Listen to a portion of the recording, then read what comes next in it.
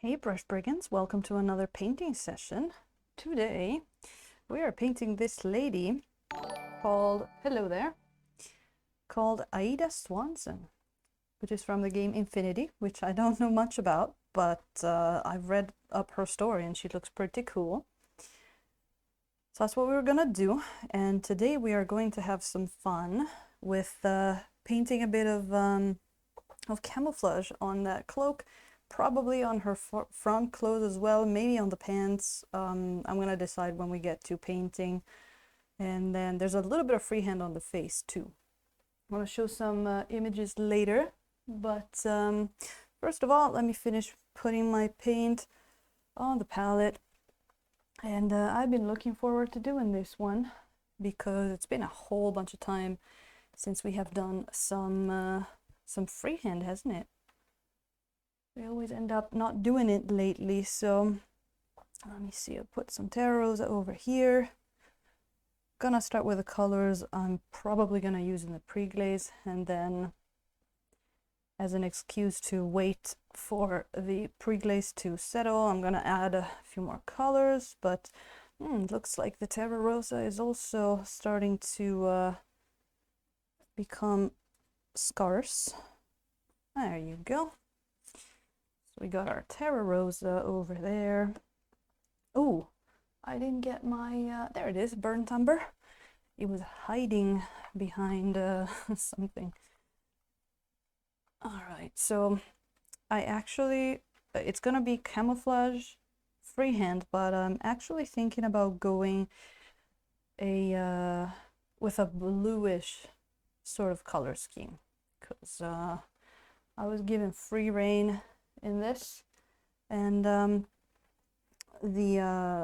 she's got some official art and stuff like that has certain kind of camouflage. She's got like a green version, a sort of like orange version, but basically she's a smuggler, and I thought she probably has all kinds of camouflages. We added our white and lemon yellow, and then I had already on the palette, we added our Terra Rosa, our burnt umber. Then I'm gonna put down some of my Van Dyke brown here. These are kind of like the unmissables, right? We're gonna do that.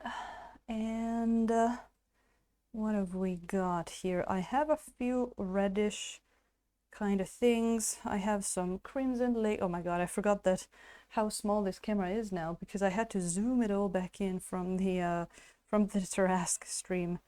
I got some crimson and some magenta.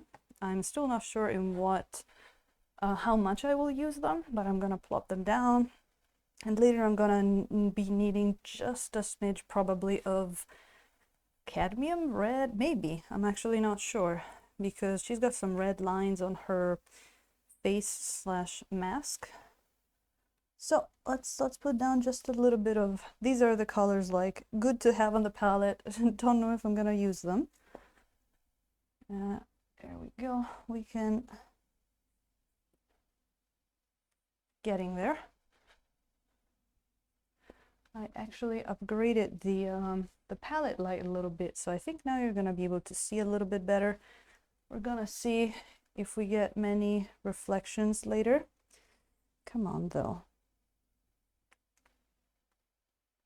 I had these are some of the first tubes of paint that I had, and they were really small. They were like 10 milliliters, I think, very, very small. So I'm about to run out of a few of them. Got a magenta, should be fine. And then I got a few more. The blue is going to be interesting. I made a decision based on our little experiments that we've been doing lately, so that's pretty exciting. It's not the first time that we have put our experiments to good use in terms of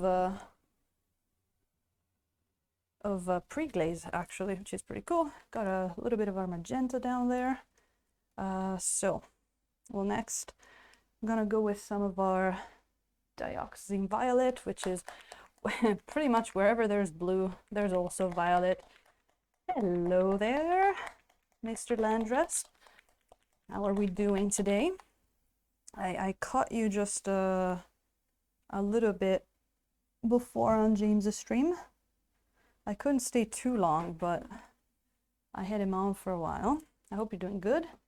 As we add, go with phthalo green next. Oh God, this camera's so small. I was just saying that I had to change the whole zoom because we're doing the Tarrasque, the huge mini, in the last few sessions. So I had to zoom it all the way back in.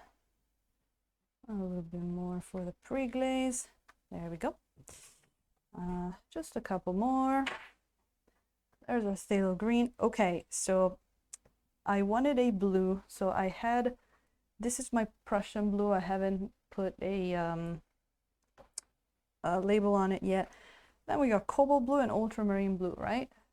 But for the pre-glaze, we have actually checked all of these, and we have seen that out of the three, the one that really stains a bit is the cobalt blue if you leave it on for a bit. So I'm thinking about probably using that. Hey, Crispy, hello there. How are you doing? Welcome in. Welcome in. It was a lot of fun the other day raiding you. Had been a while. How's it going with your painting jobs? Hope you're doing good. So yeah, since I'm gonna add the Prussian blue to the palette, since it's the one that is the most staining, and then we're gonna see. It might be enough because I'm planning to mix in some phthalo green with the stuff. Oh, there we go. Hold on a second here. Ooh, and it looks like we just got our third follower on the OnlyFans stream. I wonder who that could be. Is that you, Crispy? Thank you so much. It looks like we're gonna have at least a few people in. Oh, and here's the man. Oh, let me get her back in. Hello, Nosferatu. I was waiting for you. It's Aïda Swanson hype. I have been looking forward to it. Crispy is all good. See there. Last indigo. Still sketching some light sources. Ooh, little old Gandalf. He needs his light, right? Wasn't me, but oh, there you go. Thank you. I guess I was thinking of you and I got the notification. But yeah, do feel free to join because it's gonna be fun. I am sure it's gonna be fun, and I'm looking forward to it. I'm still thinking about doing it this Friday, the first stream. I actually look at that hype duck. That actually, it's really good for our stream, that emote. I've never seen it. Is it someone's? Maybe it's there's a guy called Duck something, Epic Duck Studios. Maybe it's his duck. I don't know. Let's put some indigo on there, which is, I mean, unmissable for any respectable wrong duck. Oh yeah, any respectable pre-glaze. And first time trying it in the pre-glaze, I'm gonna put down some Mars Black because we saw that Mars Black, whoops, that I didn't mean to do that. Sorry, Palette Kim. We saw that Mars Black is actually a little bit better at staining than the freaking Van Dyke brown. So you know what? We're gonna do that. Used to be a potato. Well, it looks pretty duck now. That's perfect.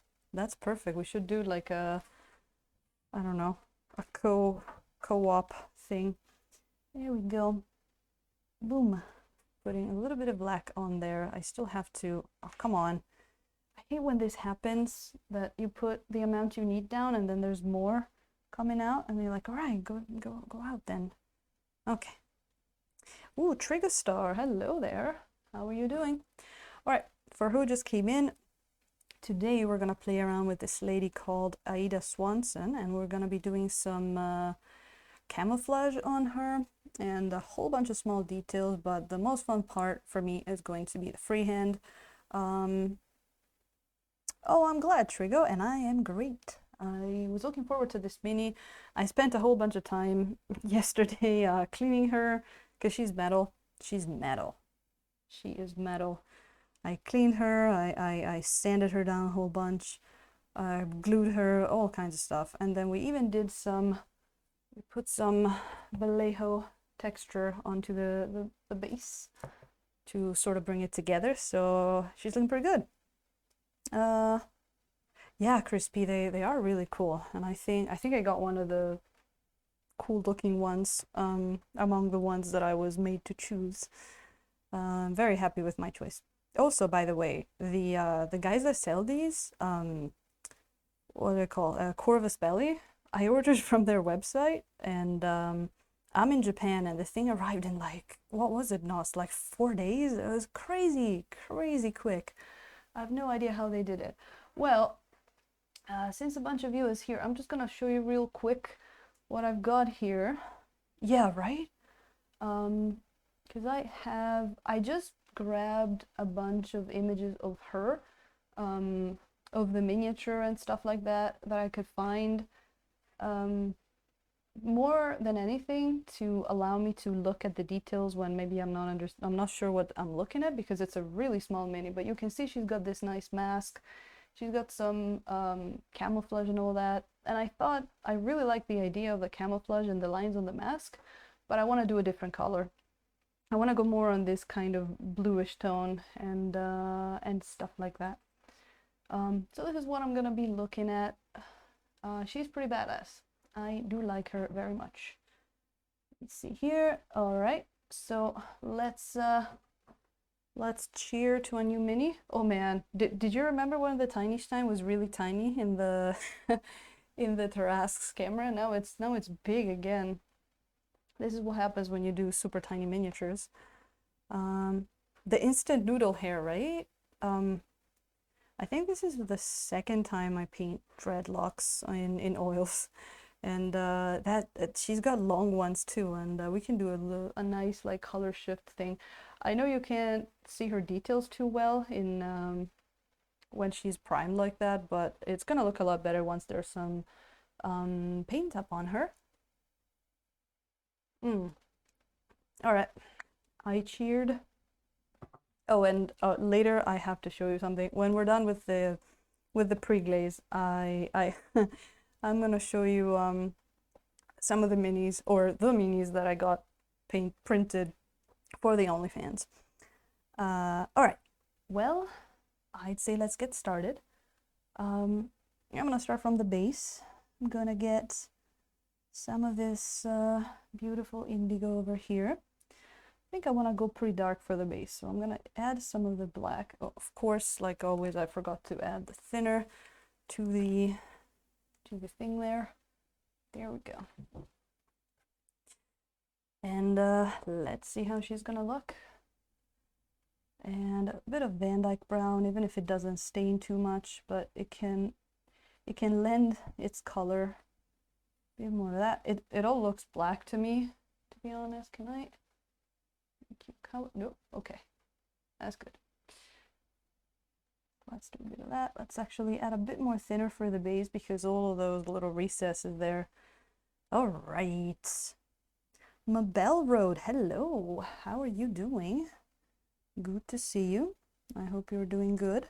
Oh, that's really nice black. Let's actually add a bit more brown color over here. There we go. It's an interesting base she's got, because like,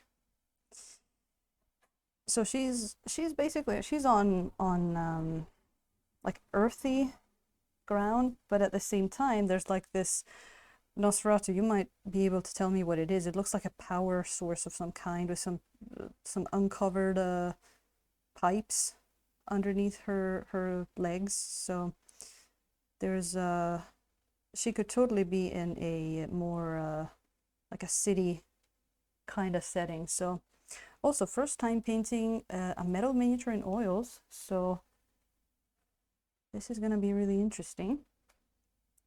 It's gonna be really interesting. Well, the primer went on beautifully. it actually like it made all the details come out, because before I wasn't really sure what I was looking at with all the shine from the metal. So primer went on very nicely. Now it's not all nice and matte, so very promising. And I'm used to 3D printed bases, so the super smooth base here is also really nice. There we go. Sci-fi bits and bobbitry. I guess that's a good thing. We can call it that. How did I get the beginning? Oh yeah, it's always good to catch it from the beginning, is it? And you kind of feel more connected to it. Okay. So I'm gonna take my time here since we're working on such a small mini with so many small details. I can really like take my time, and actually I wanted to try, you know, making a more selective sort of pre-glaze. Well, we're gonna see when we get a little higher, like where the hair, the hands are. I wanted to see how it would work if I made a bit of a different like the selection. Oh my god, look at who is just coming in late at night. Thunderhead, hello. Hello there. Thunderhead, do you know Infinity? I am painting my first like non-classic fantasy miniature, I guess, here on stream. And also my first metal one in oils. How are you doing, Thunder? And of course, anybody who's not following Thunderhead Studio should probably reconsider their life priorities there. Thunderhead is quite amazing. Did I forget to put the purple down? No, I did not. No, I did not. Okay, I'm good. I'm good. I was just gonna say. So I'm probably gonna get her a like black boots, and because I was looking at actual like blue camouflage uniforms, and they usually have like black boots and accessories and stuff. So there we go. So a little bit more of that black for getting like a nice dark undercloak here. Aware of Infinity. They almost got. I see, I see. Landers has a ton of Infinity models. Well, luckily I have only one, I guess, but I was looking around and there's a lot of cool looking stuff. A lot of cool looking stuff. It was a great excuse for me to do a little bit of freehand here. So I am very happy and grateful that I got to paint this mini. It sounded like a lot of fun. I even got to choose which of a bunch of minis I wanted to paint, which is super cool. Super cool. So I'm planning to do the underside of her cloak pretty dark, including this part. The only part that's a little weird is that she's got her cloak, right? And like it's got a bunch of folds, but they filled the folds that should be empty. So I'm just gonna make it like very dark in there and try not to draw any like attention on there because I don't really need it. But yeah. You do thin them, Landris, that's right. Use the paint directly from the tube. Yes, Mabel, I do prepare the pre-thinned oils usually. There's this one. I have one that I just bought, so I'm using it out of the tube. It's not a big deal, but usually I make my tiny little bottles here that are very nice and handy. So we got that. Let me get a bit more of this this blue here. What color did I want to make the leg piece? It's still black. So she's gonna look pretty dark in the beginning, and then we're gonna have some fun just putting more stuff on her. There we go. So we're going actually Prussian blue for some of the blues in here, which is the one out of the 3 blues, apart from indigo, because indigo of course is going to be in there, but out of the other blues we have, it's kind of the most staining one, because like cobalt blue and ultramarine blue do not really stain. So okay, what I wanted to do here on the cloak, let me see here, I kind of wanted to start with like maybe like blue over here, and then but then also add just a tad of purple, just a tad of purple when we get over to the other side, because we need a little bit of that color variation, don't we? There we go.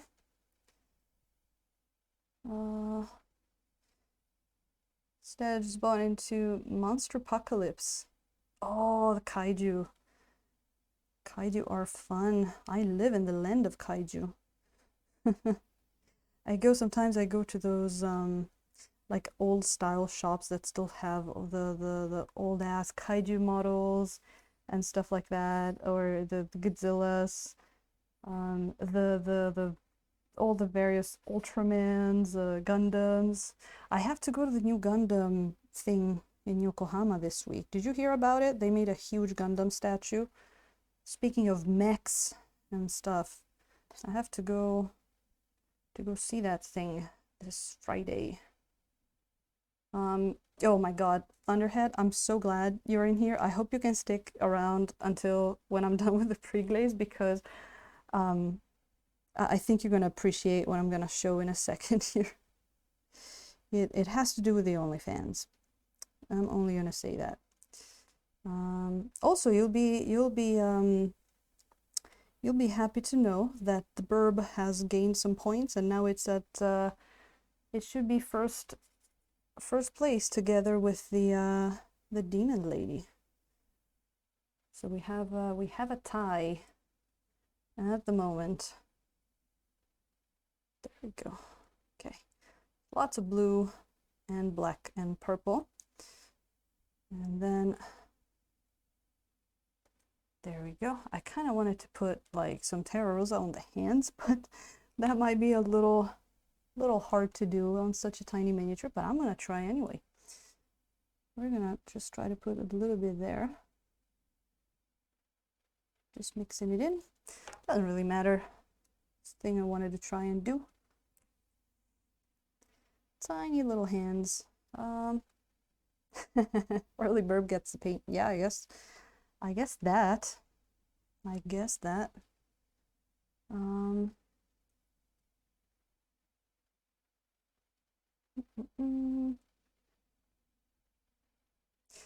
thanks for the explanation there about the thinning and diluting. It's kind of like a slogan that we have. It's like, you do not dilute the paints, you thin them, or something like that. I do always confuse the words. I'm like, was it thinning or diluting? So I'm gonna get used to it at some point.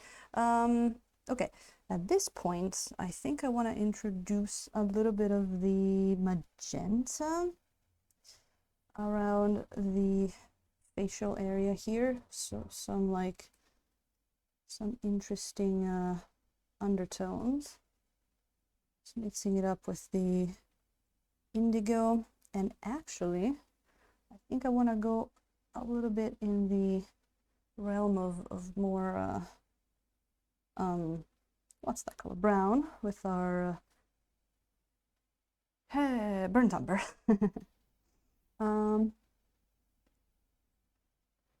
Spoiled by big statues.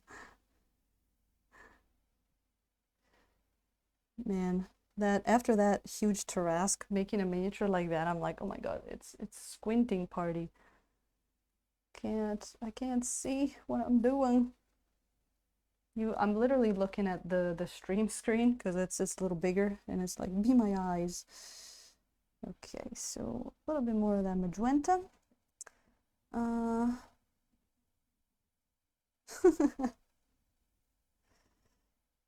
Maybe more. So Thunderhead, did you get to thinning any of those paints yet? Or is it more of like a future project you haven't decided when to do yet? I hope the stuff the little notes I wrote you were understandable enough. I hope. And let's get actually a bit of Terra Rosa. Terra Rosa is actually not bad at staining. You will be surprised to know. And you know what? I think I forgot that I wanted a little bit of yellow ochre. Need to make a new OnlyFans account so I can interact with your page. Oh, I see, Landrist. You can't change your name. Well, if you can, you'll be super welcome to join the party. You got time until Friday. There you go. Yeah. I saw that like some people are in with like their name, and I was like, ooh, that's different. There you go. Oh, Commander Mittens, hello there. How are you doing? It was so nice to hang out on your stream the other day. I'm sorry I wasn't like too chatty in the chat, but I was painting and I had you on in the background and it was so relaxing, and I laughed a lot hearing you talk about that what was it, the douchebag in your game. It was really relaxing. And sorry I called you Commander Kittens in the big stream. I was a little fused at that point. Yeah, I thought I had you, Landrist. I thought I had you, but I was like, oh no, I must have thought of someone else. All right, so we got some nice under colors there that we can play around with. All right, so let me see here. I actually want to get some of this purple in here at the base. Let's get it like a little darker over here. All right, she looks all nice and painted. Wow. Last time it took us like 2 hours to do a pre-glaze, and it looks like some of the stuff is already getting pretty dry, so we're gonna do some of the things we need to do pretty quickly. Moe, hello there. Nice to see you. Welcome back. Go in lurk mode, Crispy, no problem, and I'll re-welcome you every time you join back in. Have good meetings. Oh, Nostrato just started thinning. Oh, you gotta let me know how that goes. Let me see. Can you match number 1, 2, 3 to A, B, and C? Trying to decide what arms to stick to what. Or ooh, that's fun. All right. Let me think. I want 1 B, 2 C, and 3 A. How does that sound? Yeah, I think I'm pretty sure with that. All right, so just real quick, I wanted to show you Brush Brigands After Dark. The minis, I got them printed and I got them cleaned, and I'm thinking about doing the first stream on Friday as early as I can, so people can join as long as I can. But I actually got them. I wanted to show you guys what we're going with, so I dressed them so that I can actually show them on Twitch. So we've got our, hold on, the first one in the poll is our succubus lady. There you go, with a nice t-shirt and skirt. This I think right now she's got 9 votes if the new person that got there didn't vote. Yep. Nice little t-shirt. And then the second one was Griffinia. There she is. They're not based yet, but I'm gonna get there.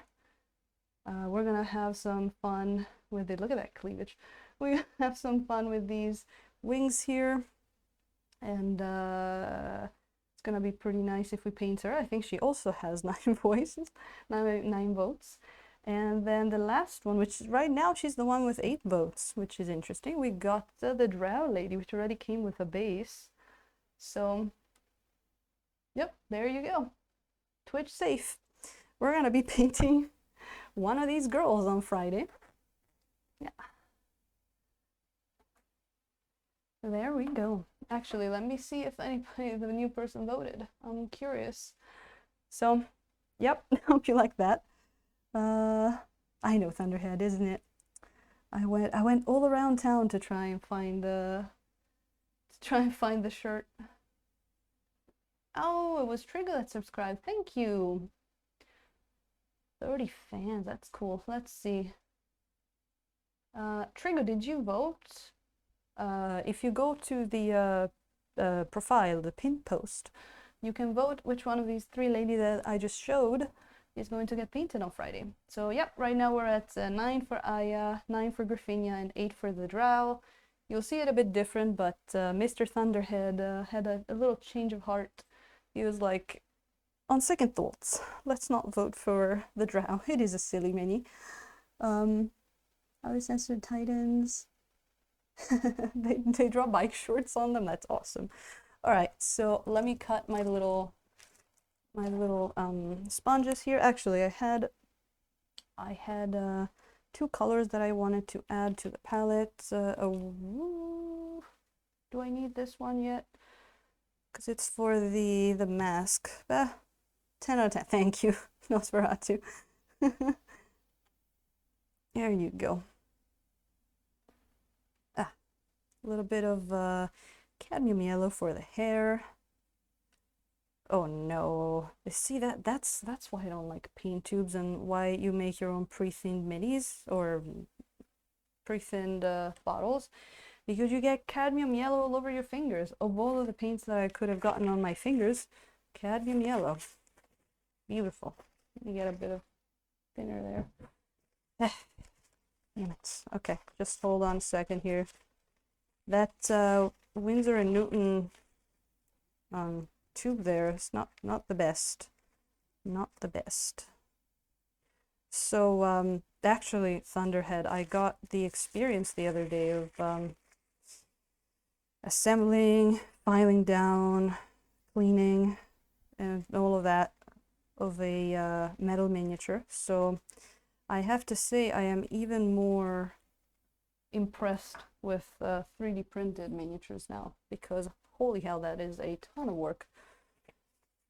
And those mold lines, them mold lines, they are something. All right, okay, so hold on, sorry here, I'm just got beautiful cadmium yellow all over my fingers because of that tube. I don't even know how I did it. Well, all right, let me put some, just a tad of cadmium red deep in there. You're a metal miniature hell yourself. I thought you'd be someone that also paints metal miniatures. One box of red Warcaster is all. Oh, is it? Yeah, they sound pretty. Well, that's a lot of cadmium, damn it. They sound pretty old school. Man. No more test here for a moment. Not sure. Okay. There we go. Okay, let's cut our little sponge here, and then let's see how our pre-glaze is doing. Where's my cutsy here? Okay. Let's cut our sponge. So I think the freehand is going to be a lot of fun. I have been looking forward to having the excuse to do some freehand, and I want to see how it works to do camo freehand in oils, and what kind of cool color variations we can get with the blues and all that, and then painting tiny little guns, which I'm usually painting like swords and stuff like that. So the guns will be a nice change. So she's gonna get a lot more brighter in a minute here. Benny's space is completely dismantled. Oh no. Oh well, but Moe, I hope then maybe you're gonna have a leveled up space after that. That would be cool. Oh yeah, I know Nosferatu is doing that too. All right, are you ready for the magic? Let's go. Ah, beautiful. Man, the primer soaks it up. I was actually really curious about how the metal miniature would take the oils. Well, I mean, I know people like, you know, Wopelius, they paint on metal miniatures all the time. He even painted a huge, what is it called? The Balrog. The Balrog. So, I mean, I knew that there is no problem, but to be sure, I did wash it. I know some people like wash their metal miniatures and all that. I didn't want any other ettercap to happen. So I made sure I washed it and didn't have any weird stuff on her. Oh, look at that. We got some of that blue coming right up. And you got that blue, that little bit of red. I actually like that we got some reddish purple. You go away. Onto that, oh my god, what's that? That pack that's connected to her face? I'm not sure. I'm just gonna defer to Nosferatu for explanations about objects and lore and stuff. But I did read about her a bit. So, sounds all really cool. So it's in danger of getting me into the game too by painting her. So, most metal cast figures have a layer of mold release. Yeah, it did feel a little sticky. But again, I don't know if anybody... What's that? Oh, just a second here. There's a little, like, spot that I didn't catch in the face. Not a big deal. Just I could see the primer a little, so just gonna put it right back in. You know what? I mean, give me a bit of... She's tiny. She's tiny. I was gonna say, I don't know if anybody's ever gotten stuff from Corvus Belli again, but they shipped this thing immediately, and they shipped it with DHL, which is like a European, super expensive. The shipping was expensive. It was like 24 euros. So I was like, okay, that's a little expensive. Like when I got my stuff, my primer and stuff from Migamo, they shipped it for like 7 euros, but it took a while to arrive.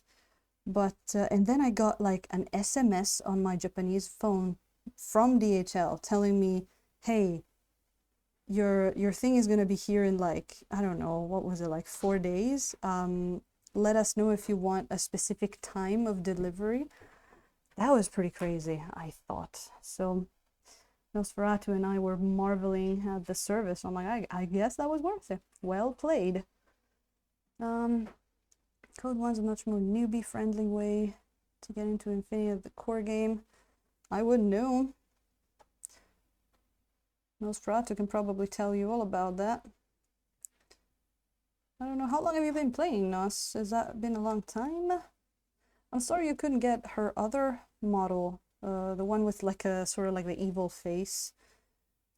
Would that be the alien? I don't know. She's so creepy.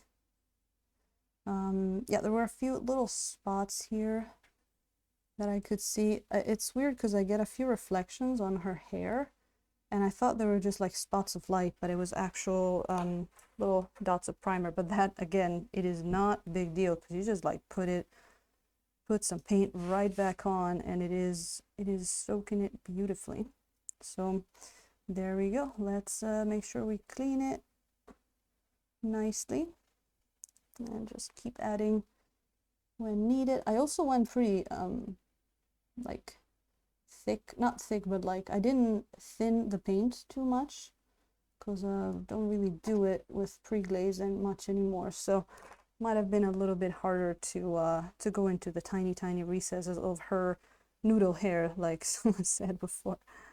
All right, let's get the mask nice and clean because that's gonna become white.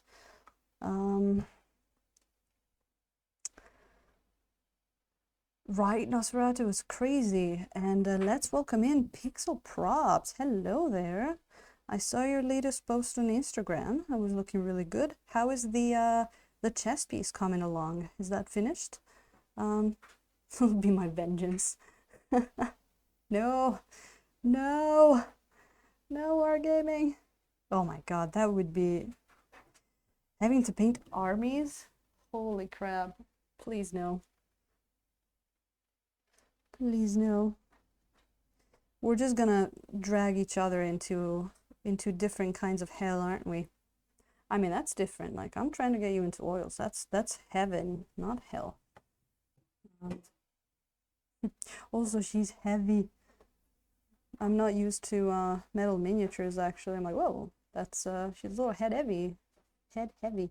But I have to say the joints are pretty good, actually. Like, the head is attached on the neck, and then there's like right above her chest is another joint. Like, it's pretty good looking, and that arm was also attached on there, so pretty good looking. And I think we're looking pretty good on the pre-glaze as well.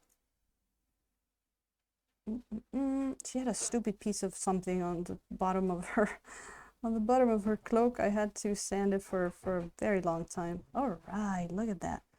Okay, we got some color already blocked in there. We got some blues, we got some almost greenish colors, we got some purples, some magentas. Swarm armies. No.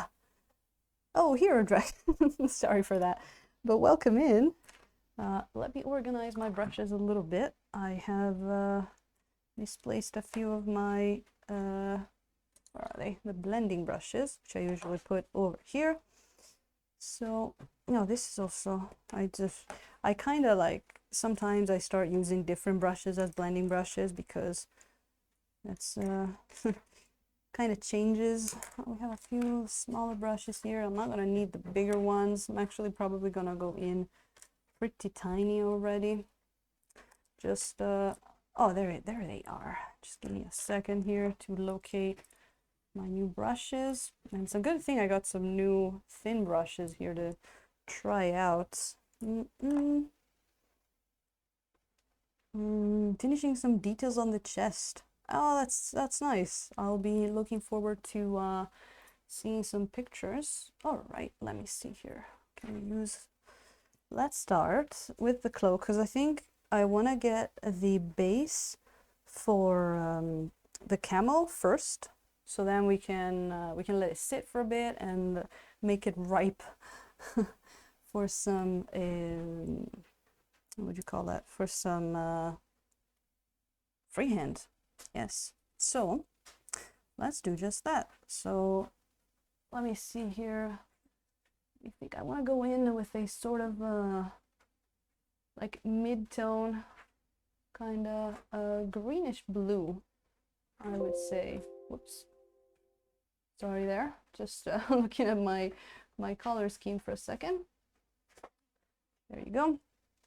So hopefully this is bright enough. Let's see, that should be. All right, so let's start working on some blues. Let's take some of this Prussian blue, beautiful looking, and let's mix it in with some phthalo green. Oh, Hero Dragon, I'm doing really good, thank you. Thank you. I'm getting some glimpses here of some beautiful cherry blossoms that are in full bloom at the moment. So we're getting all the cherry blossom experience. I hope you're good too. So actually the other morning, whoa, hello there. Oh my God. What is happening to my chat? Oh my God, Thunderhead, thank you so much. Thank you so much for interrupting my my cherry blossom stories with that. That is so appreciated. Man, thank you. Thank you. Who got, oh, look at that, Sergey, Sunshine, a lot of people got some stuff. Aww. Thank you. Do carry on. It's like, shut up. What was I saying? Yeah, so I was out in the morning, right? I got up and I opened up all my windows, and there's a sakura not too far from my house, a cherry blossom. And there was some wind, and with one gust of wind, it did that thing that you see in like anime and drama and all that, and we got all the sakura petals to flow in our garden. It was magical. It was awesome. Like we just needed one of those you know, anime musics on, and that would have been perfect.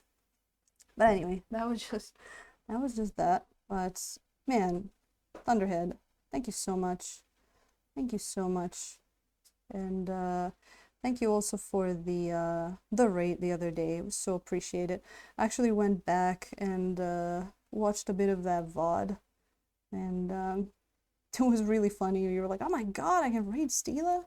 So just know, super appreciated. Okay, let's put some of that back on. Yeah, Hero Dragon. I was like, man, this would be even better if Senpai had noticed me, right? It's a lot of that. Okay, so look at this nice blue. I had forgotten how much I liked the Prussian blue. Actually, I was thinking about this color a few days ago when I had to ship away the blue Oni that we painted for the first time in Prussian blue. So it is actually really nice to get a chance to paint it again, and I think I'm already liking this. I'm already liking this. The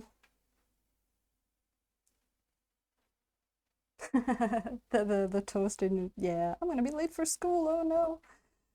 Yeah, really. Yes. Oh, SGT more, but thank you so much for that follow. Very appreciated. Welcome to the madness. Welcome to the brush begins.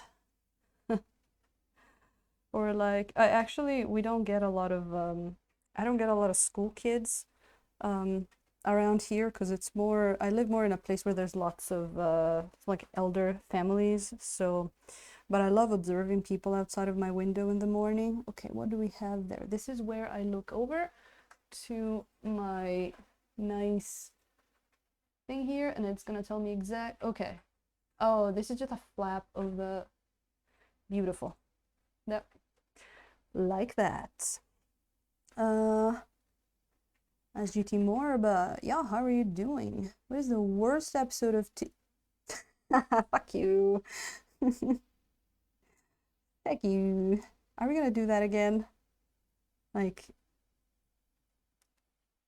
Temba at rest. All right. All right.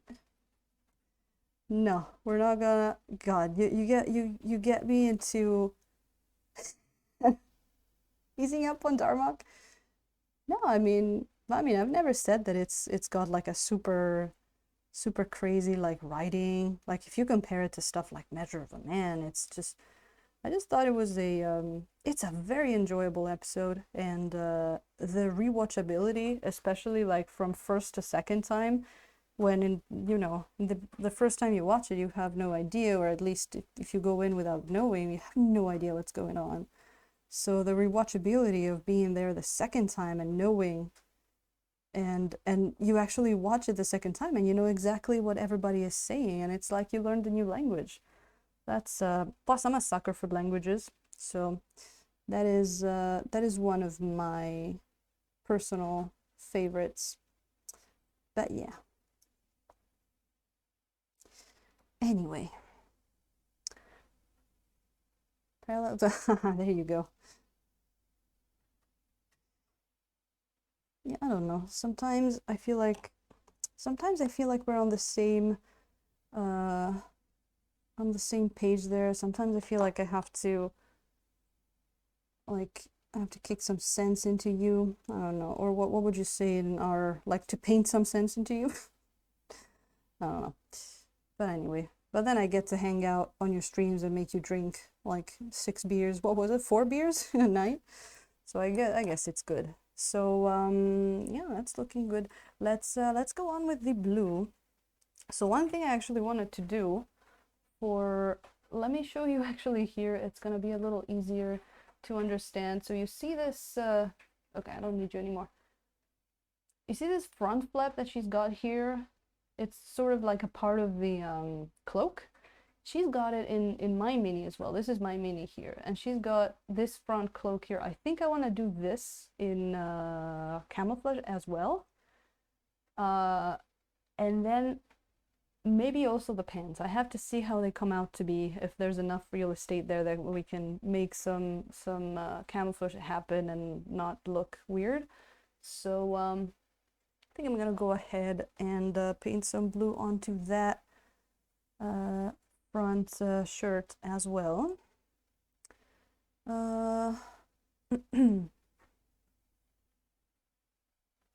Oh, the new Monster Hunter.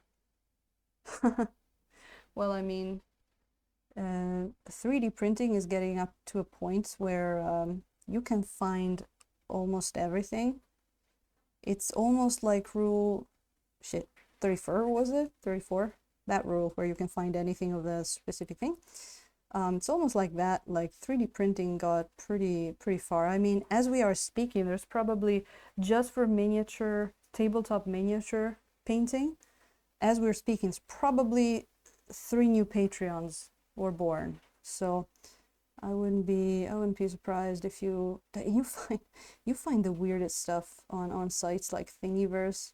It's like people that printed them, made them and printed them for whatever reason, and then they put them on it like out of you know, out of context, and you're like, what? Why? I don't get it. So there's that. Oh, I see. Let me see, but also I see. So I'm already really happy that I went with blues. I have to tell you, because this is looking and feeling pretty good already. So let's just keep adding some of these blues in there. There you go. I was getting a culture about like military uniforms of different countries. I was looking at, there was like so I'm like, I could make her look like a Bulgarian paratrooper. They have some weird designs on. Like, I got a little crazy looking up color schemes for her. I got a little carried away. But from the beginning, I had a feeling about the color blue for some reason. So that's what we're going for. There we go. And then I think the bottom of the underside here is going to be pretty dark. And I'm gonna try to paint those sort of like V's that she has there. So with, the other breast here. There you go. Okay, let me see. So she's got a lot of very tiny details, but it's pretty well made, I have to say. Pretty decently made. Very fine details. So we're gonna see if we can make them all today, or if I have to go buy an even finer brush. But I mean, I don't know if you can go finer than my literally like 3 bristle brush that I use to paint eyes, and right now it looks like all open up, but when you put some oil on it, it actually becomes one. So there we go.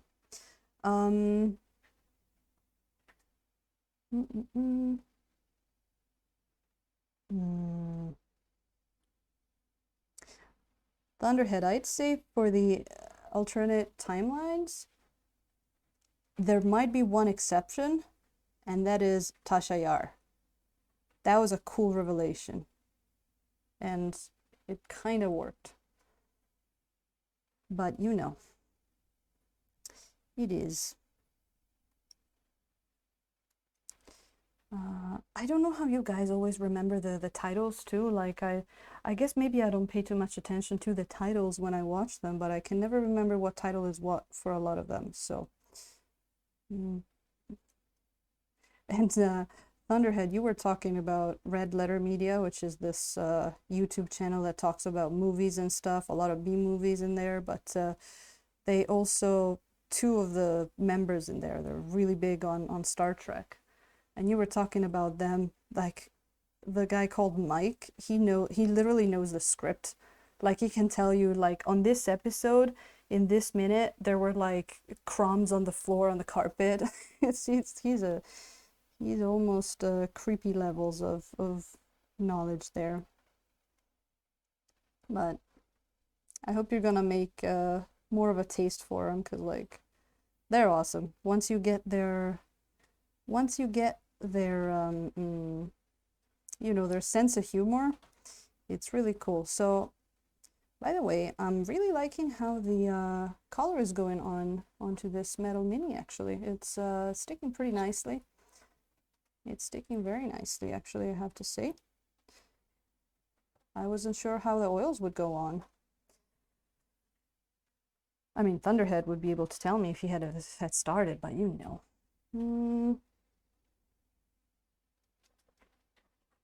Oh, nitpicking are we now? Yeah, Nosferatu, exactly. I know a few, like, you know, I can recall your Darmok, your Measure of a Man, but a lot of them are like, which one was that? Mud's Women. Okay. So, that's looking good. Do I put some blue in there? See what I mean with the bottom of that cloak? I'm not sure what to do with that, because that space shouldn't exist.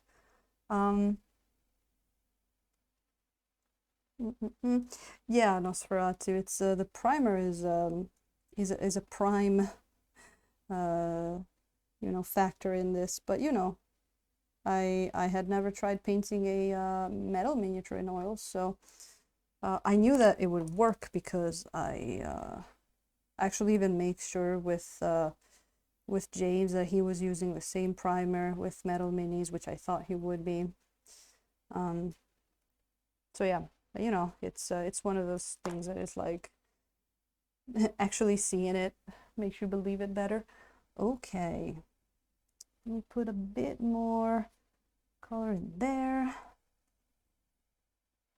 Oh, I like her already.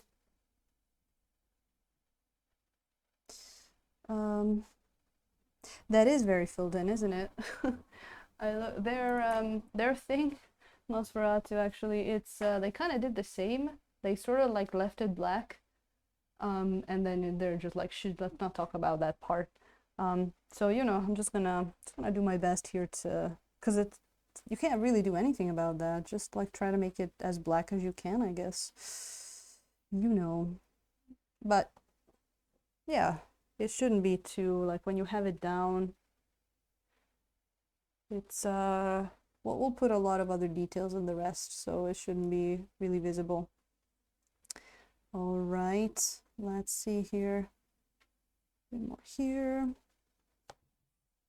Starting to look good, so I'm gonna probably like bring these the cloth here to a point where it's pretty like at a mid-tone level, and then I'm gonna go over with the lightest color of the freehand, and then the darkest, and I'm just gonna do that. I'm curious, maybe Thunderhead has painted a bunch of camo. All good things, yes. Oh man, that what a great end. And it's good that they didn't even do any movies after that, right? They just left it at that, and that was awesome. That's exactly what they should have done. Such is the nature of metal casting. Yeah. Oh, I didn't know it was the cheapest Thunderhead, including 3D printing. I was up for bright colors and high contrast. Yeah. I guess maybe it would be fun to try some of that like newer style of camouflage on those mechs you're painting, but I have no idea what they're for, so I don't know if that would be a thing or not. So let's get these pens to a blue color. Again, I'm doing these first so we can get some time for the for them to settle, so then we can do some freehand on them.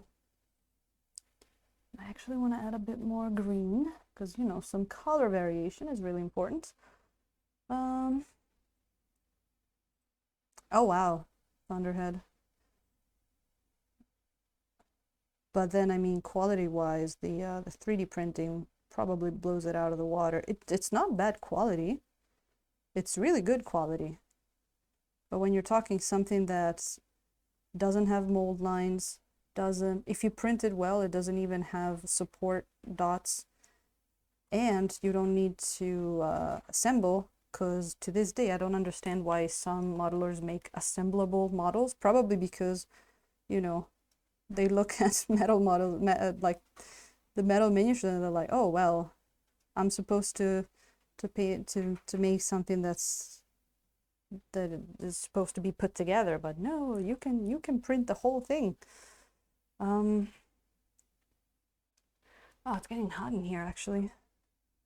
I have to repaint some of my old metal dragons. Ooh, Moe, that does sound fun. That sounds like a lot of fun. Okay, now it's the time where I look at, okay. Those box art images are really helping me understand what's where, because when you have it like that all in one color, it's actually a little hard to figure out what you're looking at. I might actually want to go down in size, one brush, one size, one that. Let's see here.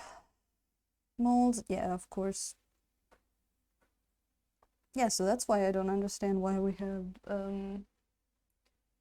like why we have to assemble 3D printed miniatures. Most of the time you really don't need that. There you go. Let's see how this does. This is gonna be interesting. So there's like that piece there. This is pants. At this particular stage, doesn't really matter if we paint something that needs to be a color with another color, because there's going to be more going over stuff. But you know, the more precise we can be the first time, the less time we have to go over it again. So that's good. I'm gonna make a nice base coat for our freehand. Man, it's been a while. I'm really looking forward to some more freehand. She had some mold lines on her legs. I spent so much time on her legs. Yeah, it is. Sometimes it is, but most of the time, not really, from what I saw. Can I see that? Okay. It's got that and that. Okay. Might actually need a bit of thinner in there. So far, I'm pretty happy with the choice of the Prussian blue, which was actually as our main blue there. It's actually motivated by one of the experiments we've done, which was really cool.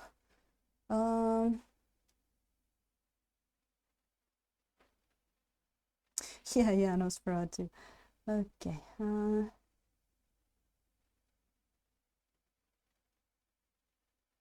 Yeah, and Thunderhead, that's where the modeler comes in, and I feel like more and more people are learning how to sculpt things specifically for 3D printing.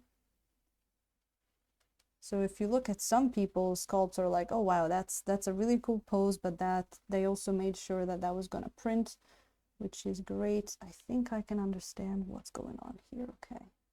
I was trying to figure out. Sorry for the awkward angle here for a moment. I've just gotta take care of this inner leg here. Lots of gear she's got on. It's really cool. A lot of little details. We can probably have some fun with the crazy oil wash. It's gonna go in all of that. I'm gonna have to be careful because oil washes are very they flow very well. So if I'm not careful, I'm gonna plop down a drop of of wash on her boot, and it's gonna go all the way up to the face. that I wouldn't be surprised if that happened. Oh, I remember I had to spend so much time here. There was a mold line running through right here, and now it's gone. Go. Probably want to add even some green in all of this. Okay, where are we? Okay. Actually, for in there, I almost want to go a little darker because it's not, shouldn't be getting too much light. Man, I can't see. Yeah, Moe, that's true. They're getting more complex, but again, depending on the people are also getting better. Like people are doing supportless or semi-supportless, or sometimes it's as easy as having something like, you know, for example, this arm here, it's attached to the cloak, and that's really good for printing. Oh, I just spotted a little bit of, can you see it down there, of unpainted, there it is, that right underneath her cloak, there's a little spot there, and I'm gonna have to put the paint back in. That was really hard to spot, but that's magic of it is it doesn't really matter. We can just put the color in at whatever time. I mean, earlier the better, but let me see. Oh, even underneath here. So it's a rule of thumb, like it doesn't matter how much you look at it from all angles, you're always gonna miss some spots. Okay. And then I think I thought I saw another one over here underneath of this. Beautiful. Yeah, all of the spots that you would never look at, but they need to be painted. Okay, let me just make sure everything is painted there. Beautiful. Are we good? Bag here, good? You're good? Okay, we're good. We're all good.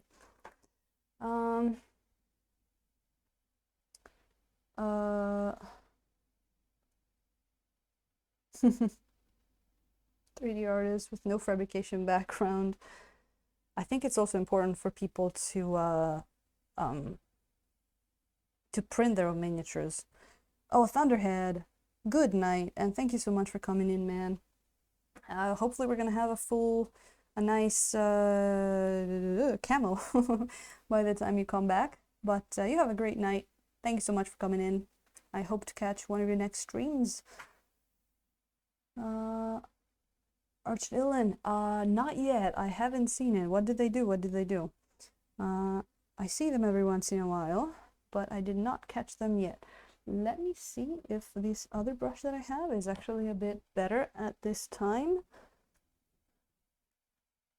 Okay, let's see here. Get a bit more color, a bit more green, more blue. Oh, I like that. I like that. Let's see how this works.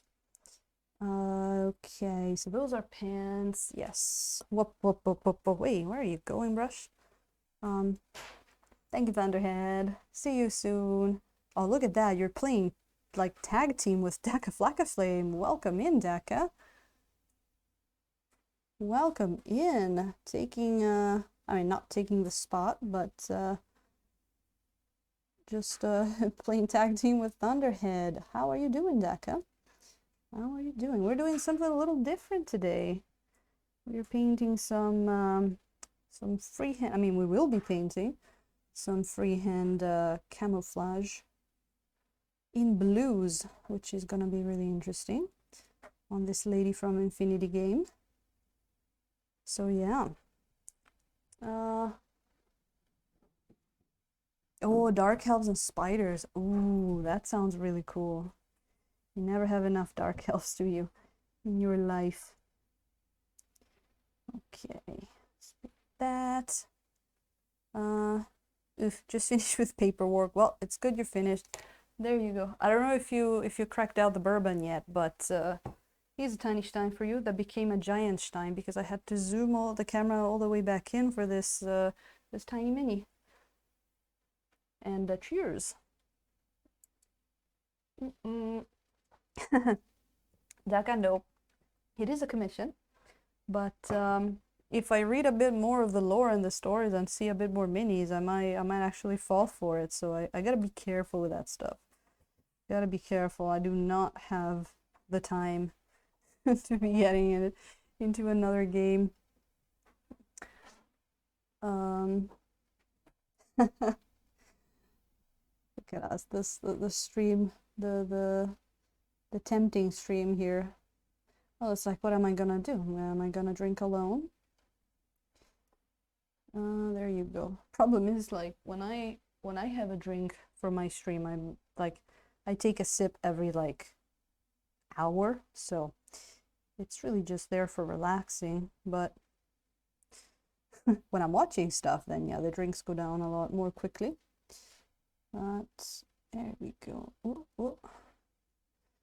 So I think it's also good that we're doing all of the like the pants first and all that, because then she's got so many accessories that once we painted like all of the guards and armor and whatnot, it's gonna be hard to paint the base coat of the pants. So we've got some of that blonde hair, sorry, blocked in already. We're going in with some blues, and when that is looking good, we're gonna let it rest for a bit. So I might actually go back over the cloak, make sure that we get it to the color that we need it, not too bright, not too dark. So we got that. I think her whole like underleg there is all pants, but so I think I want to go a little darker with that. There you go. I wonder if Commander Mittens has done the the mounting of legs and arms on orcs. She came in with some work for us, and wondering if the work is done there. There you go. Daka, I'm going to have to show you the minis for the OnlyFans stream that I have here with me. Not primed yet, but they're printed and cleaned, and I made them so I can show them on Twitch. So maybe in a bit, I want to take them out and show you. The burb, actually, it's up there. It's up there. It's in a tie with the succubus at the moment, and the drow fell back, which is interesting. And oh yeah, Daka, sorry. Like Commander Mittens came in asking for just some random decisions from us about attaching which like arms and legs to attach to which orc. So I was just wondering out loud if she she had gotten to it or not. But yeah. There's an Infinity RPG. Shut up, Nosferatu. Don't tempt me, please. I'm already. That's a little bug. I got a little bugger flying around. I don't know if you can see it.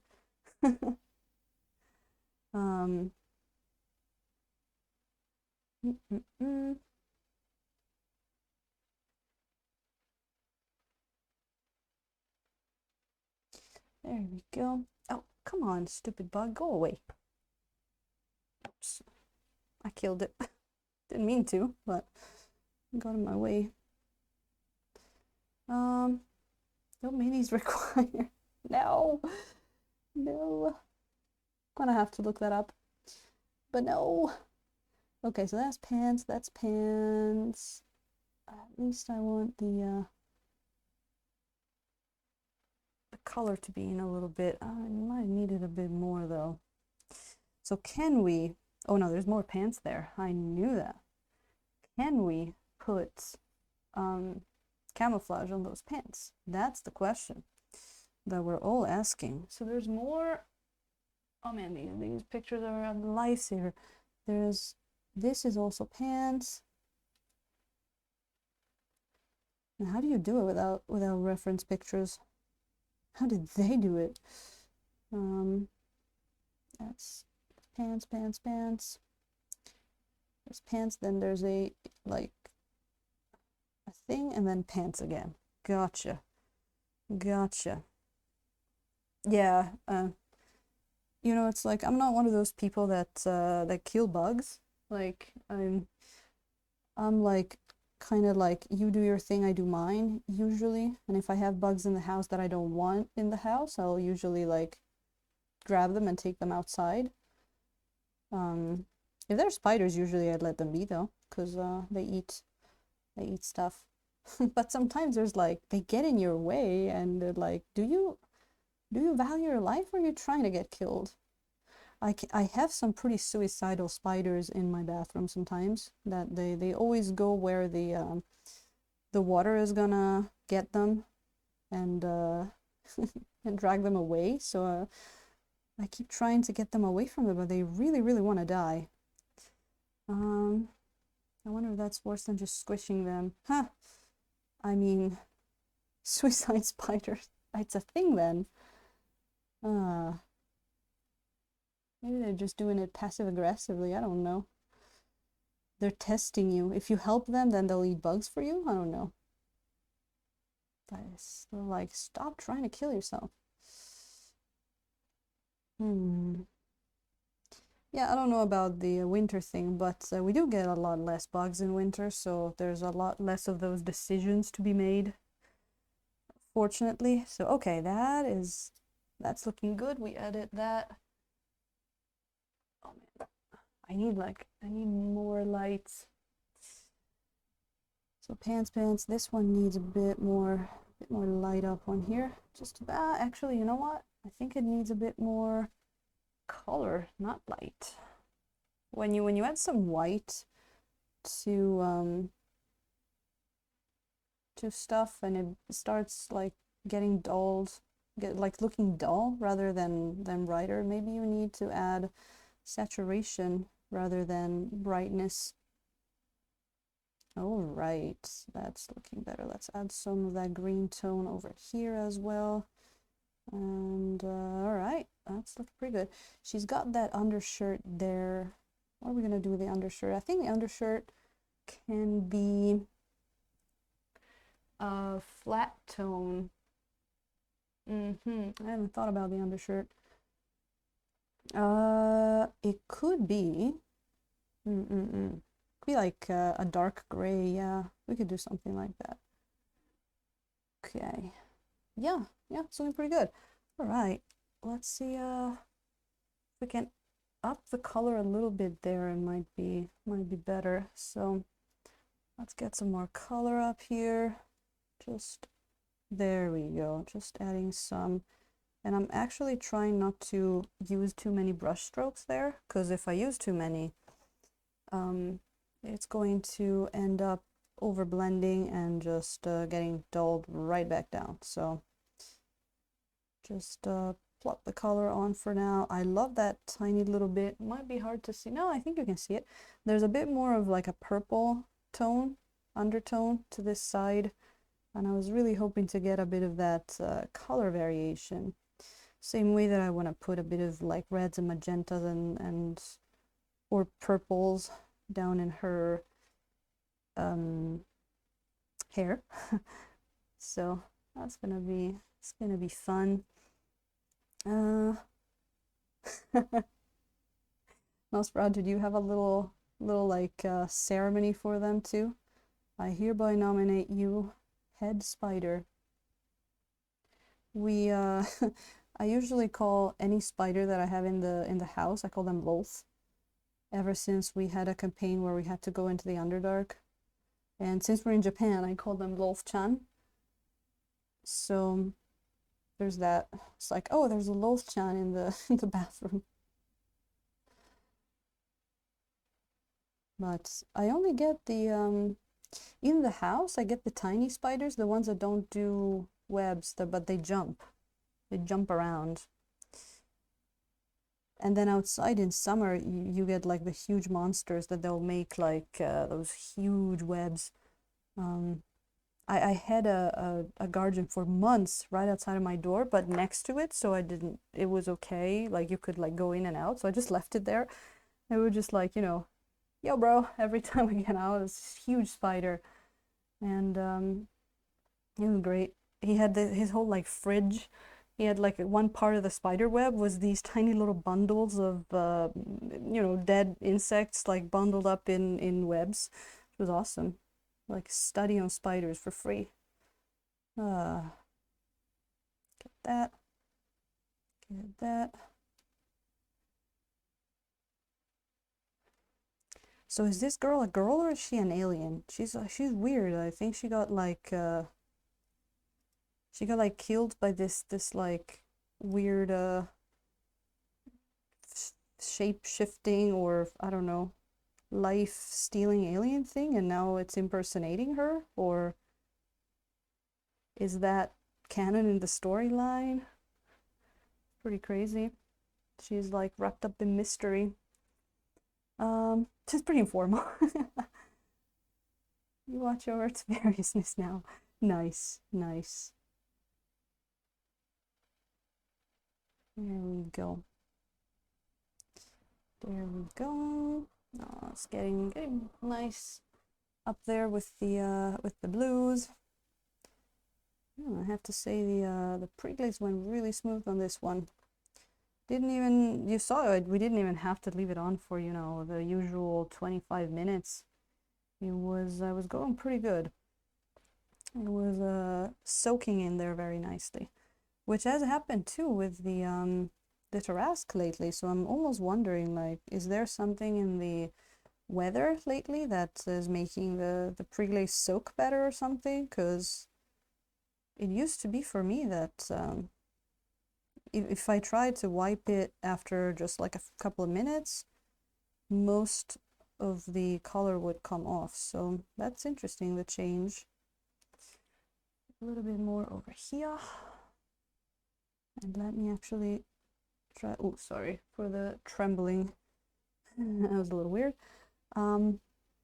She has been body snatched. Okay, so it's like when you start playing, she is already the doppelganger, basically.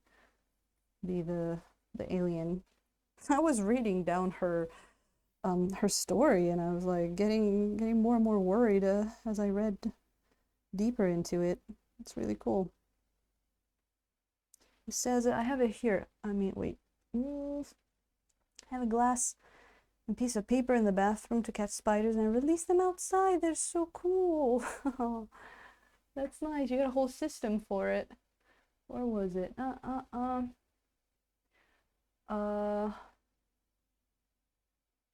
me see. Her last client turned out to have her same face. It was a specular agent, an alien impersonator. There you go. Who took her life and identity because the smuggler was the perfect cover to introduce Shasvasti agents into the human sphere. Lore. And so Aïda Swanson's career has continued since then, equally successful. Isn't that cool? Like, she just like kept doing the same thing, even as a weird alien thing. That's pretty cool. Bad run-ins with big dangerous animals. Oh, Daka would, wouldn't you, in your farm? Oh wait, like bears and moose. Oof. I don't lose my cool. I was visiting my grandma's side of Alaska.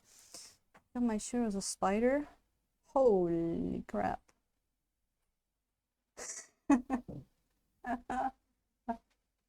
I mean, everybody's got their hard limits. Everybody's got their hard limits. Look at the color. I like it. I like it. I can't wait to put some freehand on that. Can't wait. All right. Right. Okay, that leg needs to rest a bit before we can get it a little lighter. Okay. Let's go in and put color on a few more things, shall we? I think, you know what, let's do her face. Let's start with her face. So she's got this weird like mask slash face. It's all a mystery. Let me find a nice brush here. We could do it with, oh, is that big? Yeah, it's a little big. I need more tiny brushes.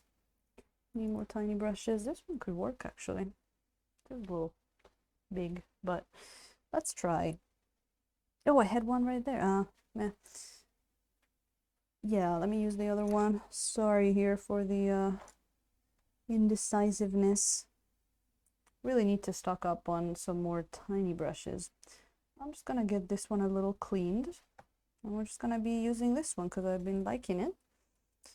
This is like the most expensive brush I own. It was like $6 or something, and it has kept its shape so far. I don't want to say much more.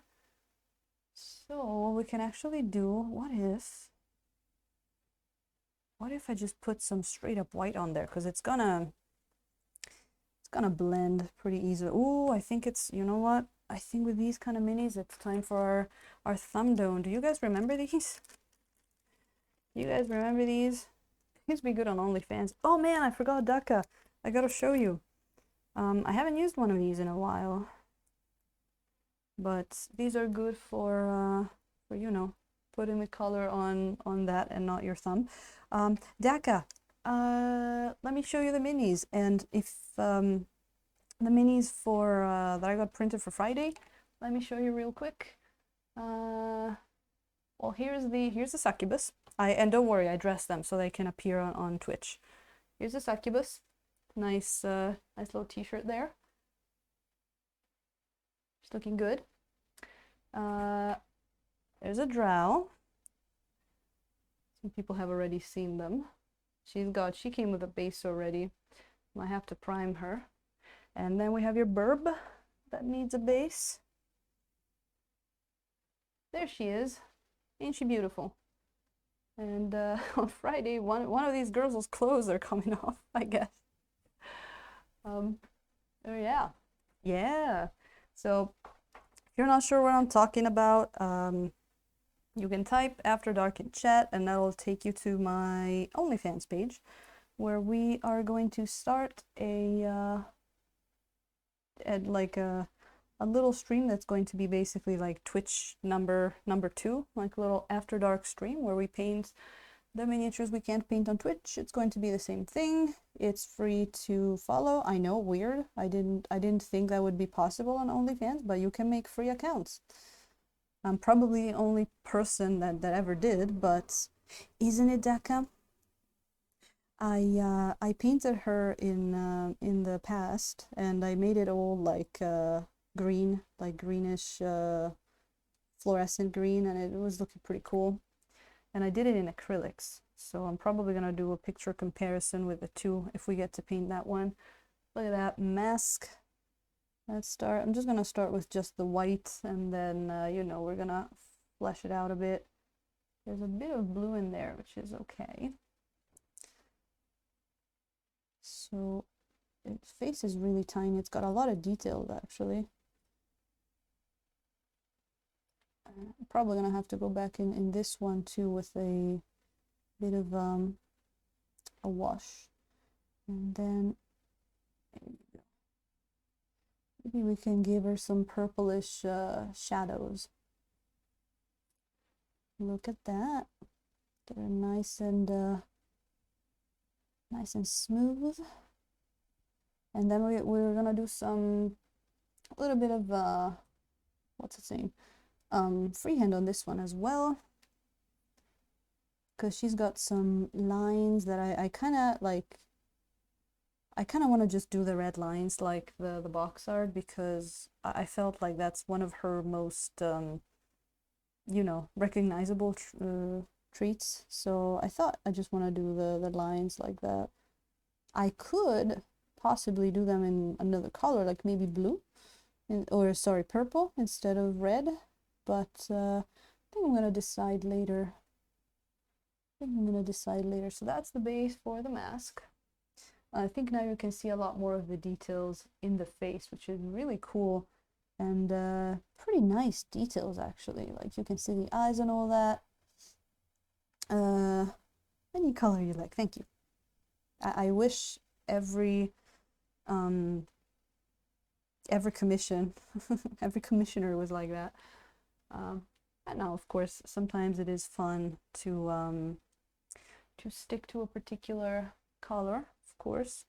Let me add a little bit of Terra Rose to the white to do the neck. Let's do that. The tiny, tiny brush. The head was a little hard to get on there because when you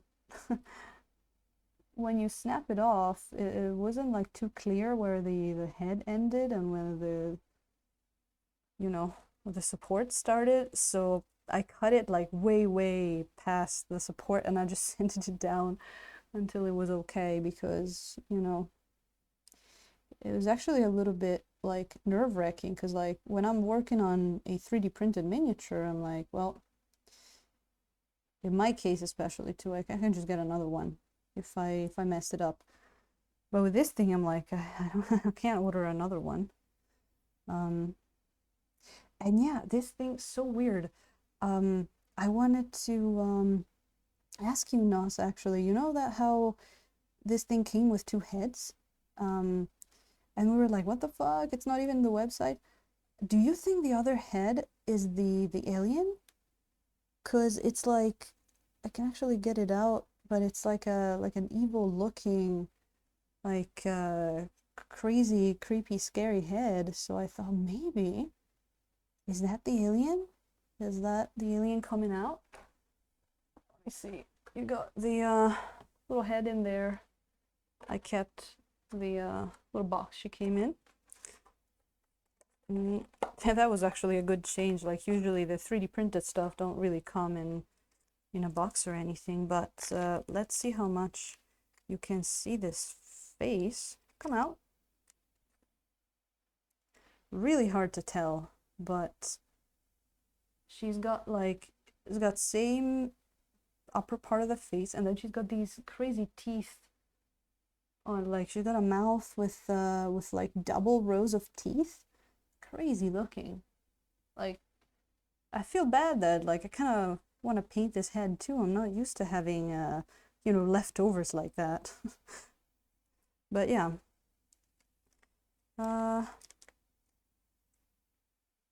Wish what?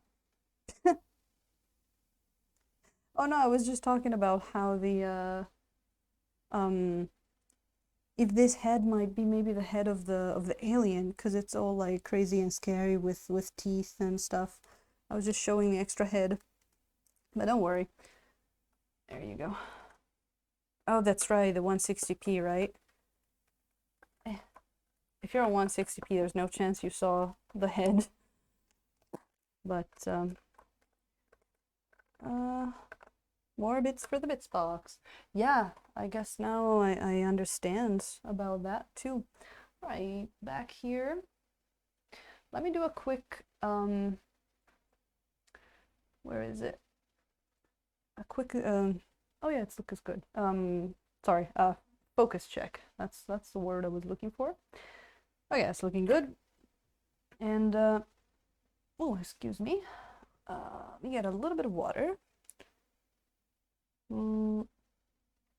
Yeah, no, so I was just wondering, because I was talking to someone yesterday. I was like, yeah, I was telling them a whole story about the girl, and then he was like, oh, so maybe the second head is the more like the alien showing its true face.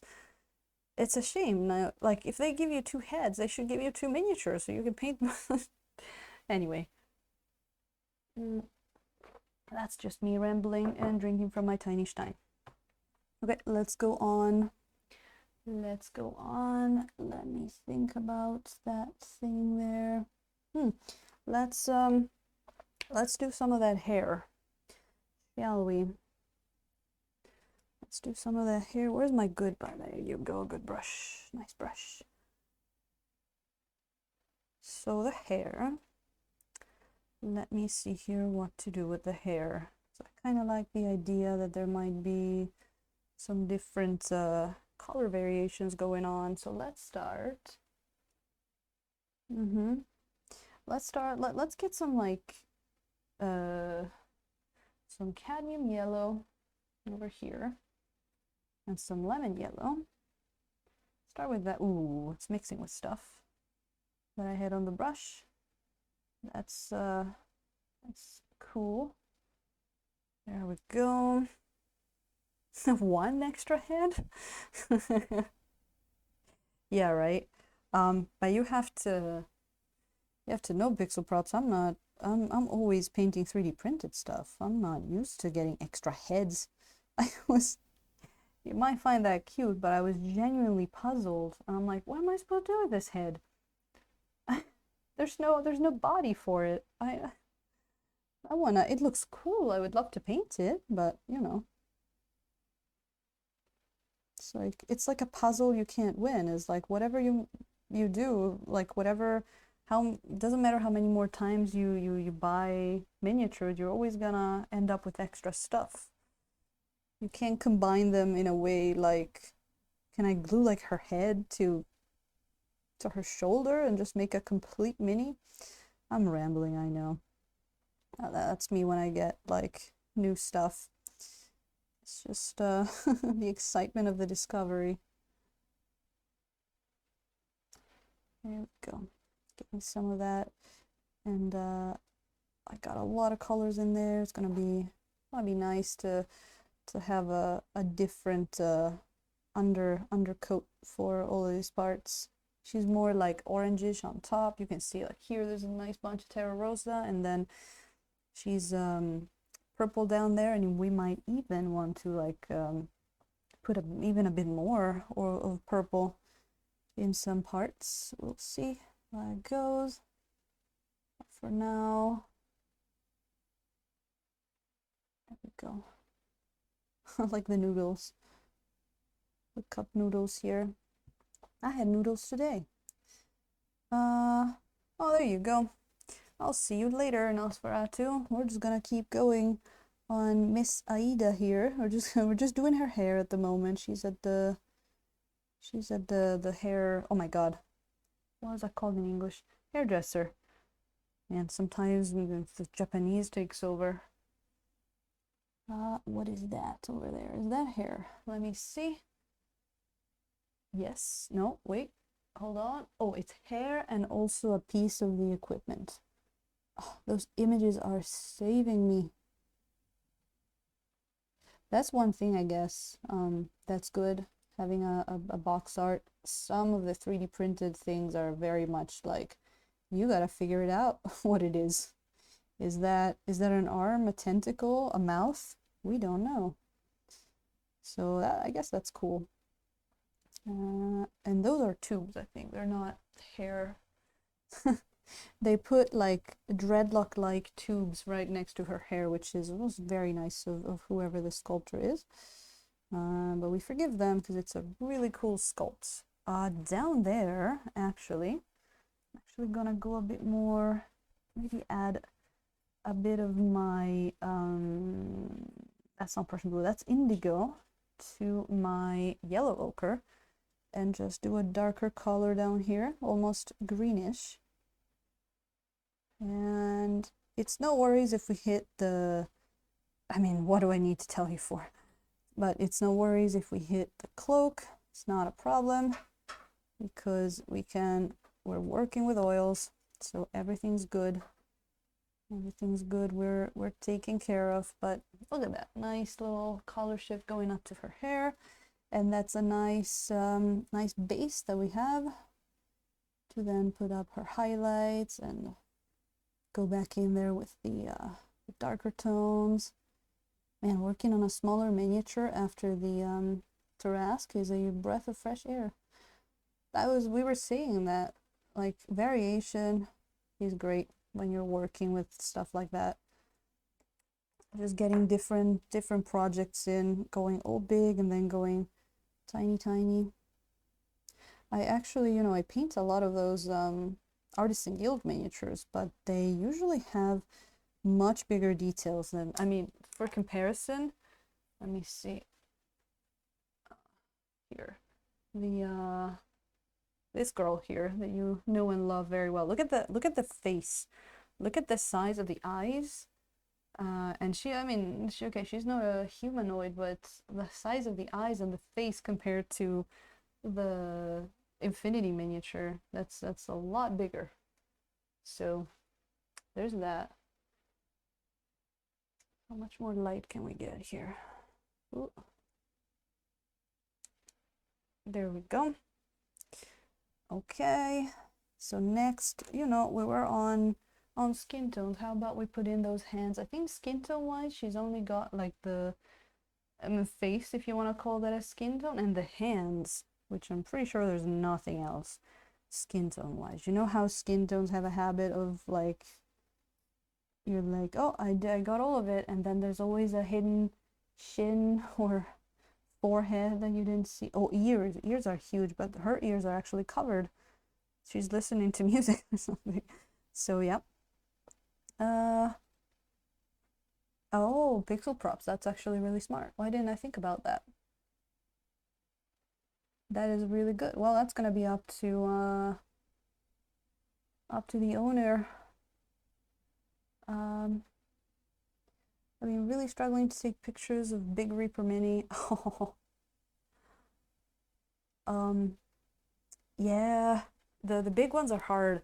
Have you tried? Because sometimes it matters a lot about the perspective and the focal length. So I don't know what you're taking the picture on, because if you're taking it on your phone, maybe not. But if you have a camera, have you tried taking pictures from close up and then getting further away and zooming in a bit? Because sometimes when you take a picture from close up, it might look a little bit weird, like distorted, especially if it's a bigger miniature Daka. So I mean, maybe you've already tried all of this, but usually maybe getting a little further and zooming in a bit helps. Or I don't know if you're having more problems with maybe more the lighting or the actual space where to put it, because like I have a light box, but I don't know if that big boy there, the Tarrasque, is gonna fit in it. So there's all kinds of challenges, isn't there?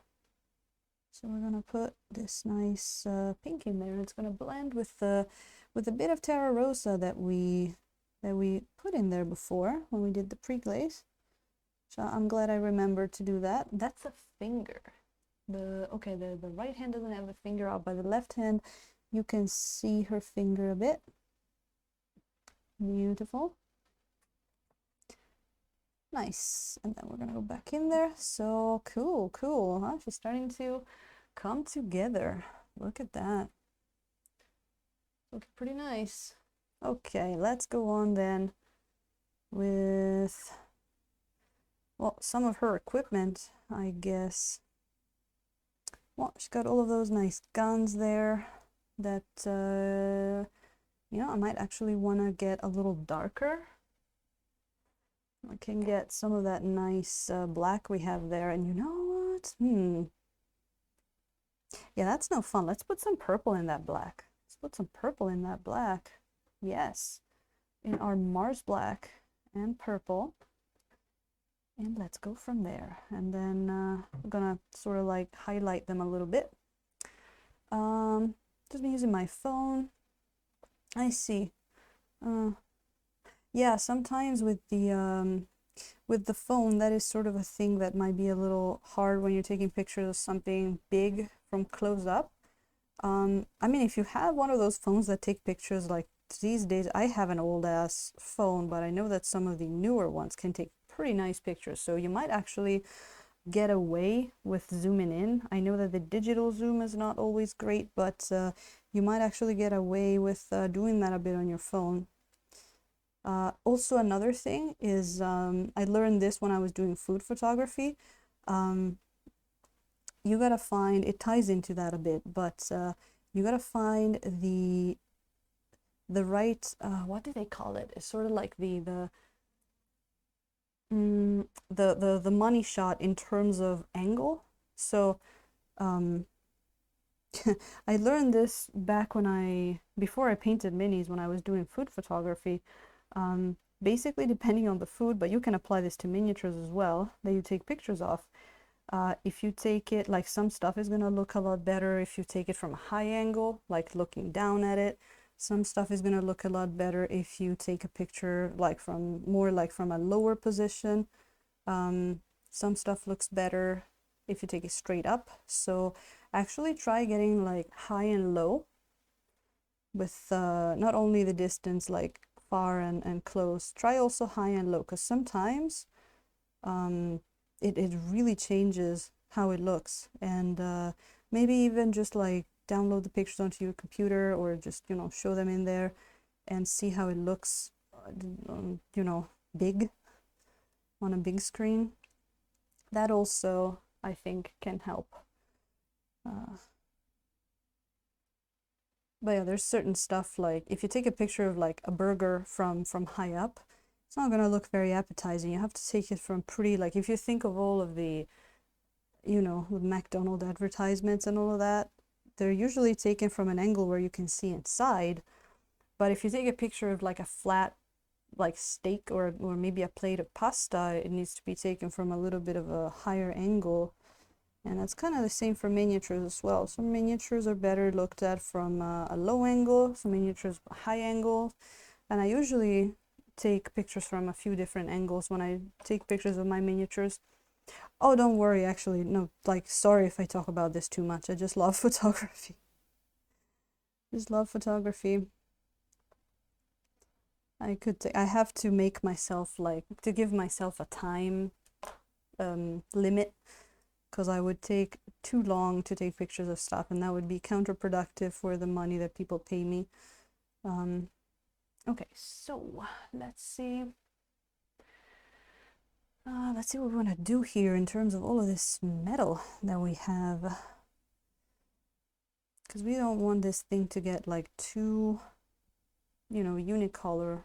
Well, you know, actually, let's do some of the boots and the base. Let's keep on with the boots, and we can do black, add some more black to this purple here, and actually black, purple, and a bit of green. Oh no, I wanted to add a bit of umber to it, and we can do that. Just give these boots a bit of color. I know we said black boots, but nothing is like perfectly one color or the other. Plus, you know, look at where she's walking. There's gonna be a whole bunch of mud on her shoes. But let's actually get rid of some of that blue that we accidentally painted on, and let's just get it back to dark. So then we can pick out some highlights up on her. Then we can paint that sci-fi piece there. It's just a sci-fi footstep thingy. And Nosferatu is back. We're adding some blacks, and when I say blacks, we put a whole bunch of colors in there. Really nice boots she's got. But I'm darkening down the parts that I want to be black. But even if we say black, there's gonna be some purple in there. There's gonna be some brown. If you can see on the gun there, you can see a bit of purple on it, perhaps, maybe. I forgot about this one too. She got so many guns. She got 2 guns, a dagger, and a weird pipe thingy on her like oxygen tank. I don't know. I don't know what that is. But she's got that. So we're actually further darkening down a whole bunch of details. That is what we're doing at the moment, and finding a few more spots that had a little bit of that leftover primer that we just fill in. Yeah, some of these recesses are very, you really don't want to take that paint, but we're gonna put it in there. Actually, you know what? Let me put some of this black, just straight black, into the the thick flaps of this cloak. Let's do that. Just get it nice and black and inconspicuous. So nobody would look at that. They're just gonna look at the pretty colors. There you go. Man, you know, Mars Black just flows very nicely for some reason.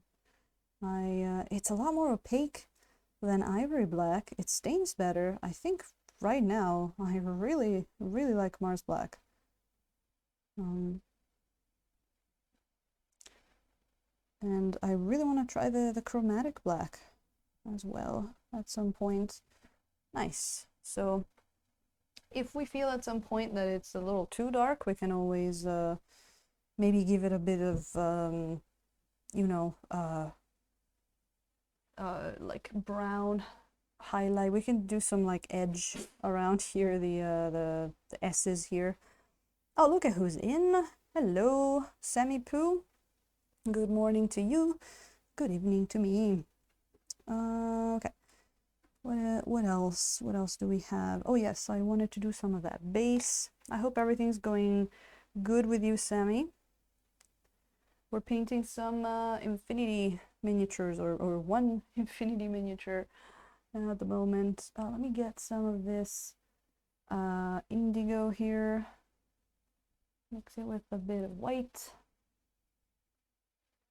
And it gives me almost like a greenish gray, because I had a bit of that yellow in the brush already. So let me see here how we can do this. Actually get a little bit of reflection over here. Even a bit more blue too. There you go. Bit of reflection there, and then so I'm probably gonna put a bit more on the other side here. Oh, okay. And just sort of like edge, edge, edge, edge, edge, edge, edge. And there's some interesting looking pipes down there that we can highlight a bit. Let's see if we can catch them. There's like one here and one here. There's one over here. And then the rest is all sort of like dirt, very, very little uncover piping. That's nice. So for the grounds, I was actually thinking of doing something like a little bit of unorthodox thing, but starting with a bit of blue down on the ground, almost as a like shadow color, sort of like it's evening or something like that. Because, you know, if she's camouflaging in blue, there has to be something that reminds you of that. She can't be camouflaging in blue in a bright green area, right? So I'm gonna do a bit of that. There we go. And then we can always take our bit of ooh, you know, let's go for Van Dyke brown. Let's add a bunch of white. Van Dyke brown, I said, though, not blue. Go even a bit of lemon yellow. And let's see what we can do here for some like rocks. Bit of like color there, and then I think I'm gonna do some mud. Maybe like Terra Rosa kind of mud, because it is dirt after all, but some dirt can be pretty like not brown. So let's mix it up a bit. Let's get some Terra Rosa in there, but very, very vaguely. Let's see. Good old thermal optic camo, yeah. Oh man, Angry Ham, you have no idea. I actually got everything set up for streaming, and then camera, everything, and then I realized that my camera was like all the way up there and zoomed out, and I'm like, oh no, I forgot I was filming the Tarrasque last time. So yeah, we're back to the tiny worlds of like actual mini miniatures. So I had to reset the whole thing, which was funny. We're back to, I was just saying, we're back to the tiny sign looking big, where before it was getting lost in the screen. It was like way all the way smaller. So, and well, Simon Poo, cheers, by the way, and Angry Ham. There you go. You know, Nosferatu, I actually got as far as thinking stuff like, what is that one called? Like Octocam camo? Like that camo that like changes color. And I'm like, I almost wanted to ask you if they had that in their world there. So a lot of ideas going on. But I ended up deciding for, oh, there you go, a nice greenish dirty mud. Coffee cheers, there you go. Yes. I would love me some coffee right now, but I already had my daily dose of coffee, unfortunately, so you're gonna have to have some for me. I got a nice greenish muddy color going on actually, which I really enjoy.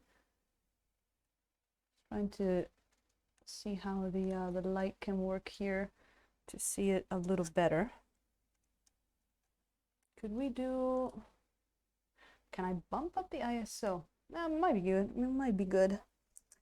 I like the taste of coffee. Some coffees can be a little, you know, a little rough depending what kind of coffee you get. Some of like the drip coffee you get here can be pretty rough, but like, I mean, I'm Italian. You give me my nice mocha espresso.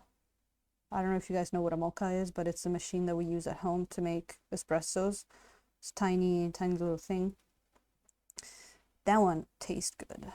Tastes really good. I think I like this this dirty mud color that we got going on. Might have to get it a bit more up there with the highlights though. We don't want the base too dark. We don't want the base too light, but we don't want it too dark either. Just trying to get, oh, that's maybe better for a little bit of a highlight there. There we go. Always putting the, there you go. Sketch out where we want our bigger highlight here to go. And then the rest is going to be a little darker. It's looking good. Yeah, look at that. It's starting to look good. And then we're probably going to go back in there with some more darks. But for now, it is good. There you go. I even thought about urban, like black and white camo for a bit, but then I thought, nah, there's not enough color. Which is fun, like looking at some images of Aïda here, like some of them they have like she's got like the orange camouflage with the blue pants, and I'm like, that's not very camo. I don't know, I'm not an expert, but that doesn't look too camo to me. So there's that too, I guess. Let's see. Hey Shin, hello there. Another one from Tea Land. How are you doing? Good morning. Nice to see you. You need to buy good coffee, exactly. And also I've learned that darker coffee doesn't mean stronger coffee. It's actually the opposite, I learned, because the more you roast it, the less like caffeine is in it. So if you don't roast it, it's actually the lighter one, and it has more caffeine, apparently. I read somewhere. All in for the tea. I actually like both. I like my coffee in the morning, and like tea, it's more of like an evening thing for me. Really like teas. But here in Japan, they have a lot of different kinds.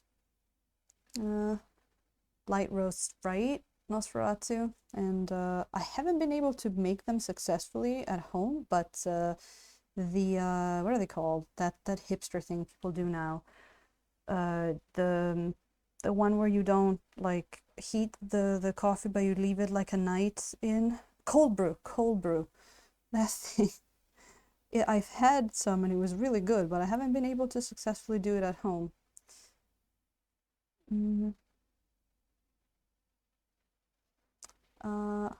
Hey, Average Painter from North Carolina. Hello there. Hello, how are you doing over there in North Carolina? Over here in, what is it, central Japan, we're doing pretty good. Painting some, what will soon be, hopefully, a nice freehand camouflage. I love how the details get picked up very well here. Yeah, I don't know pour over. Strong coffee, but I guess that's pretty strong coffee. Worked out. Started to get really good. My Chemex technique. Oh my god, now you guys are going all super crazy on me. I can't keep up. Okay. Ooh, I wanted to do the leg pieces black. Let me put some of that color on there and actually yeah, I know what to do. Here, a little bit of that here, black. I'm gonna put that over, but a bit of that in there. Like I want it to have just a bit of like dirty green in it. Pour over his life. I don't know what that is. It's not like drip though, is it? If your card won't get revoked yet. Commander Mittens uses a Vietnamese fin. Ooh. I don't know what that is either. There's so many different ways of brewing coffee, isn't it?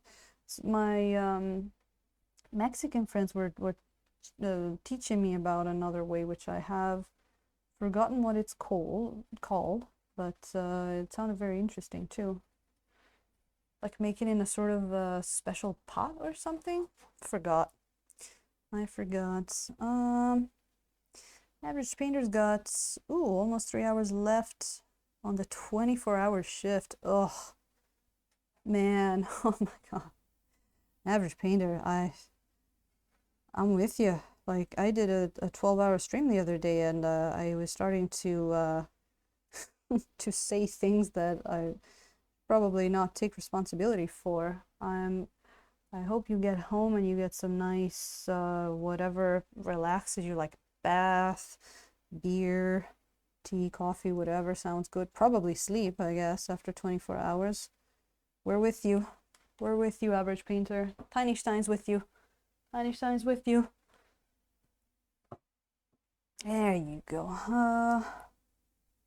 Oh, the drip method. Cool. Pour over the Chemex. Oh man. Okay, I'm gonna go look at that video later and see and learn. I mean, it's really like a lot of Italian people don't really know what's out of our world of mocha and machine-made coffee. So like the first time I saw an American coffee, like the ones that are like 3 liter, I guess for you it'd be like a gallon. I was like, what is that? Now I actually, sometimes I enjoy the bigger coffee. Many times, instead of having a small one, I like having a bigger one that I just sip. But it was a shock in the beginning. And then here, of course, like the canned coffees was like, what is that? What is that abomination? Now I drink them sometimes, but they're not, they don't really taste like coffee. So we're getting a lot of darks in here because I decided that some of her equipment pieces are going to be black. So I'm darkening them down before we get some fine, highlights on them. And then some of the stuff like these knee pieces, I just want to do them like metallic probably. With this, so I'm probably going to go back and forth between black and the more like, the reflective metal. Something like that. And I want to start with that. And then if I feel like we could use some more color, we can always add more or less. So there's that little thingy there. I might have to downgrade the size here of the brush. There we go. Let's get a bit of that purple. I'm always adding colors to the black, actually. There we go.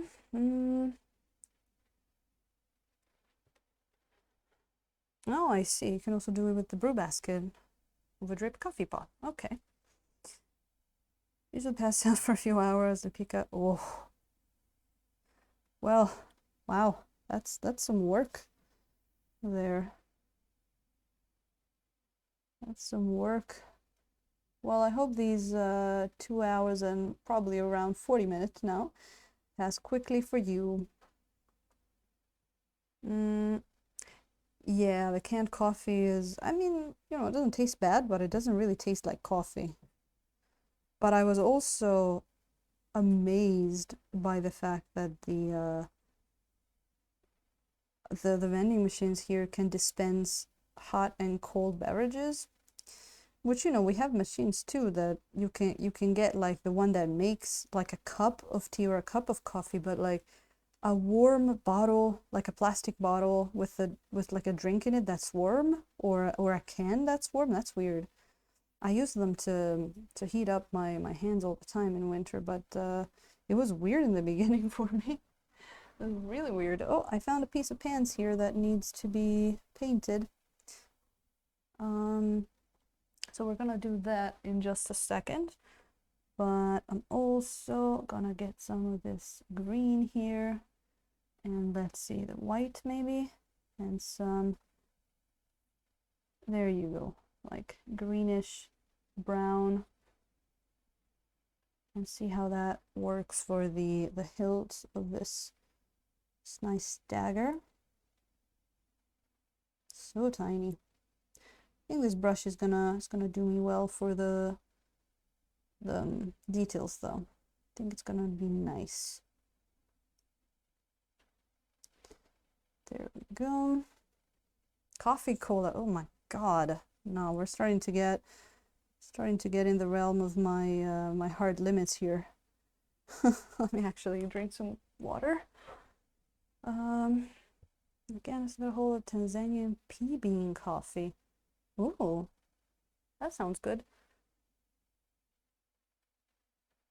Has anybody had what's the name? A barley coffee? It's a thing we drink in Italy sometimes. It's really good if you don't want to drink caffeine. Guarded a bunch of keys. Alright, there you go. There you go. On that. Huh, I think I like that color, that greenish brown that we've got. I think let me see. I can probably put it in some more spots. Like some of the straps that she's got might be a good one. Might be a good one actually, like this one. We can see, or maybe not that one. You know what? Oh, that could be a good color for here actually, for the undershirt. Yes. Like a greenish brown sort of color. Yeah, I like that. Like that. Let's do just that. Yes, look at that. I like that. Okay, that's actually got a bit more brown in there. Beautiful.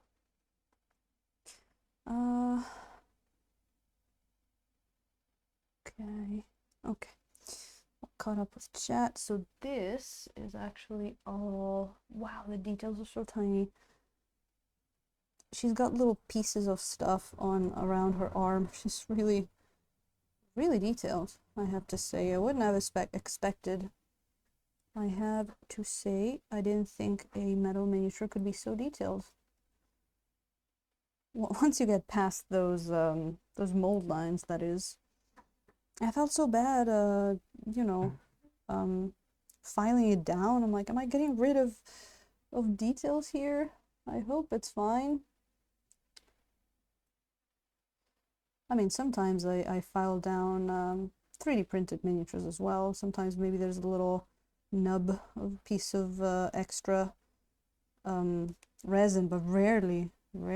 It's I mean, maybe the person that prints them for me is just that good, because I've seen pictures of other prints and I wasn't too, I'm like, wow, that's a 3D print.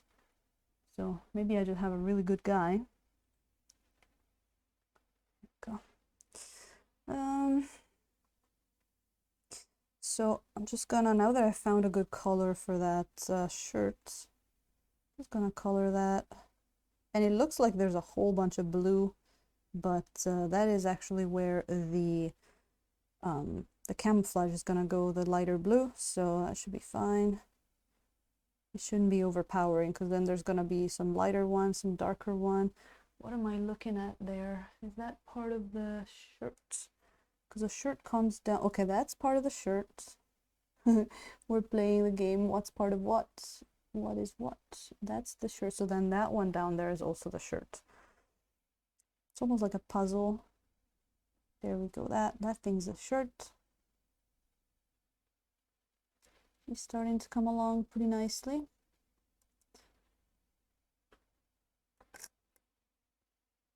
There you go. So that should be it for the shirt. I think, let me put a little dot like in here. Yes, do it like that. Okay. So there's that. Okay, that's looking good. We can probably make this that color, but I don't know. I don't know about that yet. Let's maybe look at some of those black metallic parts, shall we? Shall we? Let me get a new, this brush, okay. Oh, Commander Mittens, go into lurk. I forgot to do that on your stream the other day. I just stayed on and lurked without announcing myself. Okay, so let me see these leg, I don't know what to call them, leg covers, some kind.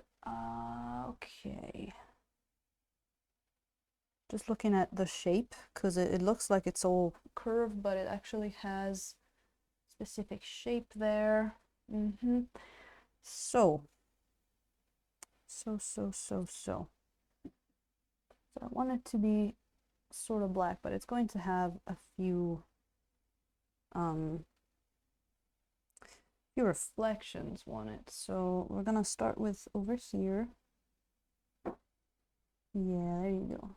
Gonna go over there, and then this part here is gonna have a little, it's got a little what do you call it, like corner, and this one too. So we're gonna highlight those a little bit and then actually drag some of this color down here.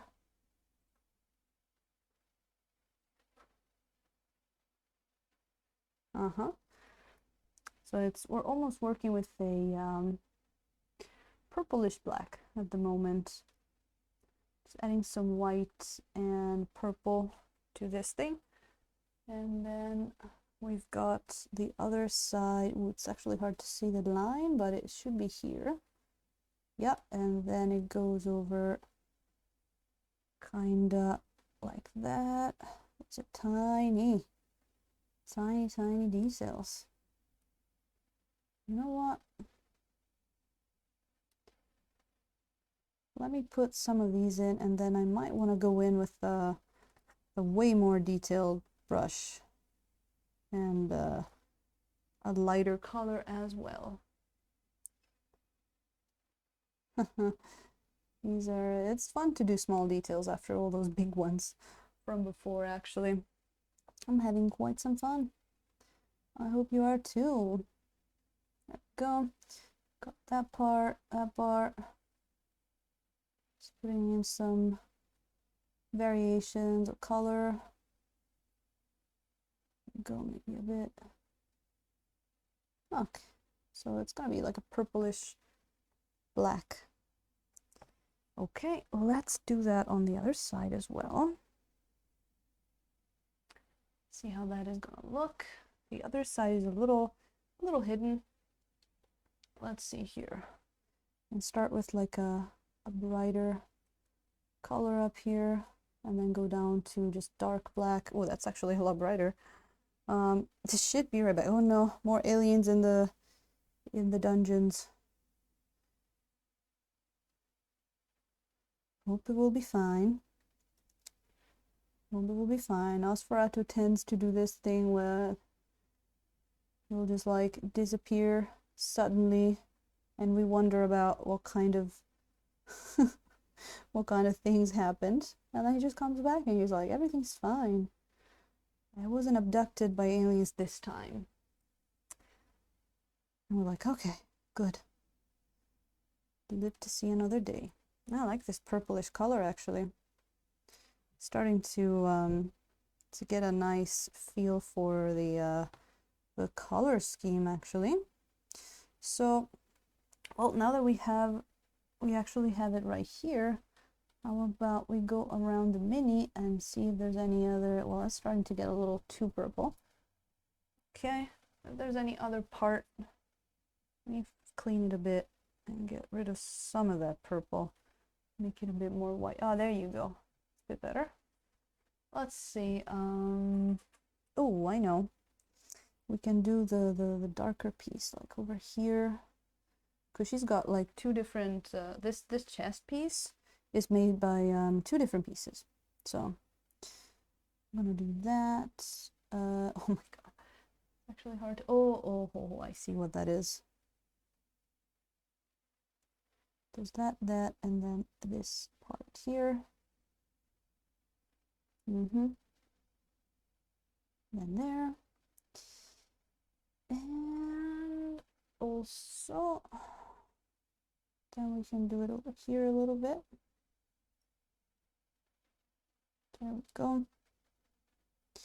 Oh, these little, not highlights, but these little like spots of brighter color we put in. They're really starting to tell us the story here of the colors. Okay, look at that. Plus, it's really easy to do that thing where it's, whoops, where it's almost like, what's the name? Dry brushing. But it's actually, I think we called it what, wet brushing? There you go. Because it looks like dry brushing, but it actually blends.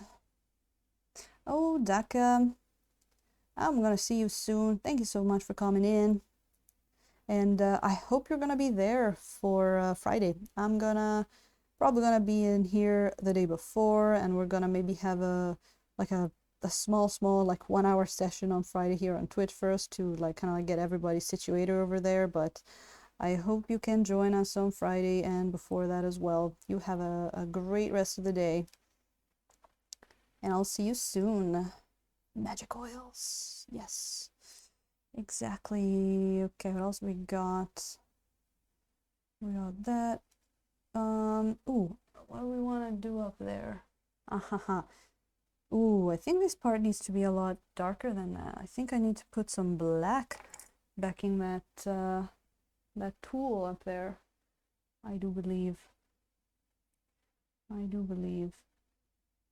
Let me see here. Let's put, there you go. Let's grab some of this purple. Let's put it in there. Oh, there you go.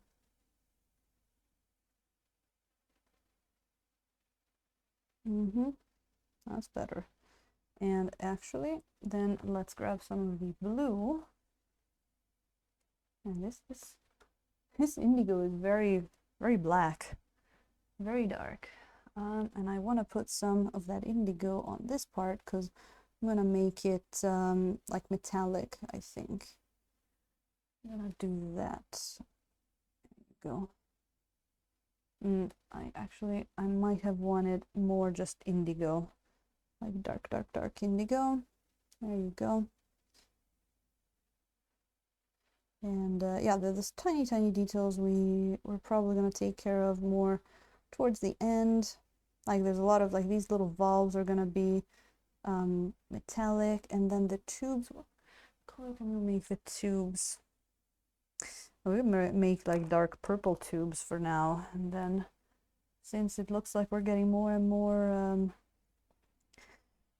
more purple into our color scheme, that's all this was, just an excuse to put more purple in our miniature. So let me just darken down these a bit, just a bit with our purple in there. And then, okay, then we can actually, you know what? I just put some white there on top. Might actually get some of that. That's way too much. Sorry. A little bit less. Purple and violet for life, and not cobalt purple. Cobalt purple for death. Yes. Moe, I think you were here, right, the other day when we tried the we tried the staining power of the cobalt violet, and we concluded, as we thought we would, that nope, it doesn't even stain. That was fun. When we did there you go, look at that nice purple pipe. Yeah, when we did this, and it was like, oh my god, it does not stain whatsoever. And then we tried purple matter. Whoops, sorry about that. And we tried purple matter, and it was like, all right, teach the cobalt purple how to stain. Man, it is crazy. Yeah, cobalt purple really became a joke, which I have fun bringing it up in as many times as possible, because it's just a joke. Oh, you also have one? Oh no, I'm sorry for you.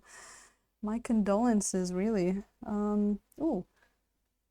Let me think here. I think these things here also need to be a little, whoops, a little darker. I was just looking at her earpieces here.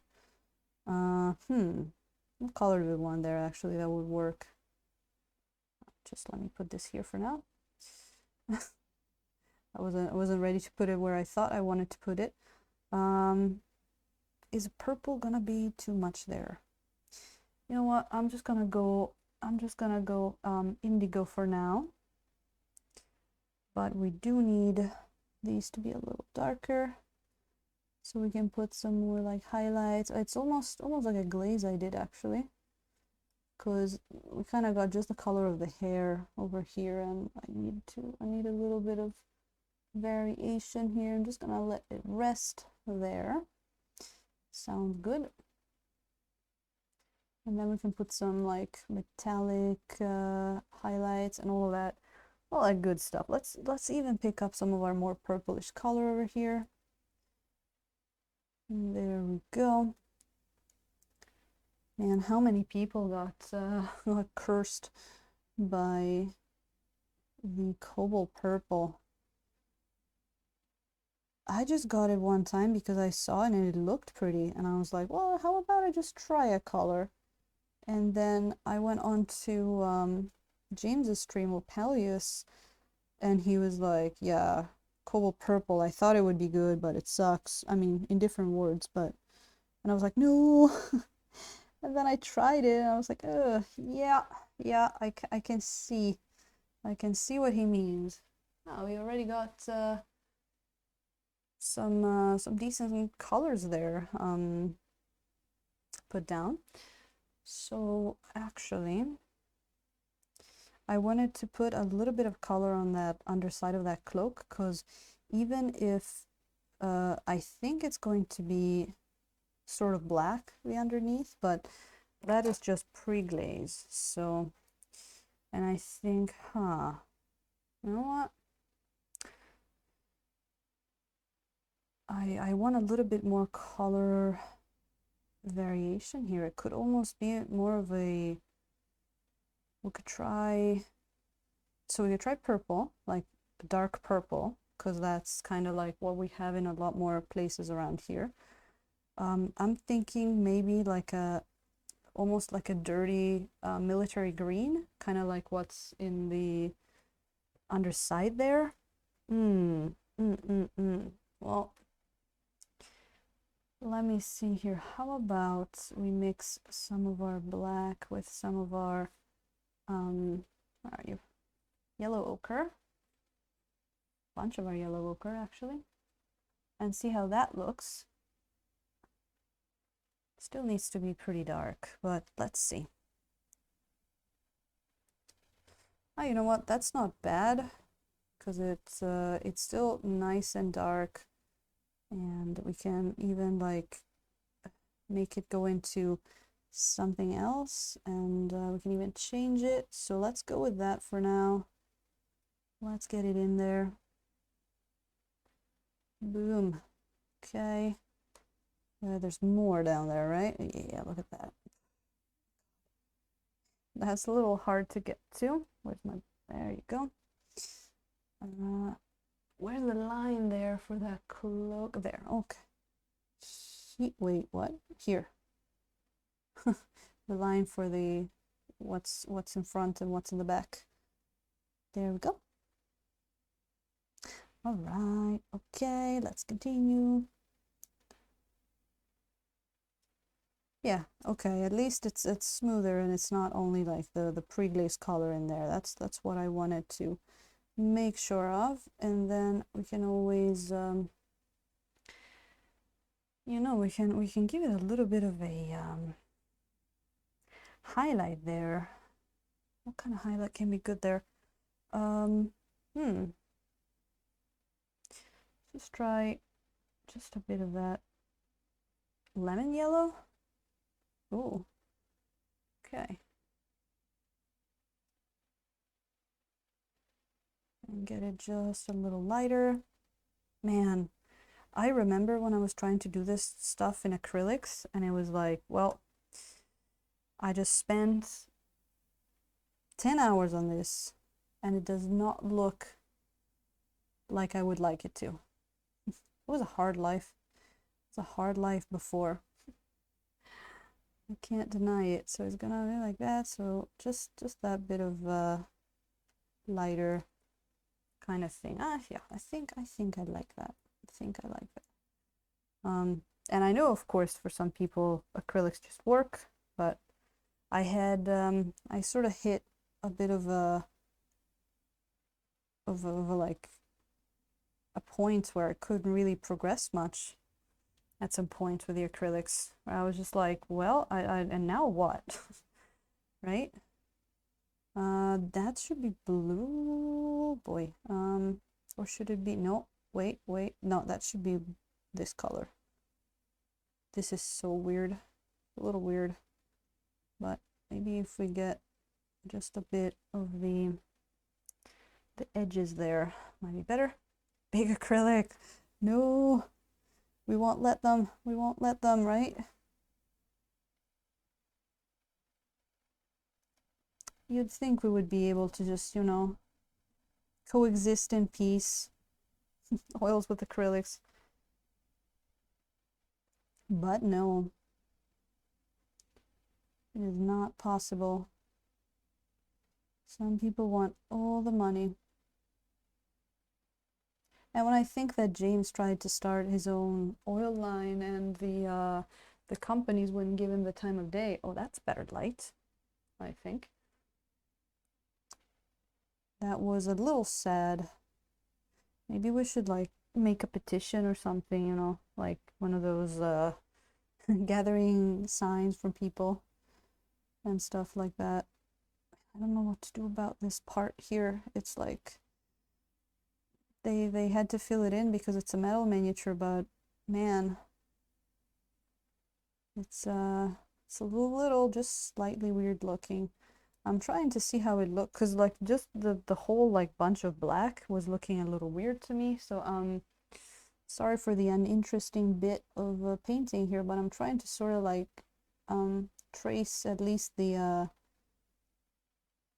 what is the bottom of the hem of the cloak, I guess that's what you call it. So a great turquoise, huh? I don't know, Moe. I think you can do a lot with blues of different kinds and phthalo green.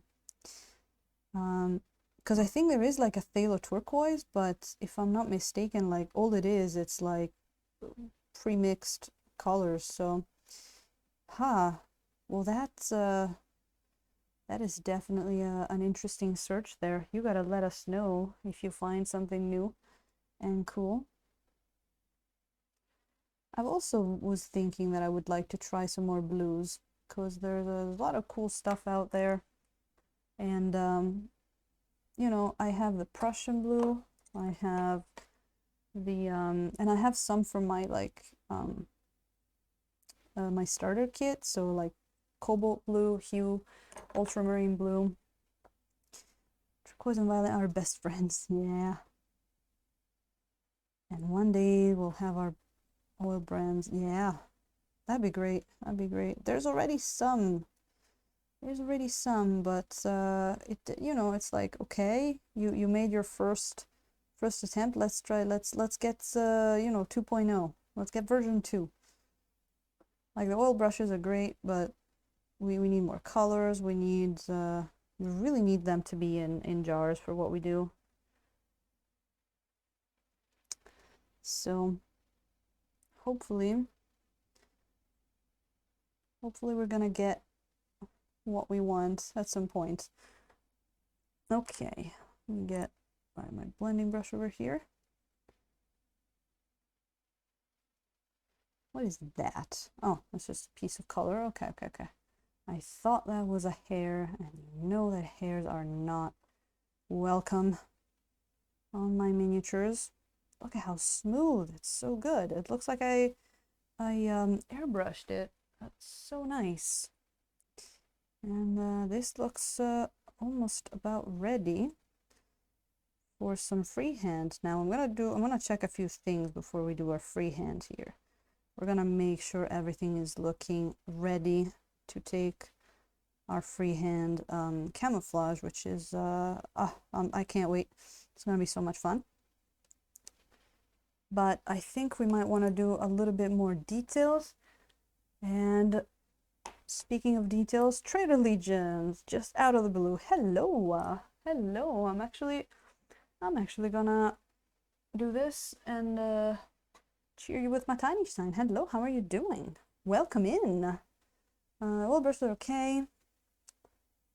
Yes, that's the thing. Like they start making, you know, for miniature painting stuff, and then I don't want like squid purple and heavy sienna and I'm just reading off my Vallejos and like dark flesh tone. I want phthalo green, indigo. I want oil colors.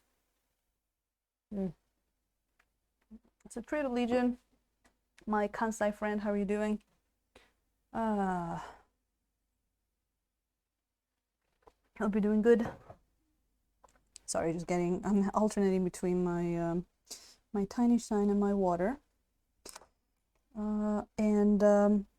Today we are painting this lady called Aïda Swanson, and she is a smuggler that uses a lot of camouflage, and we're doing a unusual blue version of her camouflage attire, which I'm sure she uses at some point in some kind of mission. I mean, she'll take anything if they pay her, so there has to be one type of mission that needs blue colors, but where you see all blue there, that's all gonna be sweet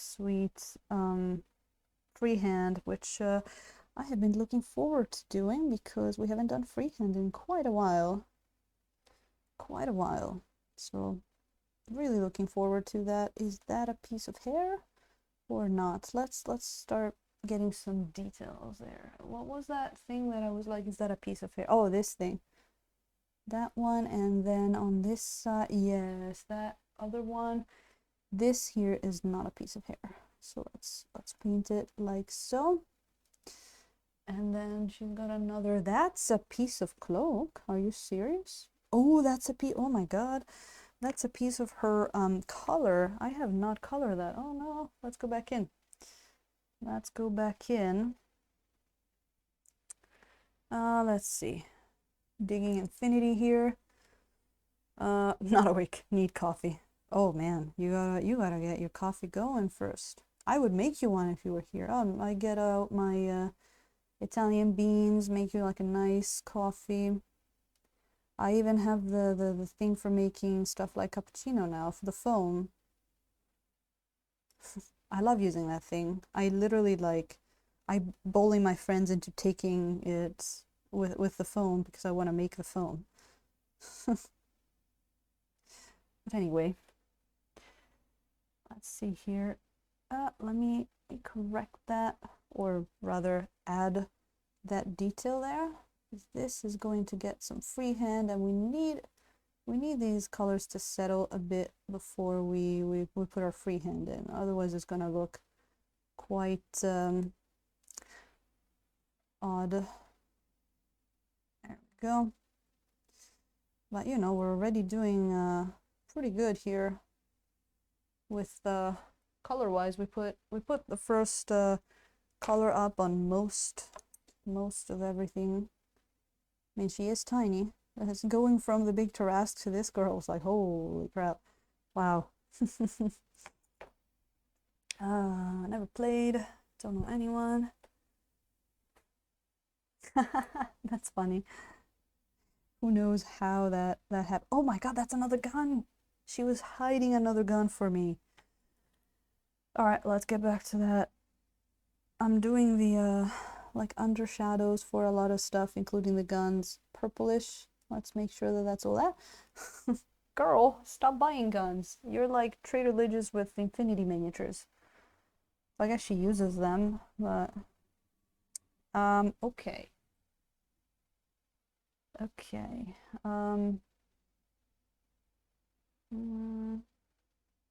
Proper espresso machines. Whoa, that's great. There you go. Okay, we got all of that. That's a belt, maybe, yeah. It's okay if we get, you know, if we forget about details, we just go back in and add those. But I'm just trying to be thorough here. I'm just trying to be good. Oh yeah. How about we start putting some highlights on some of those black things that we've got. And I think we're going pretty good with that between the purplish color and that other greenish color. I think we're doing pretty good with the black highlights. So let's do that. Let me get some of the, basically I'm getting some lemon yellow here. And let's see how that does as highlight color. Let's see here, for example, how would that be if we put some there? There you go. I didn't want to make the boots brown. It's like brown and blue is kind of weird. So I went for more like black color. But then again, I don't want to I don't want these highlights to be, you know, too much. I want the boots to look pretty black, but what we're trying to do, we're trying to pick out some details here. So what is all that stuff that she's got on? Okay, those are metallic things. Wow. Okay, that flap on the, oh wow, that printed differently. Huh. I was looking at the box art, but that looks slightly different, or maybe it just didn't come out quite as much in the mold. Who knows? But yeah. So I'm just going back and forth between some white and some lemon yellow, of course, always mixing them in with that sweet palette sludge that we have. And we're just gonna get some highlights there. Actually might need just a little bit of thinner. There we go. Oh, look at that. I'm getting all kinds of colors there. And you know, it's kind of like every time I go back in to get more color, I get it slightly different. I add a little bit of like different colors and whatnot, so we can add some variation to all of that. So, yeah, I'm thinking that after this, once it settles, I might need a nice big wash. Oh, Sammy Poo needs to do the family thing. Well, all right, if I'm still here, we'll be super glad to welcome you back in. Super glad. Go here. Oh, look at that. Now I got the right consistency, I feel. A bit on the brush, and we can also use it a little bit as a self-blending brush of sorts. And sometimes I'm going more straight in the lines, like on these edges here. Sometimes I'm doing more of a stipply kind of thing, because you know, she's not gonna be wearing her best boots. They're gonna be all consumed and all that. Oh, we are gonna put some of that slush up on the boots. You do not worry about that. But yeah, like leather boots tend to get a lot of these sort of wrinkles and wears, or wears then tears. Like leather doesn't really tear much, it just wears very much. Yeah, let's see this here. Man, this is fun. I am liking this miniature so very much. It is a lot of fun. We got some details picked out with that job over there. Let's go over to the other boot and just let me do a little bit of a back stretch. Let's see here. Yeah, it'll definitely need a bit of a nice wash. We'll bring it all back down. There we go. Here it's got a lot of these different parts of the boots. Got the back, like it's just so much detail, so much detail. No buckles though, apparently. I guess the Infinity is not, they don't really use buckles. And they use more modern, maybe they're all straps, I don't know. There's a lot of stuff that looks like it could be a buckle, but it doesn't have that, you know, traditional belt buckle, sort of like it's the rectangle with the one line in the middle. No. These are just like straight lines, which are a lot easier to paint actually. So that's appreciated. That's appreciated. Thank you, Corvus Belli. There you go. Is that still a boot? No. Oh, that's a piece of pants. Man.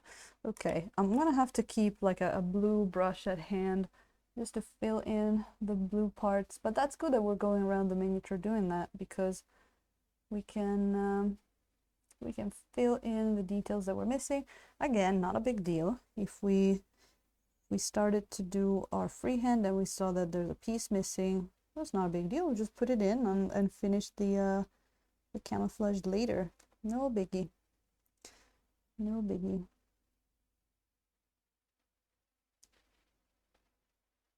There we go. I'm really curious to see how this black camouflage is gonna look. Very curious. And then I have to take care of some like highlights and shadows for all of these, and maybe even the wash maybe can wait to get some more separation between the various pieces here, but we could do some of that, because some pieces here, like this piece here, is a little washed out, but we haven't put much color in there yet, so it's okay. It's okay. Again, the oils are very forgiving, unless you just pile them up on the miniature. In that case, they're not. In that case, they're just piled up on the miniature. There's not much you can do about that. That's on you. And that's one of the things that a lot of people, including me, had the most struggles with in the beginning. I mean, by your second, third miniature, you pretty much already have it down, because it's so easy to learn. The learning curve is not very steep at all. It weirds you out a bit in the beginning when you're like, oh my god, look at that, it doesn't dry. What do I do? What do I do? But then you're fine. Then you're fine. Okay. What's next? We've put some. Yeah, let me go on with those highlights there on the boots. On the boots. I wanted to show you some pictures of the cherry blossoms, and I took a couple, nothing crazy, just with my phone, of the ones that are around here, because I didn't go around doing the cherry blossom watch parties, but I didn't get to uploading them to OBS, so I'm gonna do that next time, hopefully. They're really, really beautiful, and they've got this thing where they don't bloom for very long. So there's the whole thing with the, you know, the moments of life running by so fast and stuff like that. The Japanese love those concepts. There's a word for that. It escapes me at the moment, but basically how every moment is a moment in itself and it never comes back. Time running fast, exactly, Moe. I mean, of course, Japan is not the only place where, you know, where cherry blossoms exist, but they seem to be the people that make sort of like the biggest deal about it, aren't they? Okay, so we got some nice used up boots here to pair with all the rest. Oh, that's what I wanted to do. That is what I wanted to do. I wanted to put some highlights into some of our leg protections up there. Okay. Let's see. This is a sort of like a different thing for me, so it's really interesting to see how this would work. I kind of feel like I need a bit more thinner, first of all, but I kind of feel like there's a line there, and I'm looking at the box art too. I think here would be where it catches the most light. Yeah. And now we do that, and then I wanted to sort of like run down the side, really like highlight that pad there. There you go. And then the other side can be a little darker. Now we can add a bit of highlight there. Not bad. Not too bad. Let's get a little bit more. A bit more lighter. And let's see. What should I color the okay. Just thinking out loud.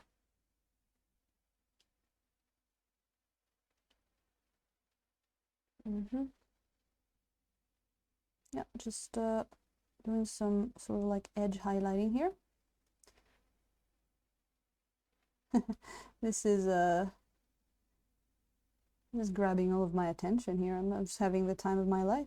Sorry if I'm talking a little less, but this is fun, a lot of fun. I'm just thinking of how it would be having to do that in acrylics and just laughing. Oh, all right, Moe. Have a great lunch, I guess.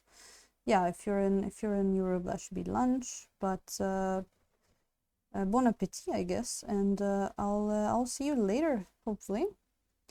Hope you have a great lunch. There we go. Just getting around there. Such small details, and I keep adding thinner because when the thick paint doesn't go on too well, then you gotta thin it down a bit until it does, right? So let's see here, there you go, got that. Starting to get that detail to come out. Beautiful.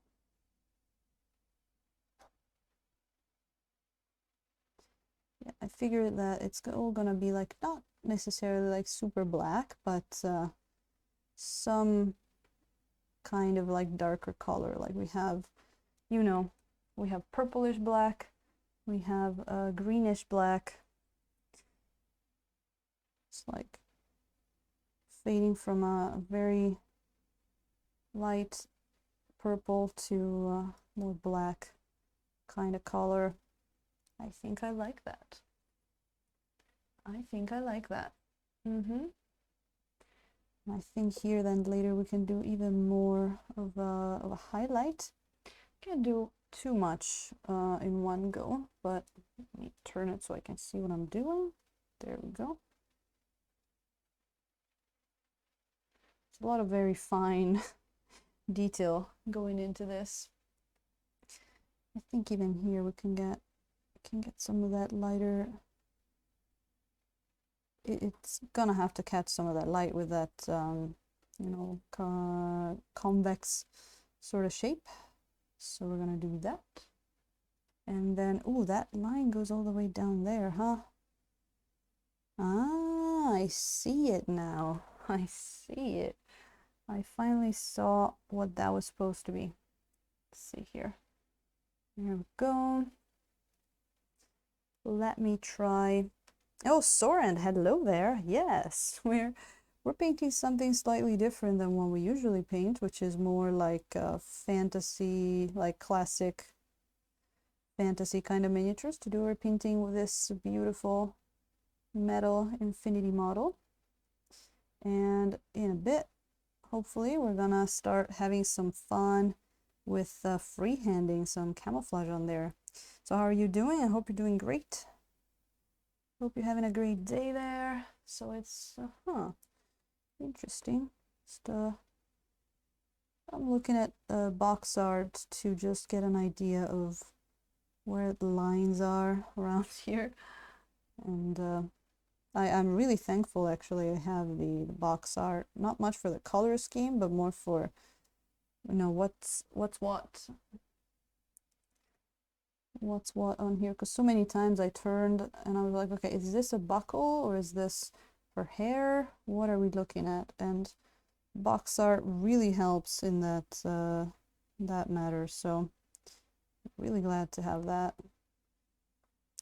Beautiful. Okay, got some of that there, and then that side there, I think could go like that. Oof. Okay. Interesting. So we can do some edge highlighting over here as well. Okay, got it. I'm actually using like a bluish white from the palette, but it still looks purple when you put it on there because the base coat was sort of purple. So that's interesting and cool. And there you go. And we want this one up here. There you go. It should come down all the way there, and then got that other line there. Man, the details in this mini are crazy. Very, very tiny. It makes you question whether or not you need glasses. I wouldn't mind some of those magnifying glasses a miniature painter use. I haven't really want to look into one of those. I really want to look into one of those. Okay, we got some, man, it's getting dark in here. We could try bumping up the ISO a little bit, but I think it's gonna get a little too, let's see. Oh, that might be good actually. That might just be good. Huh. Yeah, let's try going with this actually. Okay, so next I think what we wanted to do next was just keeping up this bit of filling in some details, right? Like over here. There we go. We got these. We can actually go back to the face area in a bit, and then start putting in some of that metal. There's a lot to do, and we also need to get some of that separation back. Like you see here on the side of the leg, there's not a lot of separation from the pants and the piece of armor or whatever it is. So I have to do some of that. Gonna have to do some of that. We need that separation. There's that. But I'm putting down some colors. And yeah, I think for that we're gonna need to get in with that separation there. Let me think then. Right, how are we looking for the head? You know what? You know what? Let me just get that head a little bit of highlights up there on the forehead, like over here, and then maybe we can do a little wash for the eyes. There you go, a little too thin, perhaps. There we go. Got some there, and then just like the central area, we gotta prepare this this face too for some cool freehand. And I guess I haven't shown her pictures in a while. I didn't get a lot of image references for the colors. It's more to look at her details, but there is one thing that I'm gonna do pretty similar, which is gonna be the face. And this is basically how she looks. If you see in this picture, she's got these 1, 2, 3, 4 lines on her face or mask or whatever it is. So we're gonna do that. I think I'm gonna go with that. The only thing I was debating was whether or not to do the lines in purple instead of red, but I might actually just want to keep them red, not blue. Right, okay. So that's about it. So just gonna put some more of that white in there, and then actually, you know, we can grab, first of all, we need a bit of blending here, but the other thing we can do, we can give her a little bit of side, she might look good. You know what, just let me grab just a tiny bit of that purple, another brush, that's tiny brush with tiny purple. What happens if I mix it with a bit of magenta? More reddish kind of tone. That's very purple. Let me get a little bit of white in there. Just wanted to see if I can't just give it some, yeah, some darker tones over here. It's not just like a white face coming out of the blue. It's getting a little undercolors and something interesting to look at. And I want to line her eyes too with something we could probably do with purple or blue. Let's put some over with, I need a bit more thinner, and I'm gonna try not to mutter too much, but it does happen sometimes that I get sucked into what I'm doing, and I start lowering my voice more and more until it just becomes a whisper, and that can be weird. so I'll try to keep the tone normal. I mean, you know, the important thing is not to yell, because that's not a pleasant thing when they do that on stream, right? So just putting some purple there actually in between the hair, because we know I like those weird color variations. I actually mix some of that purple on the round face, and a bit over there on the cheek. There we go. Oh, look at that, Nosferatu is back. How are the aliens down in the basement? Did they abduct you this time? I hope you didn't get probed or anything. Everything was okay. I was just putting a little bit of purple up on our girl here. Wait, where is my focus? There it is. And actually, I might even quickly get some dark colors into where the eyes are. So as soon as we get those situated, we can actually paint the white of the eye in. So I wanted to get like the underside of her eye, so we can line them a bit. Might be a bit much. Like that. And then probably a little bit of the eyebrow, underneath the eyebrow. Yep. And then I'm just gonna go back in with the white and sort of like fix them back and forth, but just wanted to get some lining in there. And we can actually give her a little bit of a purple lips. Purple lips. Just driving home. All right. You're gonna keep us company all the way. Here we go. Oops. That's, oh no, wait, I think that was good. All right, not bad. There's some purples there. All right, all right. Hey, okay, okay.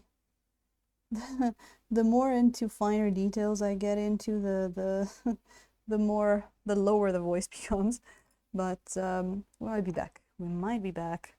And now I'm just gonna get a brush that I can do a little bit of blending with, just a tiny bit of blending on those cheeks, because I was putting some highlights on there, so I needed a little bit of that, some purplish tones to go around with, something different to have in there, and it's looking pretty nice.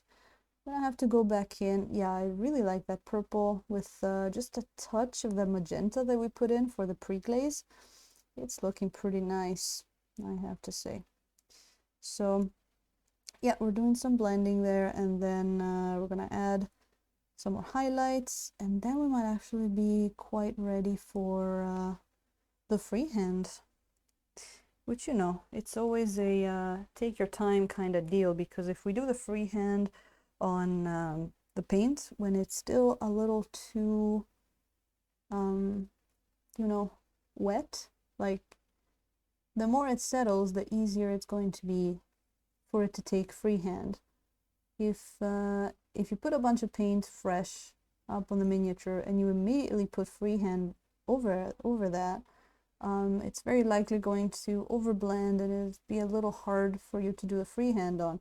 Now it depends on the kind of freehand you want to do. If you want to do a kind of freehand that it's more like a blending kind of design, it's more like blended, you might be okay. If you're doing a kind of freehand that has to stand out a bit more like we want, you might just want to wait a little bit. And that's why I want to give our blues here a check, because I would like to start, I like the mask. I would like to start the freehand pretty soon, so we're just gonna check that we got everything good in there. Everything looks good. There's no forgotten or like poorly painted part. And if there is, we're just gonna give it another Another little bit. I know that the pants were not looking too uniform yet.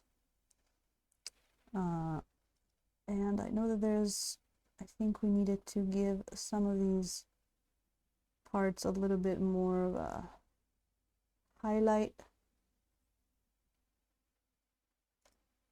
There we go. So we're just gonna go over it again a little bit, the parts that need it. And then it can be freehand time, baby. So let's see, here we go, that.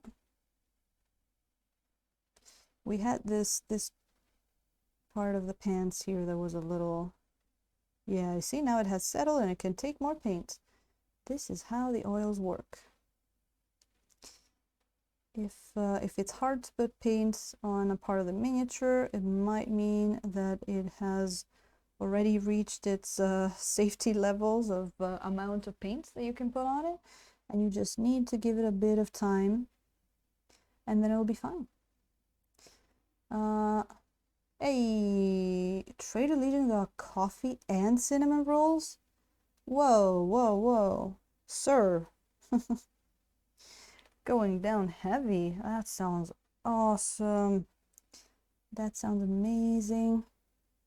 What did I have with my coffee this morning? I had sausages and yogurt. One of the few times I do sausages, but we had to finish them. They were in the fridge. They were gonna go bad, so we made some morning sausages with sauce. It was pretty nice. I know a lot of Italians would be like, "What did you do? Salty stuff in the morning? That's weird." But it looks like we are the weird ones, because most people in the world are okay with salty stuff or savory stuff in the morning. It's just Italians are just like nothing savory, everything sweet. Cake, cookies, cereal, everything has to be sweet in the morning, which I like, but I also like salty stuff. So I don't mind either. I like the Japanese breakfast too. Although sometimes it's a little hard to have like grilled fish in the morning. Fish is a little too much. But I can have it. Sometimes it's good, like if you go to a traditional Japanese hotel. But yeah. Natto in the morning. Yeah, that's exactly what I was saying. Natto can be a little too much. Like, you gotta start your day easy. You can't just like overwhelm your senses with fish and like fermented beans. Like, just go easy on yourself, man. Start light and just build up to things. I did enjoy, I mean, of course not as an everyday thing, but when I used to go to England, I did enjoy the full English and the full Irish when I went to Ireland. Those are pretty good, I have to say. But again, as a special thing, not as an everyday thing. As an everyday thing would be like, whoa. Just thinking about it makes me gain weight. There we go. I mean, or you can do that, but then you should barely eat anything all day.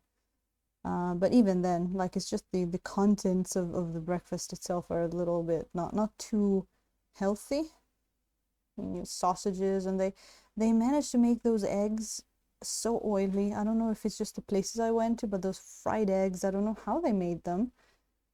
Because that kind of egg, like, when I make it like that, I boil it. I don't fry it. How do you fry that? It's so weird. Just, it's the secrets of the kingdom. Only they know. Only the queen knows. There we go. Oh, I saw a whole bunch here that could use a bit more color. Look at that. Look at how dark that part is. We need more light. We need more light over here. There you go. Beautiful. Need more light. I might want to get... Do I want a different brush? No, I think I'm fine. more light, even getting some paint up on another side, but we're fine. Getting some in there. All right, that looks a whole bunch better. So then what else we got here that we put it in? Well, that's looking a lot more blue, a lot more better. Just looking around. It doesn't need to be too bright underneath here. Actually, we can go a bit darker. It's just that, you know, once you start that freehand, it's hard to brighten up the whole thing. But it's also gonna depend a lot on what kind of colors we use for the freehand, the camouflage. So it's gonna be some lighter colors in there, and there's gonna be a very dark, like greenish blue in there as well. So hopefully that should be fine. And actually, one thing that I wanted to make sure we had down right was so there's a cloak here. Should it be a little bit lighter on the upper part? Let me get some water. Irish brekkie, you just had whiskey? Or just steam it all in a vat of Guinness. I don't know, it was pretty similar, but they had a few things that were more Irish. I forget exactly what. It was like over 10 years ago. But I remember it was good. That's what should matter, right? Yeah, so what I wanted to do, actually, let me change that brush. This one might be, no. This one. Yeah, let me see if I can get it just ever so slightly brighter. Yeah, not with this brush though. This brush needs a cleaning. Oh, I know which one. Where is it? The one I used in the beginning. Beautiful. Give me that. See how that looks. Just like here. Oh, yes. Yes, yes, yes. Just a bit. But I think we might be pretty good with the blue, so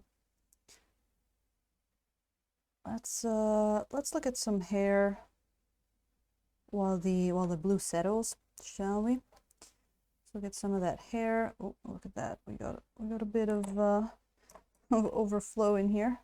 There you go. Of invasion. All right. Okay. Nice, nice, nice, nice. Yeah, I think this can be pretty ready to take some of that freehand. Yeah, we can even give it a bit of where is it? A bit of a blending brush treatment, just very so slightly. And I like the purple undertone that we put to that. That should be pretty nice. Should be pretty nice. All right. How's the oh, the hair. I wanted to brighten up the hair a little bit. How about we add a bit of lemon yellow here? We were doing that. Lemon yellow.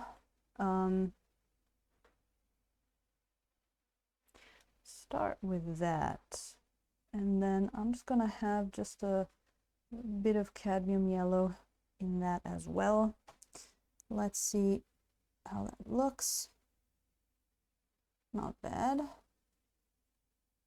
Not bad. Let's get some of that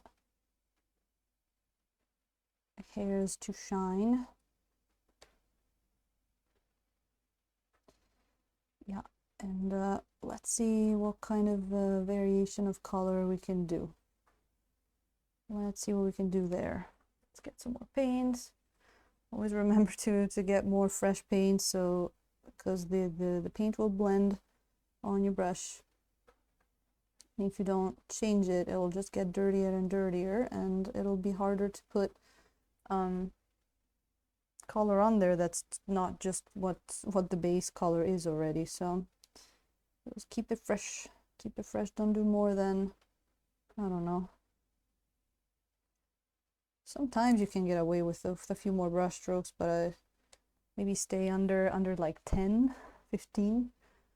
Like very different than acrylics, right? Very different. But you know, it starts and it looks pretty good when you blend them first, and then it gets less and less. You can turn around the brush a bit, I guess. I do that sometimes. Like I turn the brush on the other side and I still get a few brush strokes. And then I just gotta go back and get more.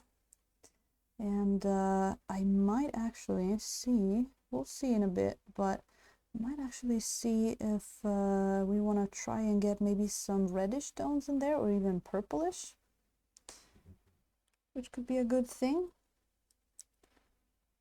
Could be a fun thing to do. Let's see. Let's get there. I think the the texture of this hair is being very, very nice for how the oils work, actually. It's looking really nice. I like that little dot of like Terra Rosa reddish tone that we have down there. And then we have some more, even like between greenish and like dirtier kind of blonde down here. I mean, she probably doesn't have time to shower and all that. That's probably why she's got dreadlocks. Just keep them out of the way. All right. And look at that. Not bad. That is looking better. I wanted to get just a few stipples into this area here. I would like to get a little bit brighter, but I don't want to do full brush strokes, because actually with this texture, the stippling is actually really nice. And then I can always do a bit of blending. I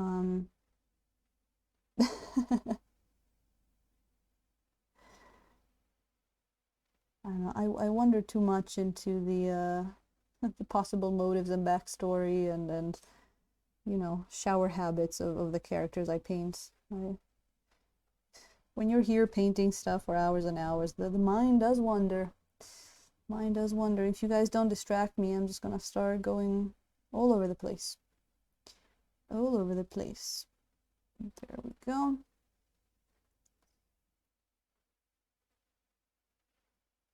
So again, if you haven't done it yet, after dark in chat, go join the OnlyFans.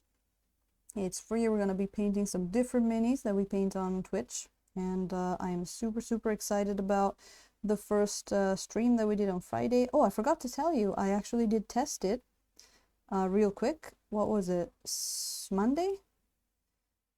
Something like that, or Sunday maybe. But I tested it and it does work. I was able to stream from my OBS to it. It looked pretty cool. It works. I even had someone, you know, just check that you can hear everything, and it even saved my video. I mean, not for people to watch, but I can still see it in my thank you, Nos. In my vault, they call it. It's like where they store your media. There you go. There's a lot of undercolors we have there on the hair. That's pretty cool looking, I feel. So I think the hair is gonna be nice for now. You know what? Because we need the colors to go a little bit everywhere, I'm gonna add just a slight tone of that yellow into a bit in here in our skin tone, and even in some of the metal here, which I haven't started yet.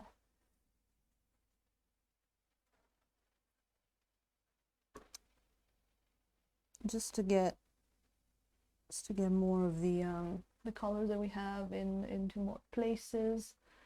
Actually, it should go more like up here. And this will probably get covered a lot later, but just plopping some color down there, and it'll help. Actually, a little bit here. A little bit of that. There you go. Look at that. Nice. Nice. We could even do a bit of highlight on this shirt over here. It's a greenish thing, so if I add this yellow, it's just gonna get a different kind of green there. It's very slightly green. It's very like neutral kind of color, but it's getting some little bit of color variation there, which is always good. Beautiful. All right. Just using that as a highlight color a bit. What do we have up there? That's just yeah, that's metal. That's metal, might be good. Okay, not too much. Just okay, a little bit of thinner there. Shin, it's going to be this Friday, I believe. And did I show you the minis that we're gonna paint? There's a poll on there. If you're on and you haven't voted in the poll, please go vote. I'm really curious to see which one we're gonna be painting, and I can actually show them here real quick. We have a succubus that we could be painting. Really beautiful. We're gonna go for some red skin. We've got a bird lady that we can have fun with. Some of those feathers are gonna be pretty cool to paint, and also figure out what to do for that skin tone there. And we have a drow. Oh, nice, Nosferatu. That'd be awesome. That'd be awesome if you came in. I'm really hoping to get, you know, a few people in chat so we can have some fun. And those, the VODs don't really exist there, so it's I think it's more of a thing like if you're there, you're there. I'm gonna make sure that I record the videos, but I don't know if and where I'm ever gonna be able to share them somewhere. Not that there's gonna be anything indecent in there, just seeing how people like James are having trouble even posting like unlisted videos on YouTube, and they still have trouble. So I don't know where and how. Maybe just post it there as a normal video on the OnlyFans. But you know, the more people we get in, the more fun the chat is gonna be, and the more votes there's gonna be, the more variation we can have. So the more hype there can be. And hopefully, you know, if we try it out and we like it, that can be a weekly thing that we do. Be a lot of fun, and we can just you know, cordially rebel to the Twitch rules. It's like, it's not rebellion, it's just like, well, if you don't let me paint certain stuff here, I'm just gonna go somewhere else. It'll be fun. It'll be a lot of fun. And there's like, in theory, I don't think there's ads, because who would want to put ads on OnlyFans, right? So there's also another nice one. Watching OnlyFans at work. There's all the fans, the wall fans, the heat fans, the cold fans, the window fans. Sometimes they even let air vents in there. Crazy. I wanted to make an OnlyFans like emote for Twitch, where it's just like an actual fan. That would be fun. That would be fun. So yeah, we're just gonna go be silly without worrying about, you know, getting banned or anything like that. It's gonna be pretty sweet. I actually have to prepare some color schemes, because I won't know which one I'm painting until probably, you know, the day of. So I'm just gonna prepare all of the minis. I'm gonna prime all of them, and then have an idea of a color scheme for each of them. And then when we actually start the stream, I'm gonna look at the votes. We're gonna look at them together, and we can see which one won.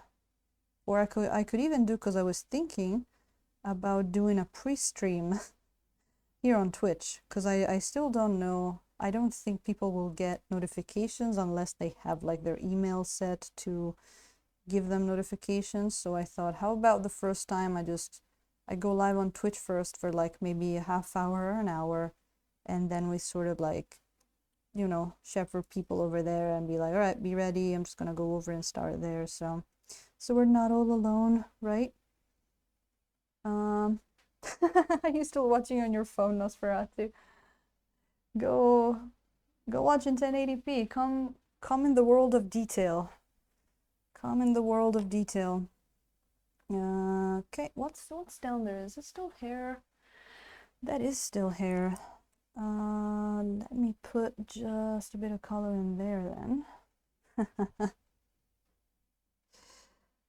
I guess that's just the habit, right, Nosferatu? Oh yeah, come join the club of the 1080p 60 frames per second. One of us. Yeah, 160p must be rough on such a small miniature. I guess the Tarrasque was fine because it's so big, but a mini like that, and this is as much as I can zoom in right now. I wouldn't mind trying to get some maybe more close-up lenses in the future, but that's gonna really be up to you know, how things go with the stream and all that. I think right now all the support I get is more gonna go into, you know, getting paints and coming up with stuff to do, and just the stream itself. But having a more, I mean, this is pretty good. I feel you can see a lot of details, so that's why I wouldn't have it in the super high priority list, because this is already good. All right, let's see here. How's that face looking? How is that face looking? Did I move the palette camera just a bit? Maybe.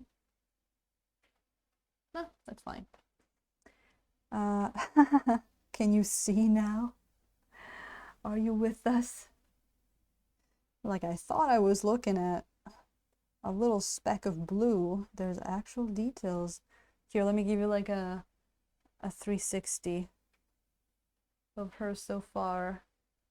She's starting to look good. She looks a little weird because it's all that blue, because that's where the the camouflage is gonna be, and I just spotted another place that I needed a little bit more blue in. But I'm liking her so far. I hope you do too. For some reason the hair looks super dark, huh? 140p, wow. That's pretty low. I did just retouch them though. I did like 5 minutes ago just retouch them, so they might have been a little darker up until a few minutes ago, for sure. Let's not give all the blame there. Okay. All right, let me see here this face. Let me see this face. Let me get some white.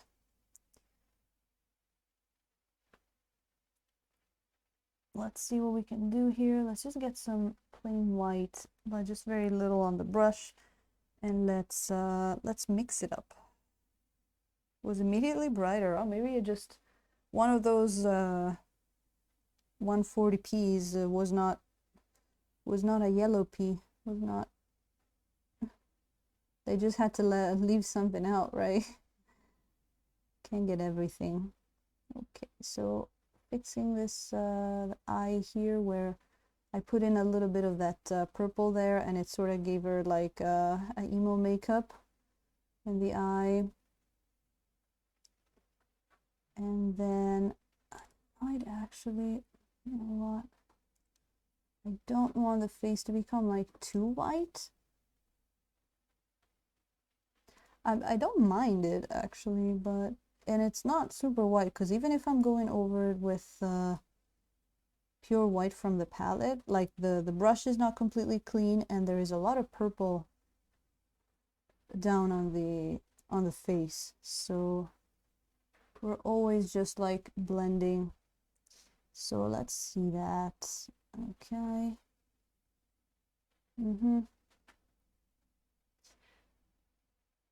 So I think, I would like to, I want to get some more contrast in here. So I might even want to get some more darks in there, but first let me try to add just a little bit of yellow, lemon yellow in that white.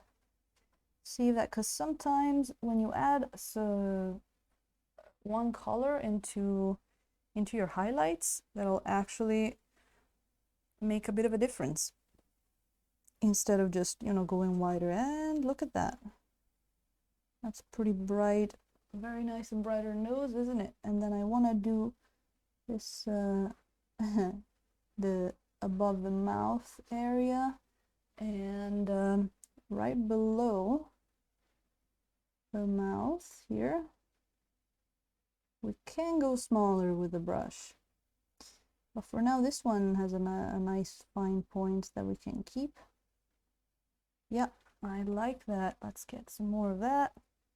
And then so right below the eyes, we need some separation for the eyes. Yeah, if we want to like have the white in the eyes and make it nice and separated. That might take a few times to just go back and forth. I don't rush it. Just want it to look good. There you go. Well, we got some highlights already in there, and I'm really liking the sort of like creepy porcelain doll look that she's getting actually. And I wanted to get some more white up here on the forehead. Turn the brush. There you go. A lot better, yeah. Yep.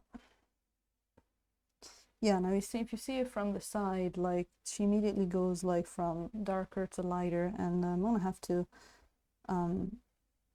blend that just a tad in a minute. For now, I'm just blocking in where the highlights should go. It's just funny, if you've ever seen one of those like makeup tutorial videos, sometimes they do that thing where they take a bunch of foundation. I've never done it myself, but I see that, like, I see these tutorials that do it, and they just draw lines on your face on where the highlight is gonna go, and then they blend them. It's literally like miniature painting. She's really funny. Okay, nice. So now there's a bit better line there. It's not looking bad. Can I put a dot of white in those eyes? That's the question. Give me my tiny brush here. Tiniest brush. There we go. Let's get some more white in there. I actually, let's get some yellow, more yellow in there. Yes. Gonna get the right amount of thinner, and this is where the thumb dome here comes in handy to check how much paint we've got on this thing. Might be too much, might be too little. Let's try. Oh boy, that's tiny.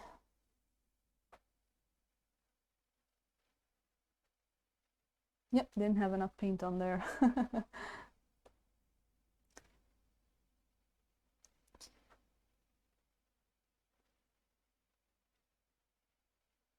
Does not want to go on. Might need to rest a bit more. Let's see. If it happens to go on too thick, we can always redo it. Oh, starting to get some in there. Nice. Getting there. They're such tiny eyes that it is like a very, very precise. Oh, there you go. And that's one.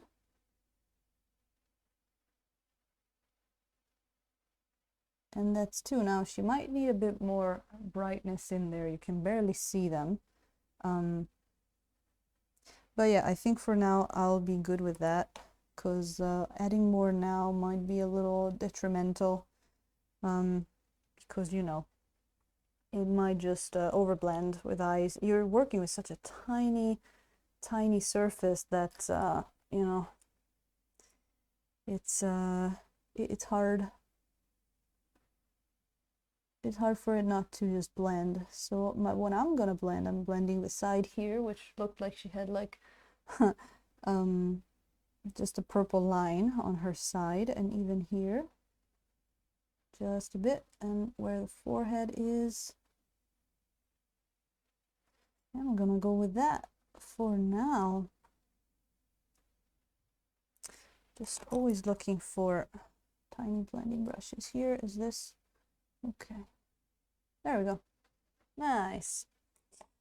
All right, well, how about we try our hand at a little bit of freehand over here. I still think I want to try to put it on the pants as well. Just give her a whole suit of camouflage, but let's start with a cloak, and then let's see how it goes. Let's try the back first and then the front, and then let's see how it looks by that time. All right, I need a bit of water because the throat is starting to go. There you go. But we're gonna do some freehand hype, and actually let me show you about how I'm gonna go about this here. Well, just as a reference, I took her cloak that they painted for the you know, the website, the Corvus Belli, and I was looking at some blue camouflage here, and it's got, right now I'm about here with the color, about this color, and in some parts it's more like this one. So what I'm gonna do, I'm gonna take this very bright color, and I'm gonna start putting some shapes of that first, and then I'm gonna follow up with the darkest color, like this sort of blue here, very night blue, almost like we could probably use, you know, indigo with a bit of just a bit of green. You see how it's over here, a little bit of phthalo green in it, probably. Yeah, and then yeah, we're gonna see if we want more colors or less, but we're gonna go with that, and let's see what kind of bright color we can come up with to start with. Very fancy, yeah. Just going for a fancy job. Let's see how this is gonna look. All right, so we got our blues here. So let's keep adding to that. Let's get some of this white. That's already looking very nice. It's already looking very nice. Oh, again, this is Prussian blue. It's got a little bit of indigo into it, but it's mostly Prussian blue, and then we are mixing it with phthalo green, white. Sometimes instead of white we have a bit of the lemon yellow to it's sort of like gives it back some of that warmth and saturation.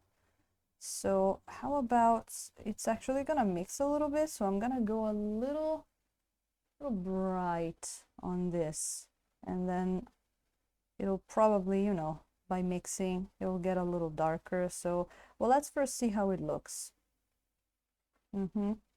It has to be a little in contrast, right? Let's see. All right, here goes the freehand. Let's start over here. How's that looking? Yeah, I could probably go even a little lighter. Yeah, wow. Probably go, sorry, I headbutted the camera. Yeah, I think we can go a lot lighter. Yeah, look at that. Always gotta do a little bit of testing, because many times, like the way it looks on the palette, it's either gonna look a lot lighter or a lot darker on your mini. So we're almost gonna go up to almost white then. Yeah, I mean there's way more before it gets white, but let's see how this would look then. And we can start with the, oh, that's better. That is better. And we can start with a pretty rough design. And then we can go back in with some more details.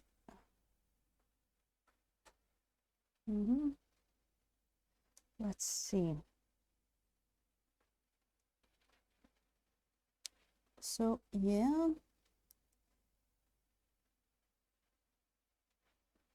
I'm going to see if maybe we want a slightly,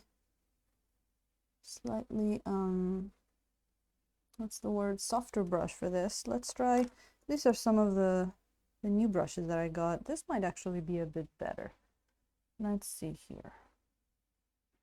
Let's do some sketching out. Oh, this might actually be better.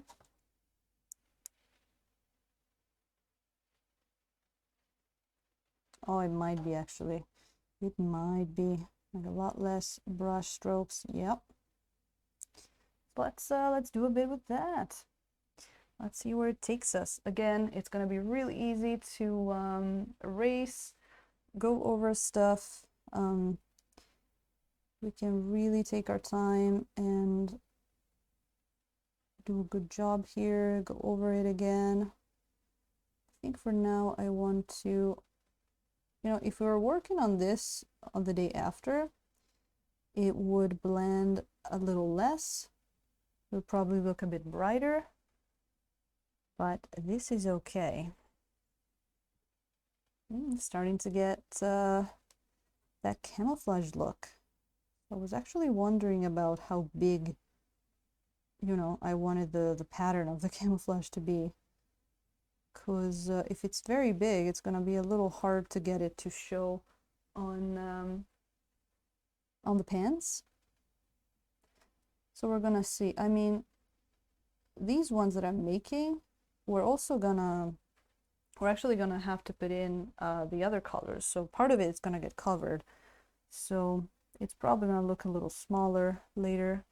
I actually want to unthin it a bit, which is when you, I guess I just invented it, but it's when you have some thinned paint and you add some paint to it to make it less thin. All right, Nosferatu, don't worry. We'll still be here. So we're gonna put some of that over here. Oh man, you know, this reminds me of one of the first streams we did. Remember when we were painting that red Oni? There we go. Time to get the adult pants on. All right, Angry Ham, you have you take care of that, and take care in general. And maybe we'll see you back soon again. There you go.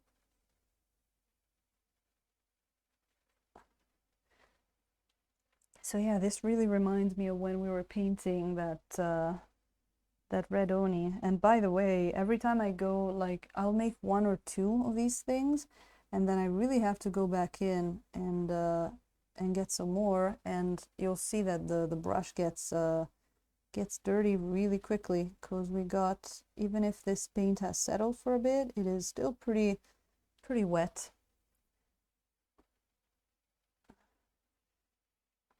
But we can get the design in.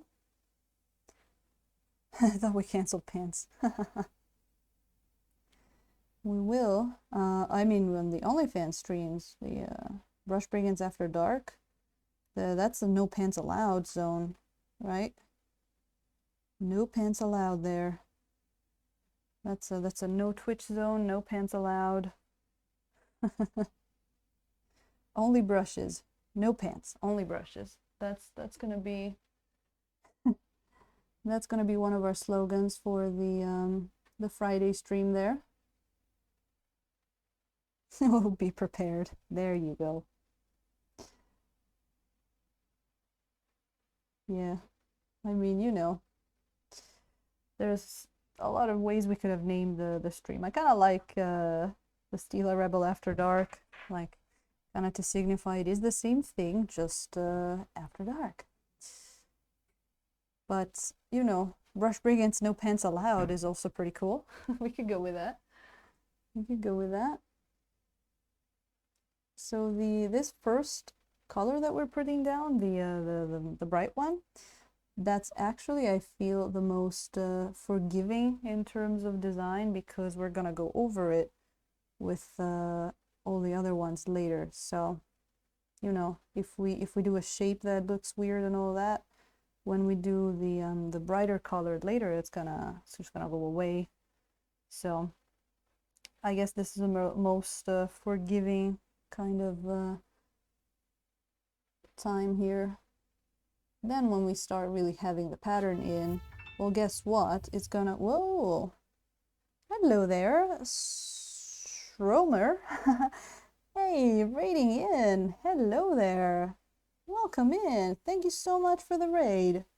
Thank you so much for the raid. And you know what? Let me go give you a follow before I forget, because I am like that. I do tend to forget a lot. There you go. You guys should too. What were you guys doing? Welcome in, Damien, Neville, and Schromer, and Pixelach. Yes. Nice. Thank you so much for that follow. Hey, what were you painting there? Or if you were painting anything, I don't know. What were you doing, I guess? Let's start with that. Let us know. We are painting this infinity figure today, which is a little bit of a different thing for me. Usually you'll find stuff like minotaurs and snake ladies and stuff like that on here, but today we're painting this beautiful one, which I am super glad to have a chance to paint. And right now you just got into the best possible moments, as we just started our Camouflage freehand in oils, so it's gonna be a blast. I hope you had a good stream there, by the way. Oh, Russian. All right. Oh, thank you so much. I wish I could speak some Russian. I cannot.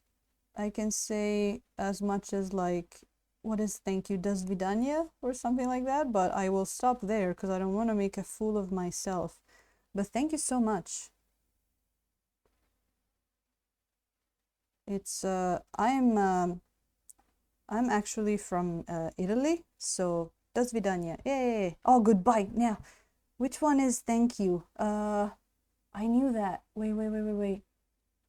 Spasibo. Oh man, sorry. Well, spasibo for telling me that do svidaniya is goodbye. I will say that when you leave. Shin, actually, I didn't meet anybody Russian there. They thought I was Russian. But anyway, so I'm Italian, so it's good to have some more international people in here. But yeah, I guess I could, I could just say random words. Haha. But yeah. So is your stream, Schromer, is your stream in Russian? I can come and learn some Russian, like the Russian word for paint and stuff like that. That's great. That is awesome. Oh, from Ukraine. Nice. I have never been to Russia or Ukraine, but I've always wanted to visit, like, more countries. So I was adding some more of that white in there. It's really at a kind of like a draft stage at this point. There we go. Oh yes, okay, cool, nice. I have another person here that watches me sometimes, and he's Spanish, so he has a stream in Spanish. So yeah, it's nice to see that there's not only streams in English. Maybe I should have my one in Italian too. Go. So we're doing some camouflage today, and I hope you enjoy. I don't know if you are familiar with oils, but that's what I paint with now. I used to paint with acrylics, but recently, in the past maybe 6 months or a year, I've changed to oils. So, you know, oils that we transfer in these little bottles so we can use them like an acrylic paint. Yes, so look at that. We're already almost through our first wave there of the lighter color here. So well, everybody welcome the Russia team, because we have the Japan team, we have of course the America team, and the British team, the Australia team, and we have the Belgium team. So now we also have a Russia team. Yay! Sculpting! Oh, that's so cool! That's awesome. Like 3D, like computer, or with actual like physical, you know, with green stuff and that kind of stuff. Either way, that would be really cool. I did 3D sculpting one time, and it was really bad, but I loved it. I sculpted this thing. A very, very simple beholder. It's so old, it's still printed with FDM, not even resin, but I sculpted it, I printed it and painted it, and it was so much fun. But it's very very, very crappy. Yeah, actually like sculpting with your hands, I guess. Nice, thank you. Thank you, or spasibo. There you go. Nice, nice. We need more languages. More languages. All right, let's see what we got here. We need a bit more over here. Bit more. It's fun. I was looking up, you know, for inspiration. I was looking up camouflage uniforms and stuff like that. There are so many kinds of camouflage. Oh, she's already, just with one color, she's starting to look pretty camouflage, isn't she? Polymer clay. Oh, yeah. I've heard of it. Try sculpting Ornstein Dragon Slayer from Dark. Whoa, that sounds cool. Well, I will certainly try and hang out in one of your streams and just listen. Listen and try to learn some Russian and watch you. Sounds like a lot of fun. And thank you for the raid. Thank you very much. Really appreciate it. And again, you came in at the perfect time, where we're just having some fun here with the freehand. And by the way, this, since we're painting with oils, this was today, like 4 hours ago. This was just primer. We painted everything today, which is pretty cool. It can be really quick with oils. Let's see, I think I need to add a bit of paint or thinner here. There we go.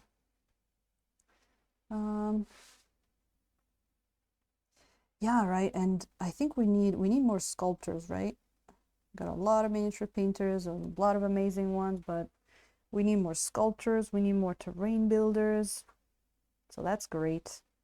I don't care if I can't understand what people say. The other day I was hanging out in Grosso's stream, and he streams in Spanish. I was just listening. I mean, that's a bit of a cheat for me, because I can kind of understand Spanish a bit, because, you know, Italian and Spanish so similar.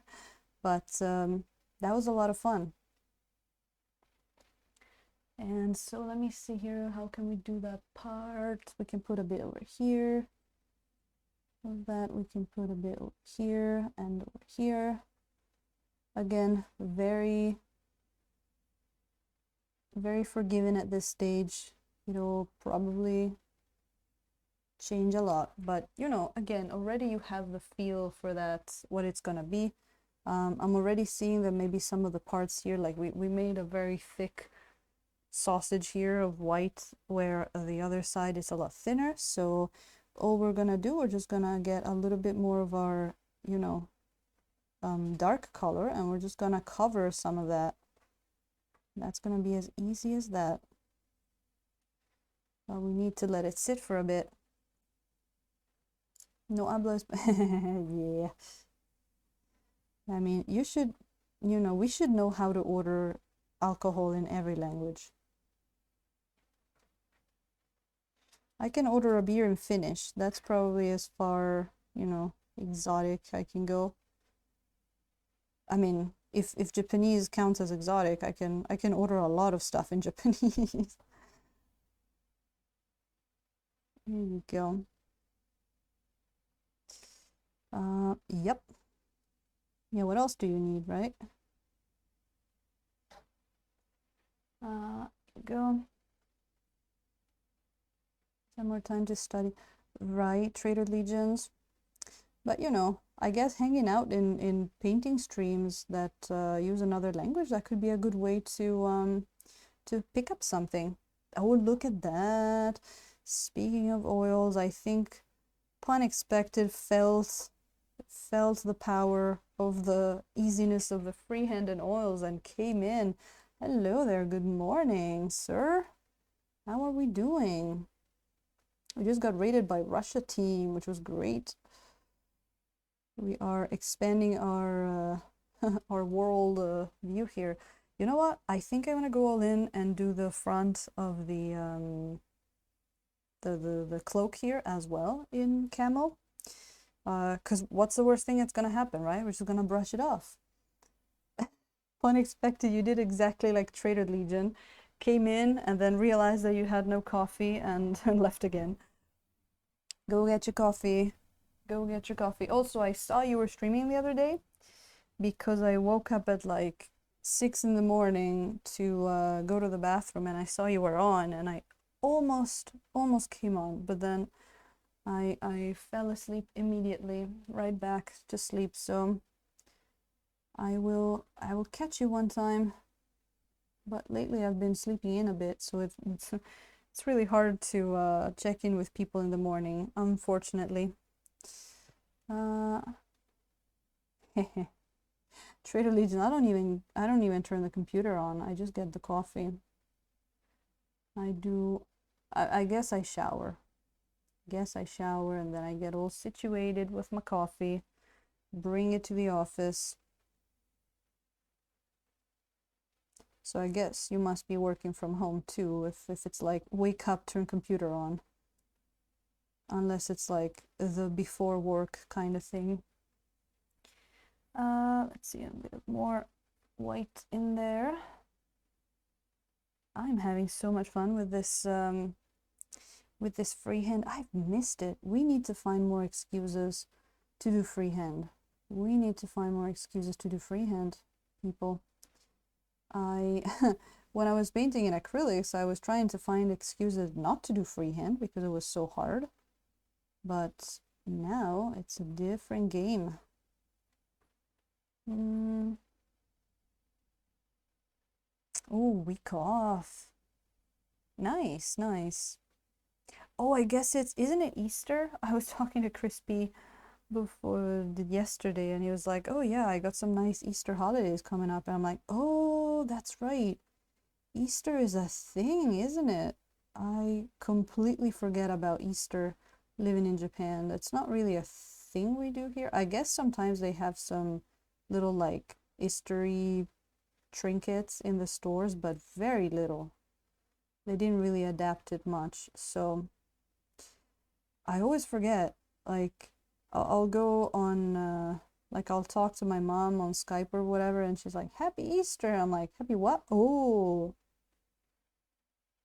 But I have to remember this time because she sent me specifically the ingredients to make an Easter cake now that I'm thinking about it. So I have to, otherwise I have to wait another year. Anyway. Some more work to be done on the Kelly speed. Nice. Hey, Sergey, welcome in. Yes, it is. Yes, it is. Did you vote? Did you check out how the vote is? We are on a tie at the moment, which is really interesting. And yes, I'm planning to go on Friday. I'm actually thinking about showing up here on Twitch first, like for a half hour or so we can gather our brush brigands and then just like go over there. That might be easier for the first time. But Sergey, give me just a second and I'm gonna show you the miniatures live because I have them right here with me. And they are wearing clothes, so we can actually show them on Twitch. Just give me a second here to finish some of this camouflage. Get Friday off. We don't do Easter at all. Well, also I say Friday, but for a lot of you it might be like Thursday night, because it's going to be like Friday afternoon for me, as early as I can. I'm gonna try to go a little earlier than it has been lately, but you know, it's it's all at the mercy of the work that comes before that. But there you go. I think for now that might be good. I already voted. All right. Yeah, I know, like I'm the same. I wouldn't have known what to vote, so I'll be happy with anything that people choose. But if you want to see them live, I actually got them the mold printed already. They still need a base, so in the next like couple of days I'm gonna base them, except for the drow because she came with one like attached already. But and then we're just gonna paint whichever one wins as of Friday. But oh, let me see, where are they? All right, so I'm gonna show you them live so you can see. And we've done this like twice already, but we're gonna do it one more time because it's funny. I did dress them so I can show them on Twitch and it won't get angry. This is a succubus. It's got a little t-shirt, little skirt there. This is gonna be the succubus. If she wins, we're gonna do something fun with the red skin, and I'm thinking something like maybe slightly see-through wings, like bat wings kind of thing. So she would be fun for that. And then we have the bird lady. There you go, in her in her Twitch attire. The bird lady also is gonna be a lot of fun because we can play around. If we do her, I'm just gonna go crazy with parrot colors, and it's got like a nice cleavage there. The clothes really work. They were a good idea, but she's got some nice curves there, and I just want to go crazy with parrot colors if we choose her. And then lastly, and at the moment the two of them are on a tie. And then we've got the drow girl that's coming up from that cool pool of we don't know what. So that's the drow for you. I need to check the... Oh, yeah, on the line? Oh, for Twitch? If they're not nude, you should be fine. Like, they can be sexy, but I don't think you can like show stuff like nipples and stuff like that. I know of people, unexpected, that apparently they just, you know, go for it and paint stuff on there, but you know, it's all about like what do you want to risk. You know, I have a really good feeling about this this freehand. I think I just want to do the pants as well in that camo. I think I want to go all in and give it camo everything. Let me put some yellow back in there. So there we go. But yeah, if you haven't joined, just type After Dark in chat, go join the OnlyFans. Let's build this off Twitch party where where no ads will reach and where no pants are allowed. There you go. No lady nipples yet. I think so, yes. Yes, because a man nipple should be fine. I was able to paint this guy just okay. I think it's just exactly that, like no nudity and lady nipples and stuff like that. So I didn't know that when I joined Twitch. So I had a whole bunch of minis that I was planning to paint, like the ones that I just showed. And then when I learned that I wouldn't be able to paint them, and especially when people, you know, they had interest in seeing them, and also, you know, I do a lot of skin tone stuff, so it really helps when you have a mini with a lot of skin like that. And you know, it's just silly. There's so many cool miniatures out there, and of course every site will go with different terms. So I just wanted to find a place where we could paint just all the miniatures we wanted, and I've been looking, and it started almost as a joke, because I was like, well, I guess OnlyFans would let me. I guess I'm just gonna have to do a stream on OnlyFans. And then I'm looking into it because I thought, you know, of course OnlyFans is gonna be paid, like it can't be used. I didn't even know if they had like live streaming. And then just for the fun of it, I started looking into it, and what do you know? They have live streaming. And then so I'm like, all right, let me try making an account. And I found out that you can have, like, people need to follow you in order to see your content, but you can make the follow free.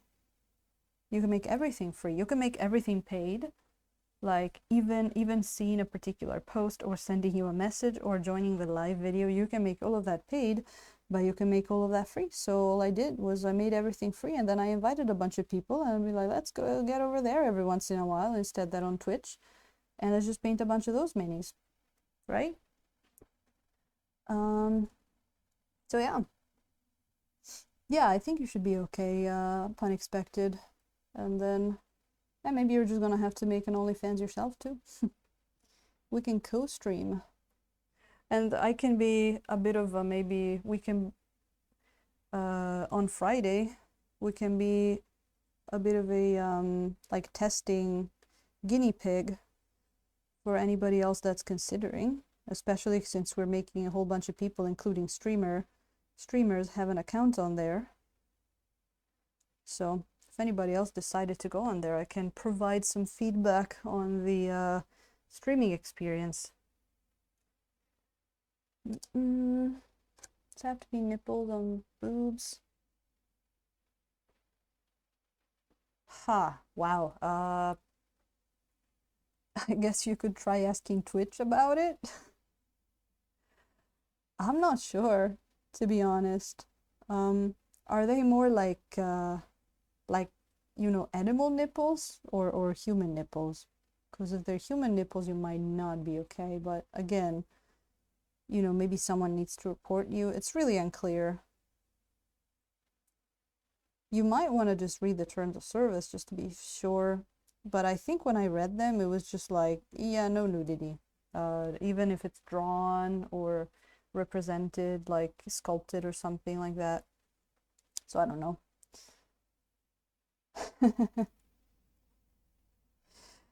I guess we could really get into like a very deep discussion of what you know, what is a nipple.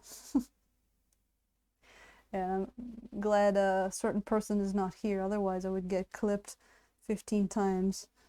Just adding it to the fun clips we already have. But it's like, what is a nipple? What makes a nipple, you know? You know what? We can discuss all of that on the OnlyFans stream. Yay! But yeah. Fun talks.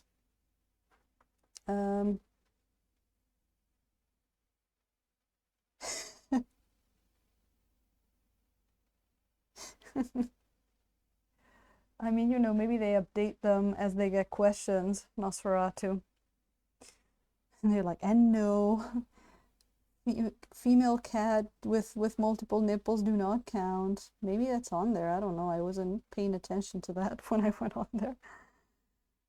I just wanted to know whether a piece of plastic of a certain kind was okay to paint, and apparently it isn't.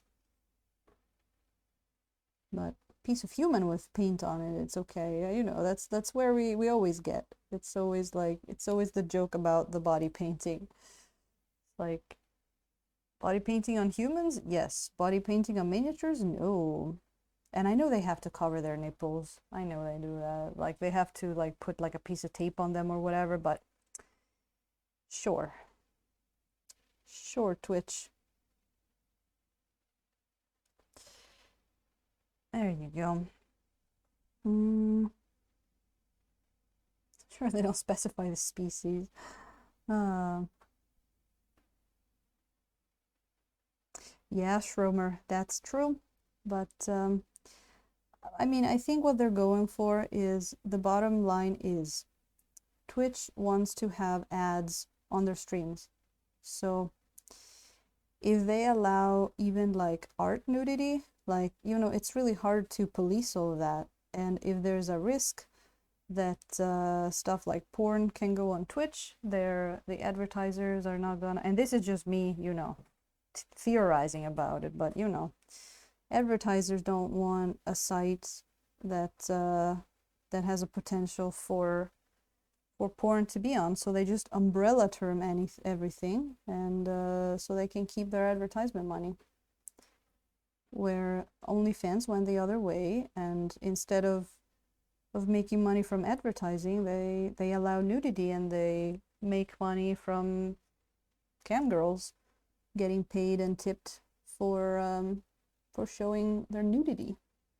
Which, by the way, I believe that the cut that OnlyFans takes is actually smaller than what Twitch takes. Because Twitch, when you subscribe to someone on Twitch, they take like 50%. And then they take taxes, even if you're not, like, whatever country you're from. I don't know. It was weird. Like, when I joined, they asked me what country I was from. Like, are you a US citizen? And I was like, not. And they were like, well, you're getting taxed anyway. And I'm like, which taxes? Like, we don't pay 40%, 30% taxes in Japan. So, whatever. Which is unclear and inconsistent, yes. So, the only thing we can do, I mean, if you're not, you know, worried for your account, you can either go all in, or you can go like super safe and then make an OnlyFans account, you know? Just do the thing where it's welcome and when it's not a big deal. And apparently OnlyFans is not even like, it's not specifically, it wasn't made for porn, but because it allows nudity, of course it's mostly used for porn. And of course that might have been there, that might not, okay, sorry, that might or might not have been their intention there, but I mean, you can find cooking shows on OnlyFans. It's not specifically, let's say it's not openly just for that, but it's very, like, his whole interface, it's it works very well for that kind of stuff, because you can put every little thing behind a paywall. Here you go. One riser slip, welcome in. Thank you so much for that follow there, as we're talking about weird stuff. Kind of cut. I believe Trader Legions, I believe they take 20%. Pretty sure they do. So they're kind of in the middle, where, if I'm correct, Twitch takes like half, and then OnlyFans takes like 20%, and then I think Patreon takes what, 10? So that's not terrible, right? It's better than half.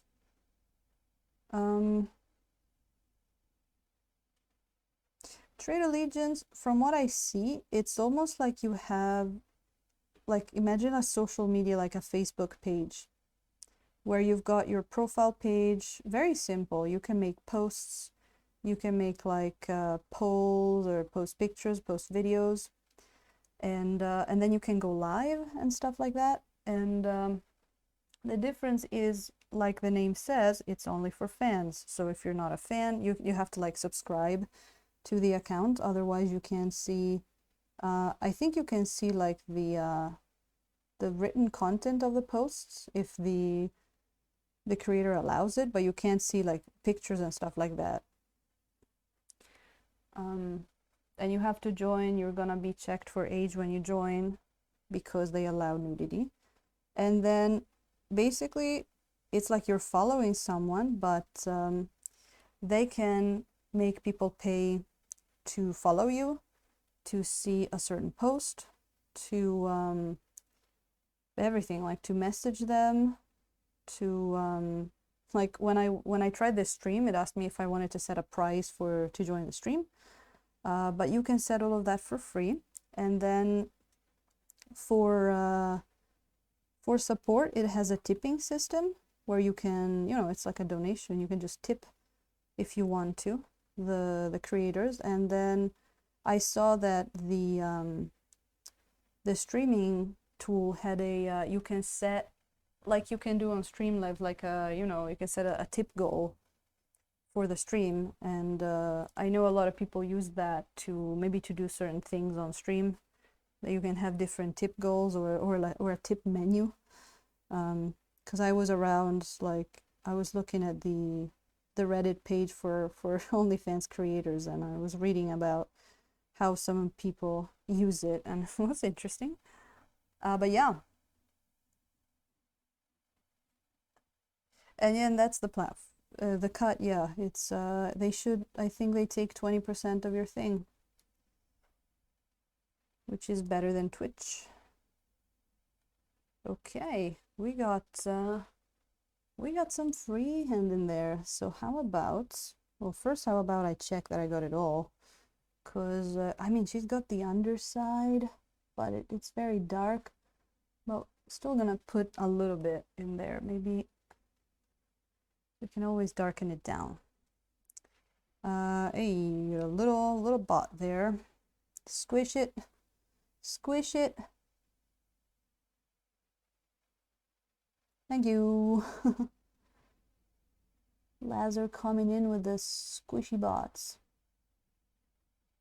It's weird. Lately I get about 1 per stream, but that's it.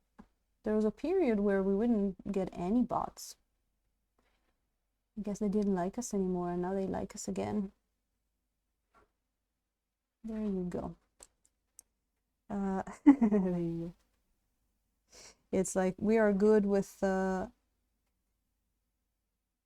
insects. We'll try to put them out, except for the one from before that I squished by mistake.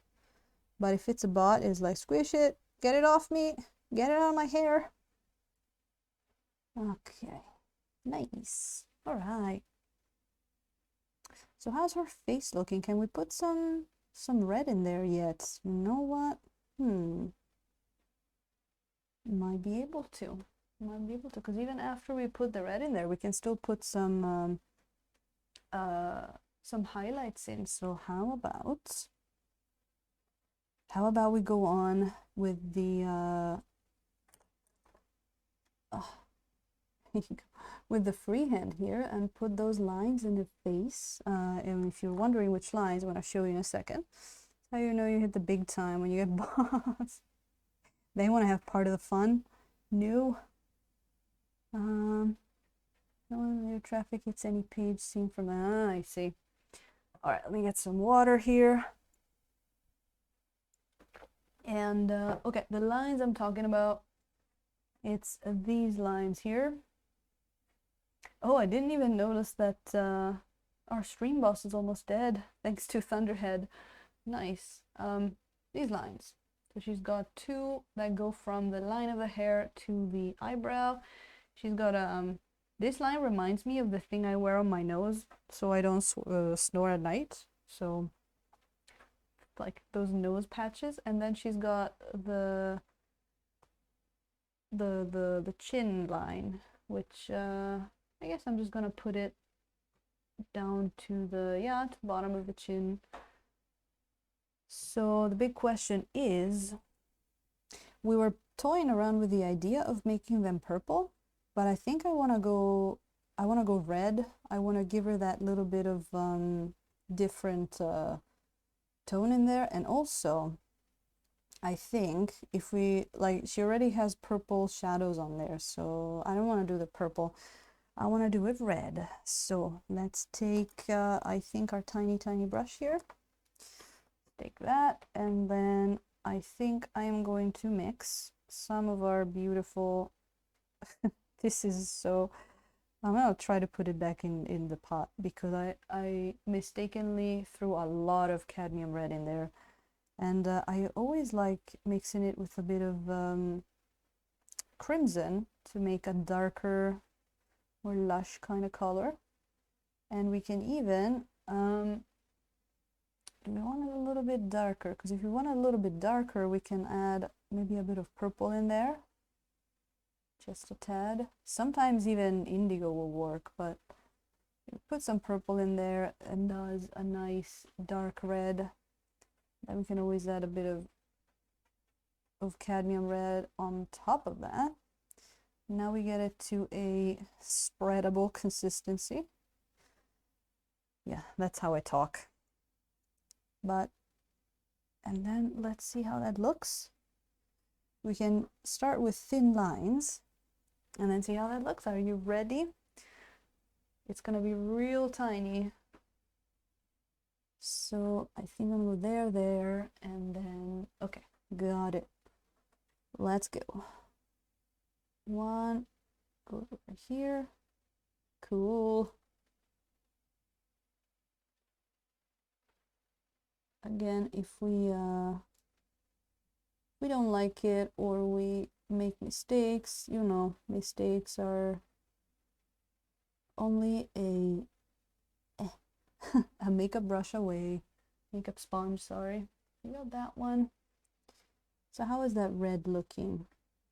Pretty good. We could almost go darker, but for now, let's get the other line. So I'm lining it up with the sort of like raised part of the eyebrow.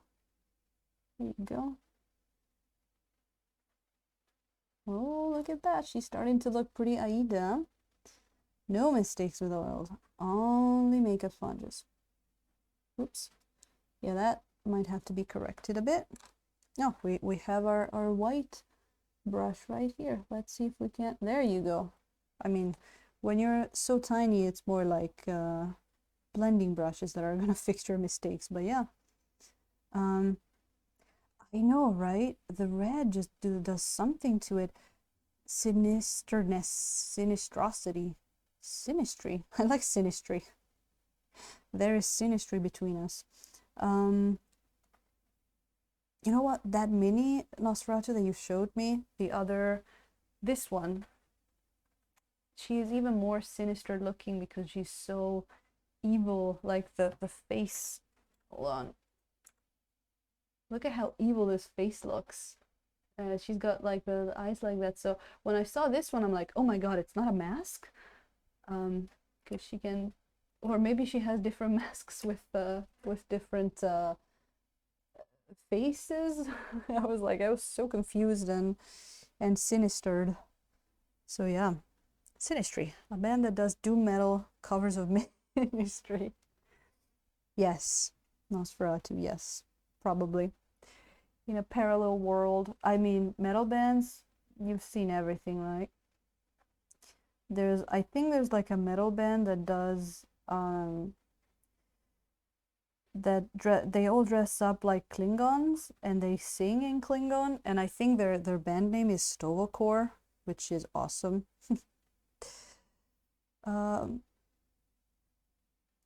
There you go, Sergey, coming right in, just giving more life to the madness.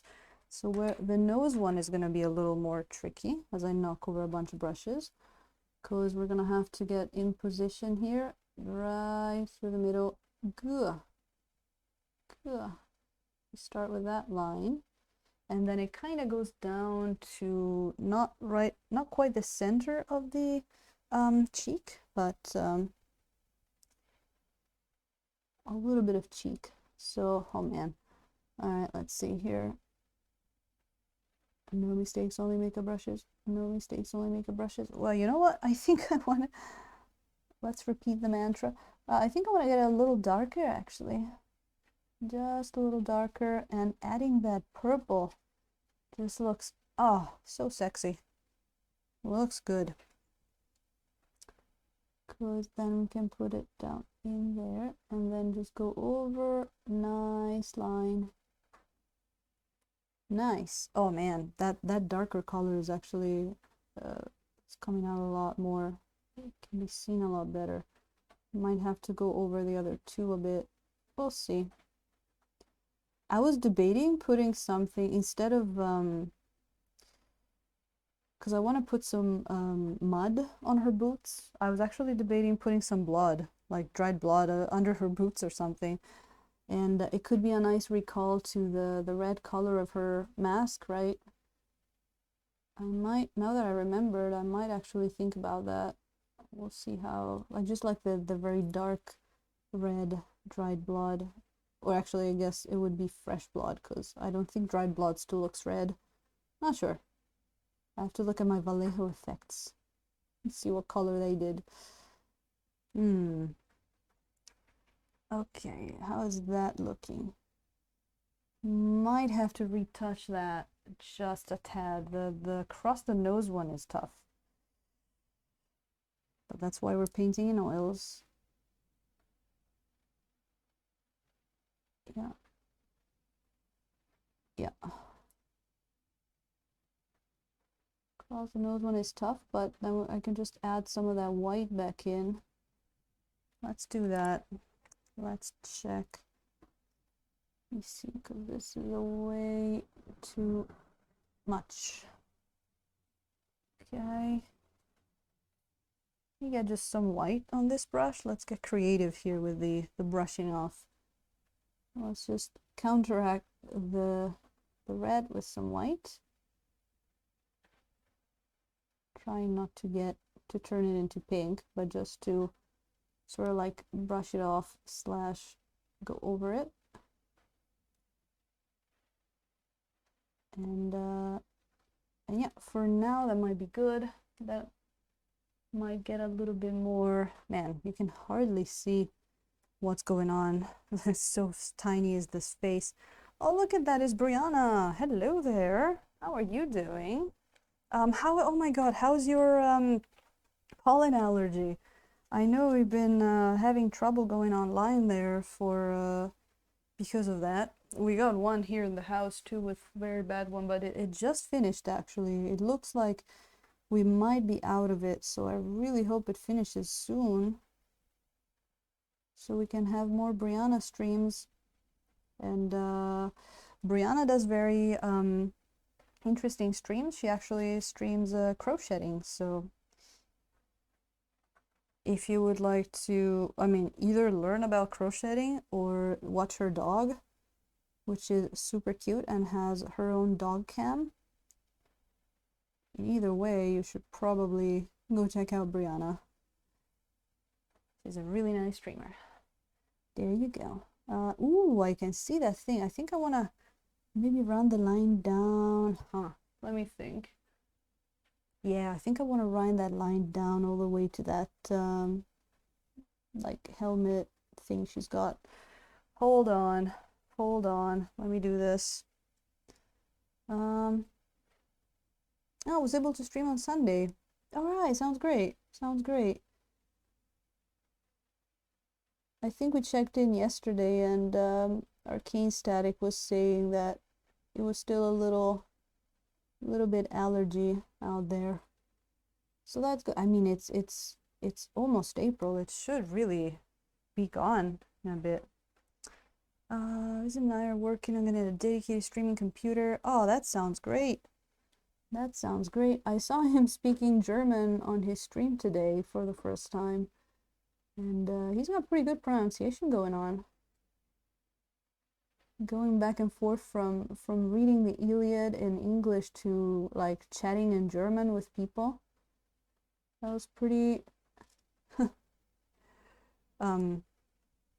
pretty impressive.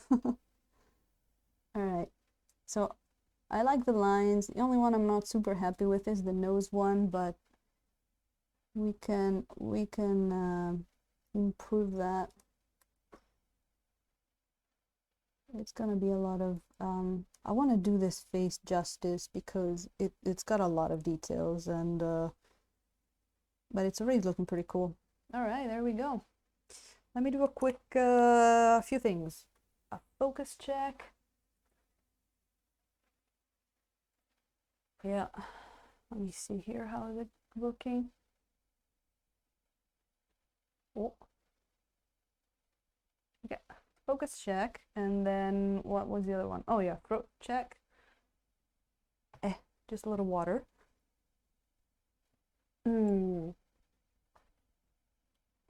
Okay, just keeping that throat in check.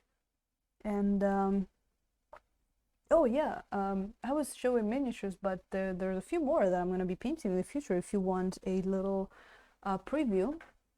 This is another one that I'm going to be painting soon, another tiny one. So we're gonna do some cast and play stuff next. I still have to base her. She's a really cool looking, like very wintry sort of girl. And I'll see what kind of theme we want to do for this one. She's got a lot of furs, and basically she's wearing what looks like a bear. Look at the hand there. It's really cool. So maybe I could make it about furs, or maybe something with blue underlight or something like that. We can think about that. And then look at this lich. Does it even fit? Look at this guy. I'm going to be painting this one as well, and this one's going to be so much fun as well.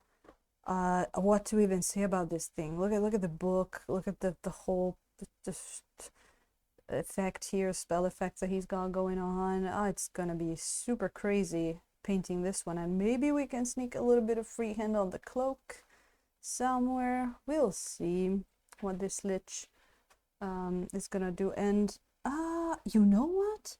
We might be able to sneak a little bit on the book page here. Oh, I have to think about this. But yeah, this is some of the miniatures that we're gonna be doing in the near future there. Okay, let's go back to our freehand here. Let's go back to our freehand, and let me look at the, how is it looking? Okay, it's looking already pretty neat. I think the next one we're gonna do, we're gonna grab, let me show you, let me get out of this. Basically I'm going with this color next, or it's indigo. We're gonna go indigo, probably gonna add a bit of a phthalo green in there, and we're gonna go on it, and basically next to the light tone that we just did, we're just gonna go in there and build some darker tones. And then of course we can, once we have more colors in, we can go back and add some highlights where we feel we need them. So I was really liking that one brush. Was this one? Yes. No. Yes. Okay. Which one is this one? Oh, the Tamiya one. Yeah. Okay. So these are the last two brushes I got, and these one have held for now like 2 sessions, kinda. Because I was painting a bit on Sunday on my own, just retouching a few miniatures. This one has gone strong for a while now. It must be like about maybe 4 or 5, and it's still intact, and I've been using it a lot. I'm starting to maybe see a few bristles here coming out, but it's still pretty nice and usable. So these two, we'll see. They're at like session number kinda 2, so we'll see. Oh, Moe, all right. Thank you so much. I'll see you later. Thank you so much for always coming in. You're always super welcome. And hopefully we'll see you soon. And maybe you'll see this one finished at the end of the stream. I'll see you soon. All right, so let's do, as I said before, let's get our, I'll just put it here. Let's get our indigo. Let's get a bunch of nice indigo in there. You know what? This one had the light color. Let's get rid of the light color a bit. Just dip it in the thinner. There you go. So now let's actually get our indigo here, and our phthalo green.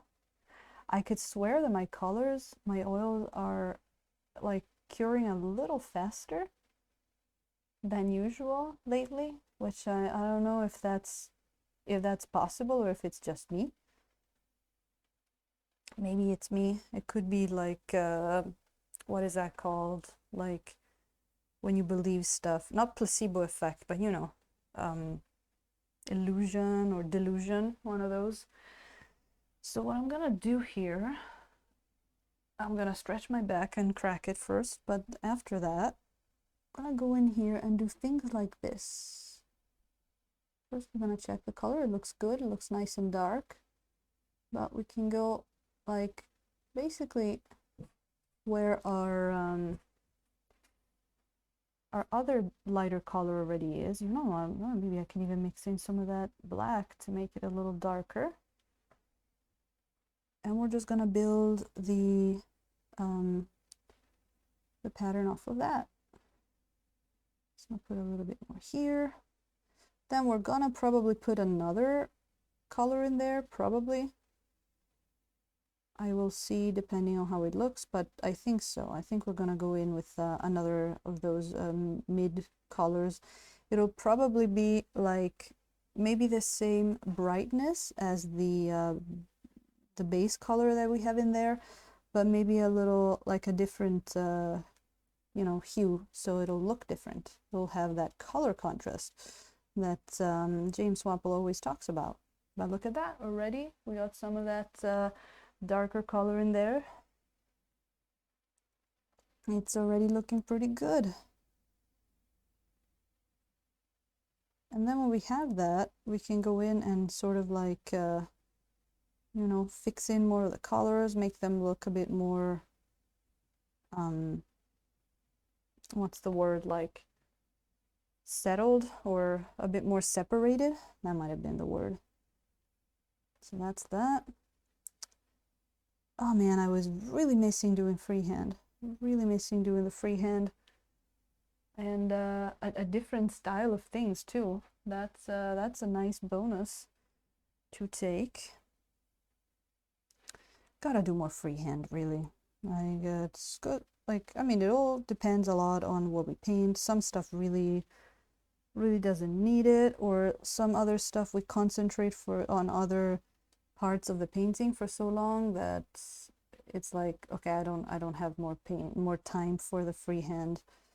I gotta like close it here, but you know, I wish there was always time for the freehand. You know, yeah, I like this dark color here. It's looking pretty camouflage. It's working. By doing this, maybe we can actually make the white part of the camouflage look like, we can make the pattern look a little smaller because we're going on part of the white, so it's not gonna look like super, you know, big. We can make it look a little bit more fine pattern, I guess that's the word. There we go.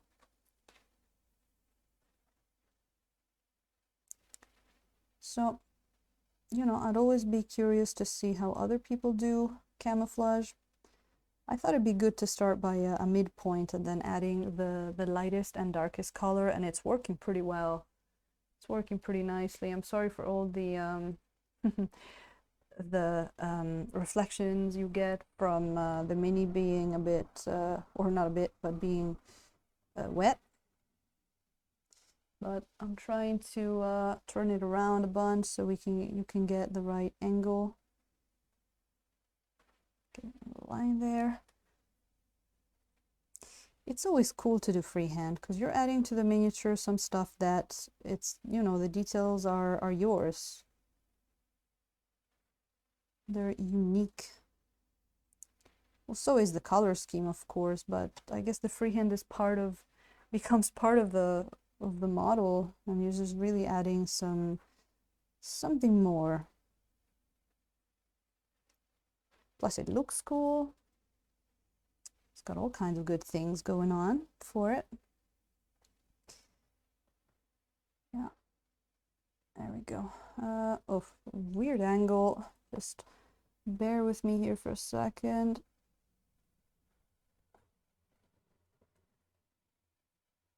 Might have to make a bit more color in a... Oh, it's good. Okay, this part needs a little bit brighter color, but it's fine. Look at that. It's looking pretty camouflage. And then, I mean, we're not done. Like, we can add some highlights. We can add some color variations. It'll be a lot of fun. But there we go. I think I need to make a bit more of that color now. It's starting to run out.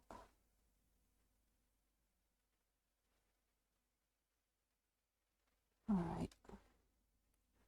Let's see there.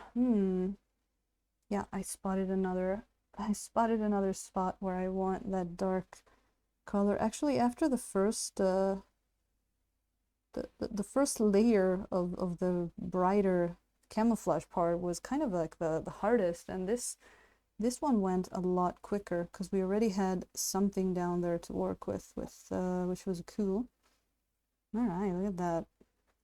All right, let me get some more color back on there. I'm getting excited now because it's starting to look legit. It looked, you know, just the blue looked a little, you know, weird. It really needed that camouflage look to it.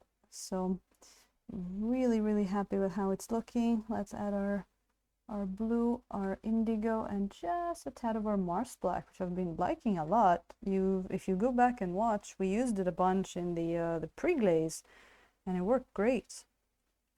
And then the other fun thing that I'm looking forward to trying is the the freehand on the bottom of the cloak, which I don't know if you caught it, but it's sort of like a V pattern of some kind. Now I want to see what kind of thing we can do with it. It doesn't have to necessarily be that exact pattern. Even the Corvus Belli miniature is a little different. They made X's, which I'm not super fond of. I kind of like that V-shaped pattern, but we have to see first what color it would be if we do it. Because I'm thinking it could be maybe like a desaturated blue, or it could be like a light green of some kind. I mean, it's awesome to have all kinds of weird colors on a miniature, but at the same time, you know, it's like she's wearing camouflage. I can't just put, you know, neon purple stuff on her cloak. It's you know, you could if you wanted to, it doesn't matter. Plus, you never know where her next job is gonna be. Maybe it's in a place where there's blue and neon purple stuff. You never know. You can make excuses for that. But in this case, I wanted to give her a little bit of, okay, she is a little bit of credibility, maybe is a word. Okay, she is camouflaging for a certain type of place. Cyberpunk landscape camo, yeah. It's like you just dress like you're a vaporwave YouTube thumbnail, right? Okay, there's a bit more there. You see here. Okay. This part is a little tricky because it's so small and there's a lot of folds in the cloth, but gonna make it look good. And actually adding that lighter or that darker color is adding a little bit of you know, a bit more detail to it, where before it was like, what are we looking at? But that all is gonna come in when we put more highlights and more shadows in it.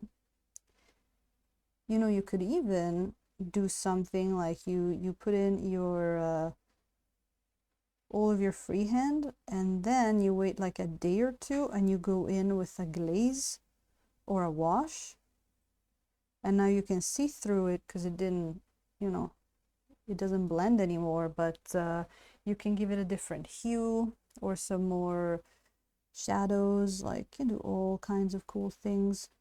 A little piece there, and one that starts from here and sort of goes down there. Beautiful. There we go. And then I think I already did that part. Yes. How's that looking? Pretty nice. And then let's not forget that tiny piece of cloth that is always trying to escape me. There you go. Oh, perfect. Did we forget any parts of the cloth there? No. No, we should be good. All right, let's move on to pants. Now, pants are gonna need slightly smaller bits there because it's just, there's only so much visible there. So, and actually, you know, I'm gonna darken it down just a tad for the pants because down there, the lower part of the miniature, we usually wanna have a little bit darker to you know, to highlight, to drive the eye to the upper part, the face, basically. I mean, unless you have a weird monster that has a face in his legs or something, I don't know. You usually, you know, you never know with fantasy miniatures, but usually you want to draw the eyes of the viewer to the face. It's like in photography, you usually want to draw attention to the eyes, so you play around with light and focus and all of that, and composition to put the eyes into the spotlight of the person. And then you can always break the rule. Of course, maybe sometimes you want to put the intention to maybe a source of light that the character of the miniature is holding, or what could it be? Another thing it's holding, maybe it's holding like an animal or a pet. Maybe you want to put it there. Maybe there's more than one characters. Maybe there's like a person with like a zombie coming out of the ground. Oh, that's nice. Some there. Okay, nice. Look at that blue camo version of Aïda coming together quite nicely. There we go.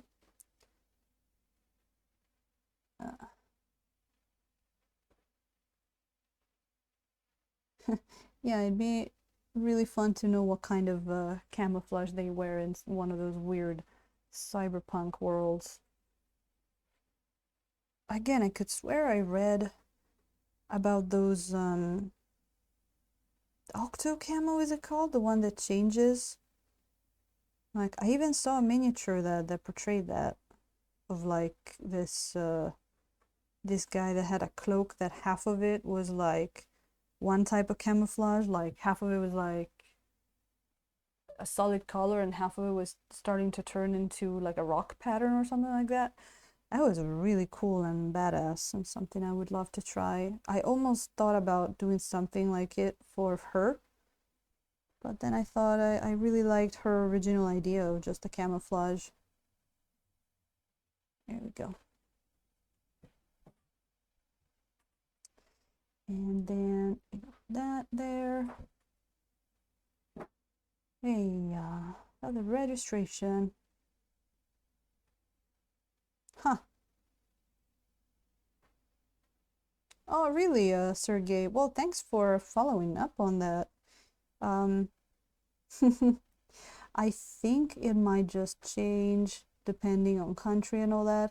I also have another person, I think it was Daka Flaka Flame, that he said that they were making him send them like pictures of him holding his ID, and then he tried again and they didn't. So it might just kind of change depending on their mood. But yeah, I guess they're just trying to make the site work globally. So don't worry though, and thank you for letting me know. Thank you for letting me know. That's a good thing they didn't charge you. My whole thing was I wanted to make it free, and even if it's just 10 cents, I guess that maybe that's like a up to your card holder thing. Oh, Nosferatu, I'm glad you like it. It's coming together quite nicely, I think. It's coming together, even on the pants. I had to go with it, even on the pants, because I think I just, you know, I knew that I would know when I get there. And it was, the oils were like, yeah, more freehand. Yeah, use us. That sounds kind of creepy, but that's kind of like, you know, they're like, just let us do our job. Okay, so we can totally add like that that brighter blue there. I'm gonna go over it again. But I think I want to add one more color, just a little, you know, every once in a while you need it.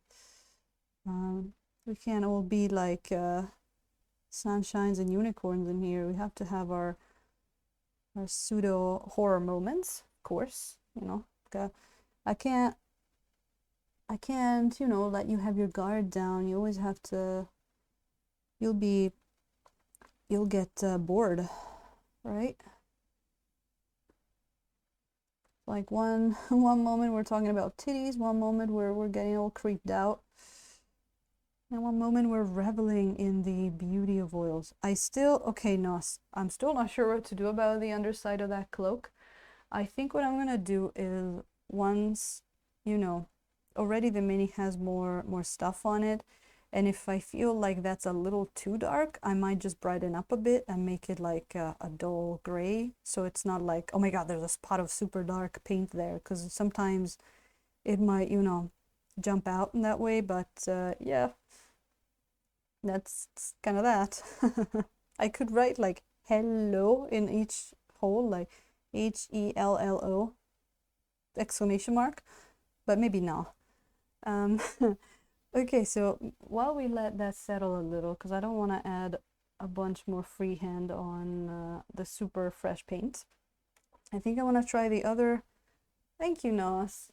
I think I want to try the other, the underside. So you see this part here of the cloak. Actually, if you look at her, I think Nos, you told me that this was an official image, but I mean, I was looking at this, I was kind of liking the V's, so I want to do something, you know, similar to this and see how that would work. I think my idea would be just draw a bunch of V's, and then the edges of that V I just go over with the other color, and that'll smooth them out. So let me give it a little bit of a thought while I hydrate about what color we can do. Because again, you know, I think we could go a very light blue or purple maybe. Oh god, wait, let me think. Oh, visual concept art, good. Let me think here.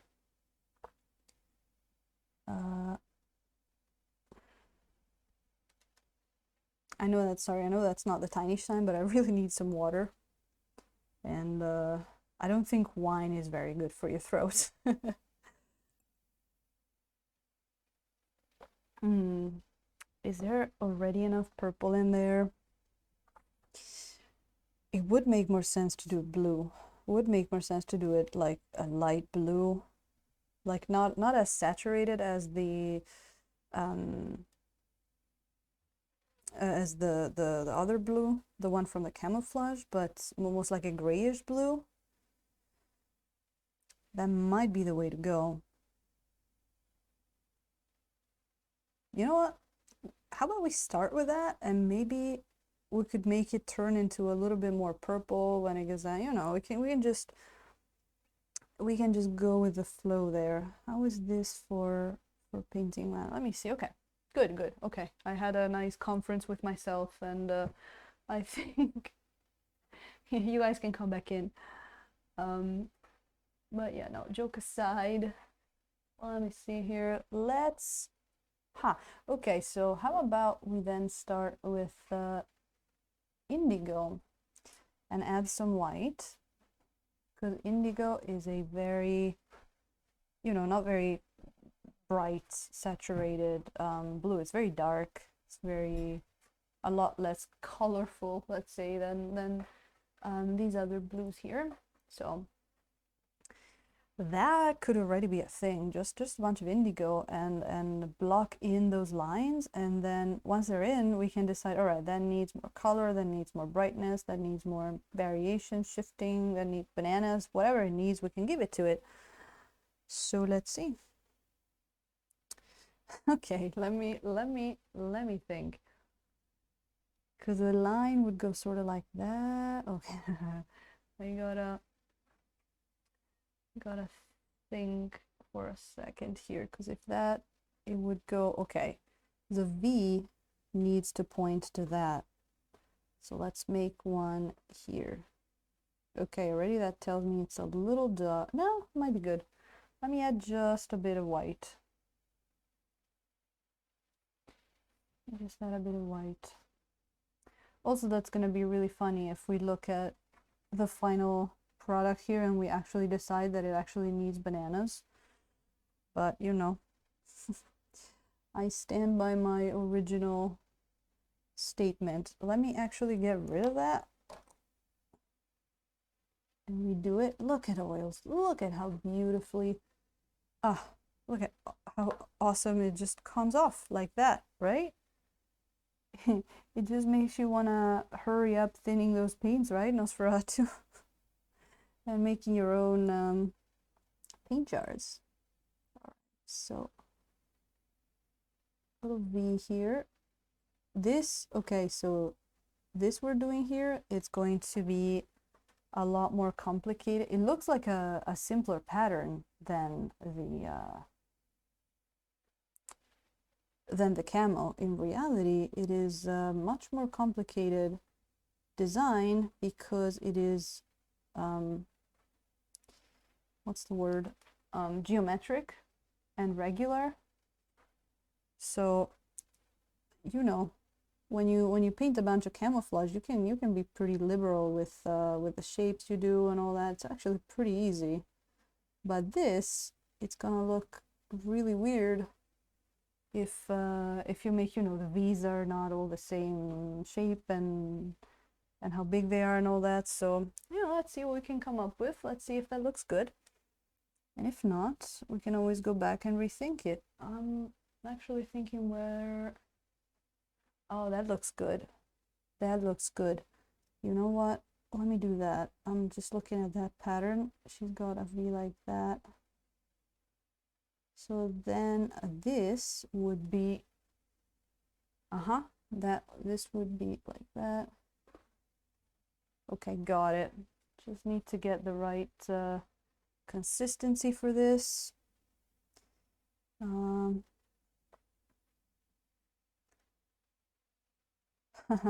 Oh, that's right, Nosferatu, that's right. Sorry for turning the knife into the wound there. That is true. But it's gonna look so cool then when it's all done. It's gonna be awesome. Like new place. Sounds great. It sounds like worth the wait. I still have like I moved into a new house like last year, but there's still a lot of things that are unfinished here. So every once in a while I do a little like level up party, we call it, and just do some new stuff. But there's so many unfinished things, so I can understand that weight. So then where would the other one be? Then the other one would be like here. See, I have to spend a bit more time wondering what goes where. Because the moment I go out of line with these things, it's really gonna show. It's like with this guy. Where are you? Oh, it's not here. I had a a Rakshasa that I did with these pants that had little squares on them. And oh boy, those were a trip. Those were something else to make. So yeah, let's keep this brush handy. So we got that. We got those. We're just gonna slowly build our row. Well, now that I have one, I can almost do them like one row at a time. Let's see. So that one's there. This one might take a little bit of time to figure out, but it's gonna be worth it. Okay, I got it, I think. Also, it's very not too bright yet, so I'm trying to brighten it up as I go a bit. But again, if we at least get those positions in, we should be pretty good. How much paint? Always better to have less paint and go back over it than not. So this would then go like that. Really? Just looking at the... I mean, I guess we could change it a bit. This will go here. Oh, now I got a better consistency. So this would go like that. And then this would go like here. And also we have all of these nice folds in the cloak just to make things a little bit harder, because you know it's not fun if it's not hard, right?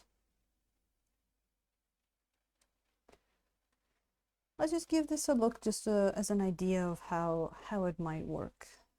I am not like, I'm completely okay wiping it off, going back over it. I think sometimes you just need to get the paint on there, see how it looks, and then decide. Now, if this was acrylics, we would probably have to just paint over it, which is not, you know, it's okay, but you add paint to paint, where with oils we can at least like wipe it off if it's, you know, right when it's still wet. So I'm not too worried about how they look right now. I just want to, like, how, you know,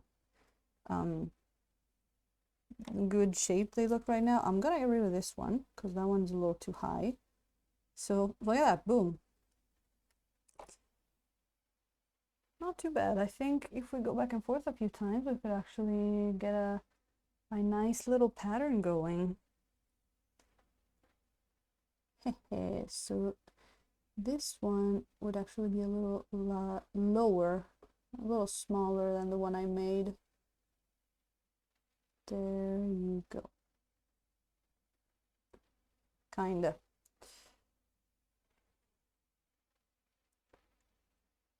Just dropped on my face. Oh no! Did you do that thing where you just like, you know, headbutt your phone? Oh, Nosferatu. Well, I'm actually, it's like 10:20 here, so I'm probably just gonna get finished with the idea here for the pattern here, and then we can probably continue either tomorrow or Thursday, which is actually a good thing. Let stuff dry a bit. So yeah, Nosferatu, thank you so much for being in today, and this so far is a blast. So if we keep going on like this, I have a good feeling it's gonna be looking pretty good, hopefully. And you have a great night. Thanks for sticking around for this long and even endured watching at like 140p, 2 frames per second. So thank you so much. You have a great night. You see the voice is dying. Voice is dying a little. There you go. That's starting to look like something here. I'm not sure. You know what? The V's, I might cut them a little bit later with some paint, because if the V's are too big, they almost look like fish, fish scales. But this is why we try this, isn't it? So let's go on with that. Oh, nice, thank you. All right. Okay, let's try and finish this and see where it brings us. If it looks too much like fish scales, I already have an idea on what to do. So then this would have to be over here. And this would have to be over here. It is a cool exercise, I think, to try and do something more geometrical, symmetric. Because it's not much about like how well can you sketch or draw. It's like how straight can your line be? And also I guess it's a good mind exercise to be like, okay, how do I fix that line? Do I try to freehand it again, or do I fix it by going over it with the other color? This almost like a checkered pattern. This could be cool. This could be cool. I do want it to be slightly duller, you know, than the top of the cloak. Oops, that's not good. But I still want there to be a pattern there. Like it's gonna have to be like freehand party. Freehand party. And you'll see then later we can put some more darks back in there, and it's gonna look pretty good. But for now, let's try and finish this up. Again, I think I like the blue that we're going with, and this actual little like last fold here is pretty tricky. What's going on in there? Okay, because it's so tiny. Always got to remember to relax the grip on the brush, because it's kind of like when you learn how to use chopsticks. It does sound like a good idea to hold them very tightly, but it's not. It hurts your hand, and you're not very precise with them, so not really. So then this one, that might be good ending there. There would be another one sort of like over here, and then we can actually, if this goes like over here, there would be a line here. This one would be, so there would be a line there, there would be a line here, and then would there be, there'd be one here, I guess. There'd be something there. Let me see. All right. Okay. Not looking too bad. I think that's about the idea that I wanted for this. I think that is. So let's go back in there, and let's finish it. Let's finish the V's. I think this could come over like that. Let's try to keep them the same size and angle. I gave them almost like a right angle. What is that? Oh, Earthman Brick. Welcome in. Welcome in. How was your stream? Thank you for the raid. Thank you there. Oh, Sammy Poo, welcome back. Yeah, this, for one time I had a chance to do a slightly longer stream. The last few times we streamed, I was really like late and I couldn't really stream for long, so I was missing the longer streams. You know, we've been going for 5 hours, so I like this. I really like this. Oh, yeah. Cool. Nice about the 10 cents. Nice. Good to know. All right. That's good. Everything is really well, Earthman Brick. We've been painting some camouflage today, and it's been looking pretty good. So we've been having a blast with that. How was your stream? I hope it went well. Were you painting? Were you chatting? What were you doing? Thanks for deciding to come in here. Super appreciate it. Just do let us know what you were doing on the stream. Scratch building a mech. Wow. Oh wow, that's a lot of how long was your stream? Oh, thank you, Crispy. let me throw you a follow. Before I forget, I've been doing it like there you go, followed. And you guys, if that sounded good, you should do too. Oh, 2 hours. Wow, that was a very productive stream. Oh, thank you, Sammy. Yeah, the freehand. Were you here when we started the freehand? Because the freehand went really smoothly. We even did it on the face, and now we're working on the cloak. So that went, I have to say, it went very, very smoothly. So that's good. Welcome to the club, Earthman Brick. It's so cool, right? Like you always see someone new on Twitch, even if we have a relatively smaller, you know, community than like the gaming community, video gaming. So it's always nice to see new faces around, and everybody brings something cool to the table. So thank you, thank you. We've been painting. This was just primer when we started 5 hours ago. We've been painting in oils. I'm having a blast like always. Just a very nice, fun, relaxed stream today. We say a lot of weird stuff in the stream, and for one time we had the chance to do some freehand, which it has been a while, and I haven't done too much on the stream.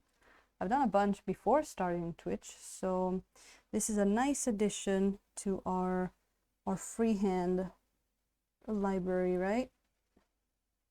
And I feel like, you know, I always do a lot of that fantasy stuff, so for one time I can do something more modern looking, you know. That's a really good chance to flex my, you know, military camouflage pistol muscles. I have never painted a gun in oils yet, so I think, have I? Maybe.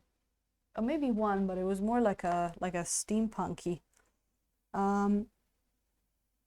Need to watch that part later. Oh man, it was so easy, Sammy. It was really cool. We still have to put some more stuff in there, but I barely had to erase anything. Now this part is geometrical, so it's a little harder, but I think we're getting there. I'm just putting in the position of the V's, and then we can go back in and make them look nice and straight and almost like, you know, printed on,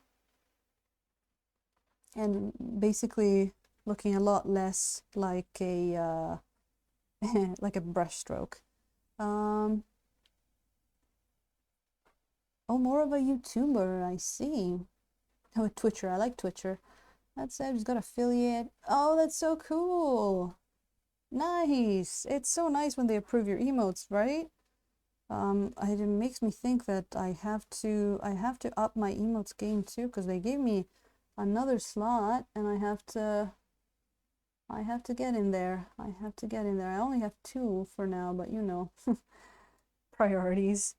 And look at Brianna with those emotes. They're so cute. Did you make them?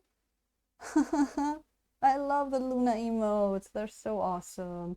If I had a doggo too, I would make doggo emotes, but I don't.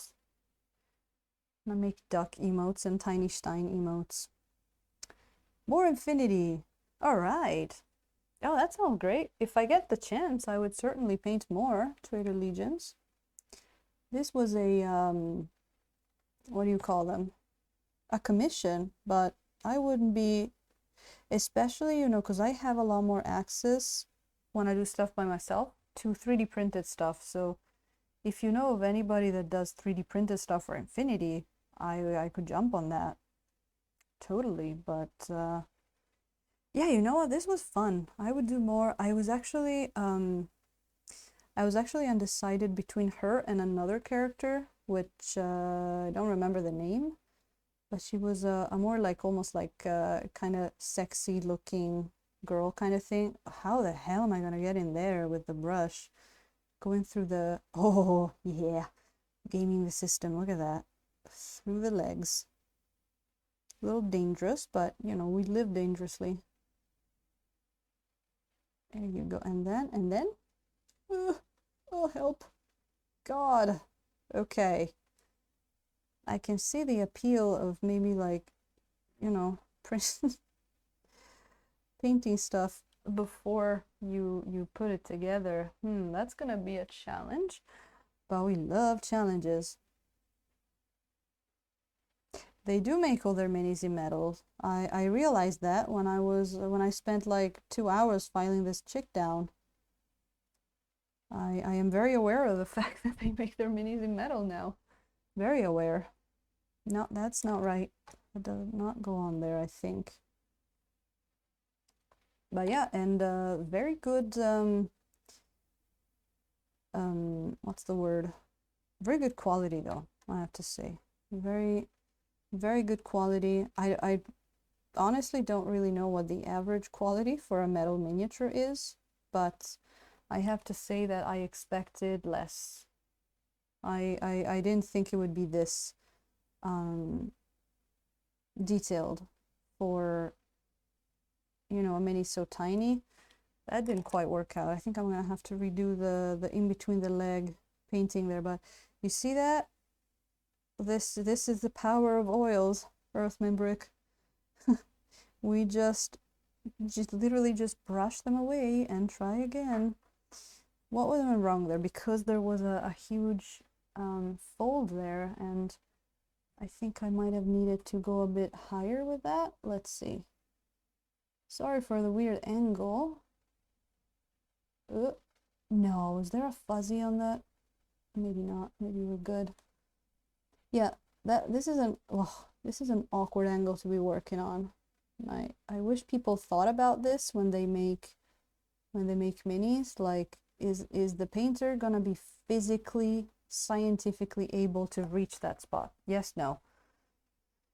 Because that is something.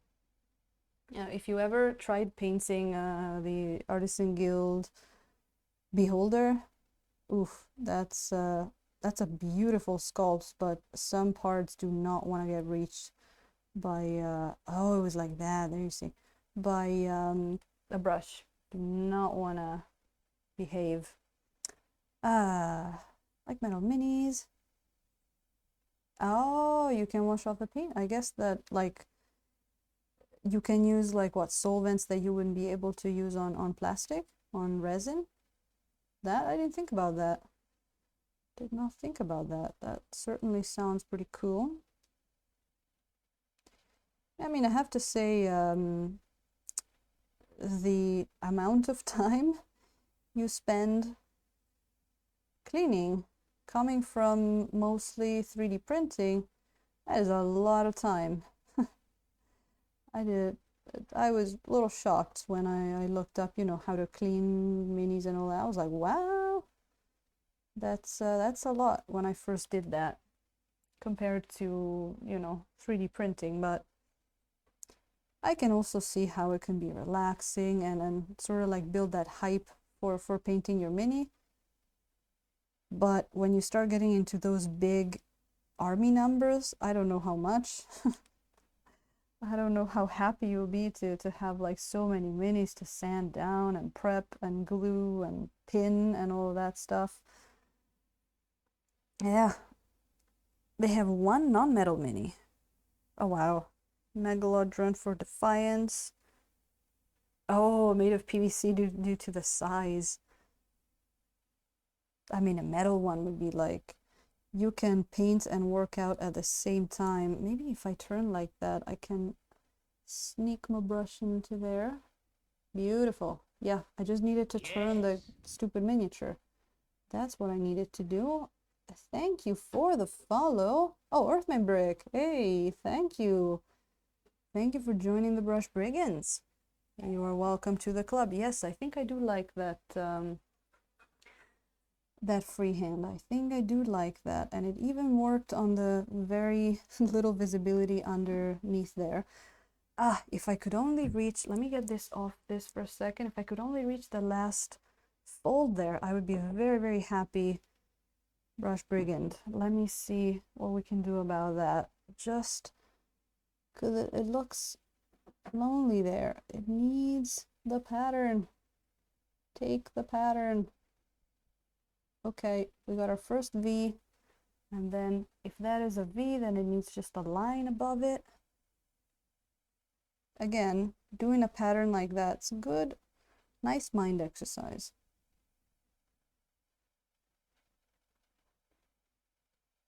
So really have to think where to place your stuff. Okay, just a hint of it is good, and I guess we would need another one.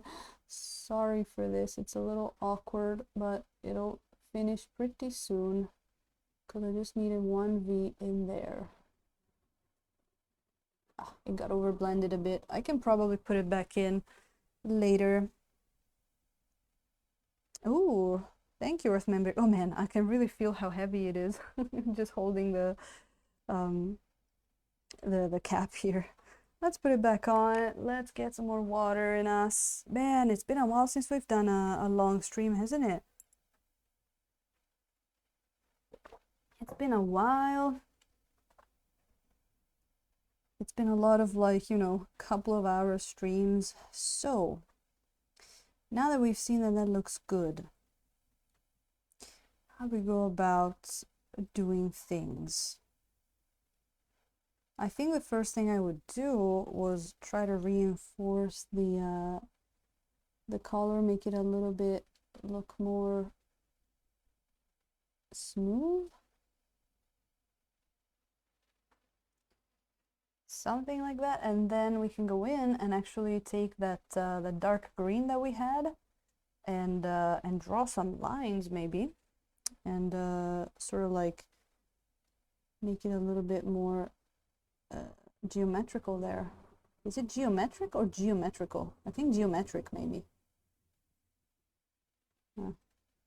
Big doubts of life. There we go. Oh, look at that. It is the truest of sausages. Hello and welcome to the party. You are not late. I'm still streaming. And, well,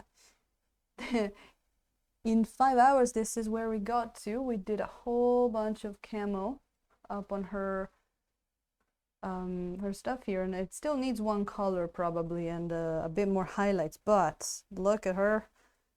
That is a lot. Earth Membrick, I use odorless thinner. This one is AK Interactive. A lot of people, thank you, True Sausage. A lot of people are using, if you're in the US, they're using one called Mona Lisa odorless thinner. Other people in Europe can find an odorless thinner by Migemo. I found this one, it's pretty good. Odorless thinner is your way to go, because if you go with like just, you know, non-odorless, and it just says thinner. It probably petroleum based, because they're all kind of based like that. Like I remember I looked into the Mona Lisa, like the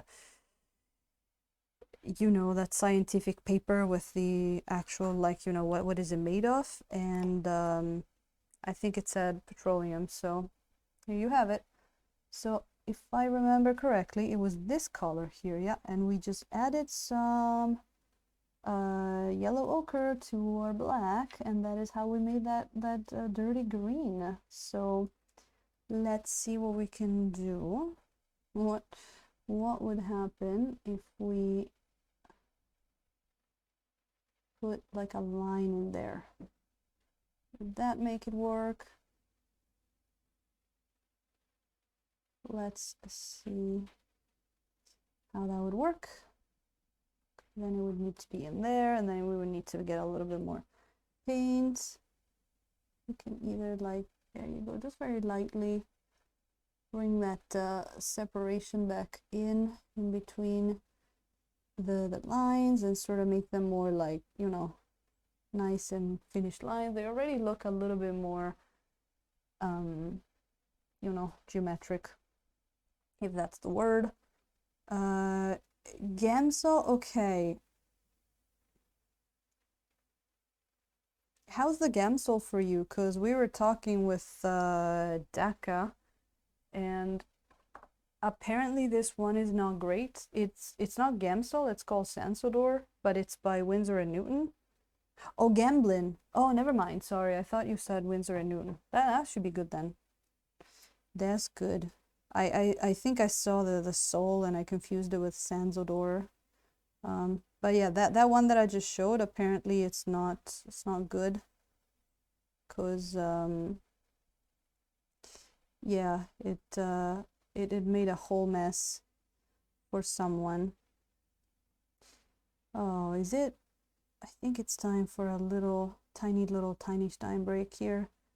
Let's get a little bit of that. Let's welcome in True Sausage as well with that.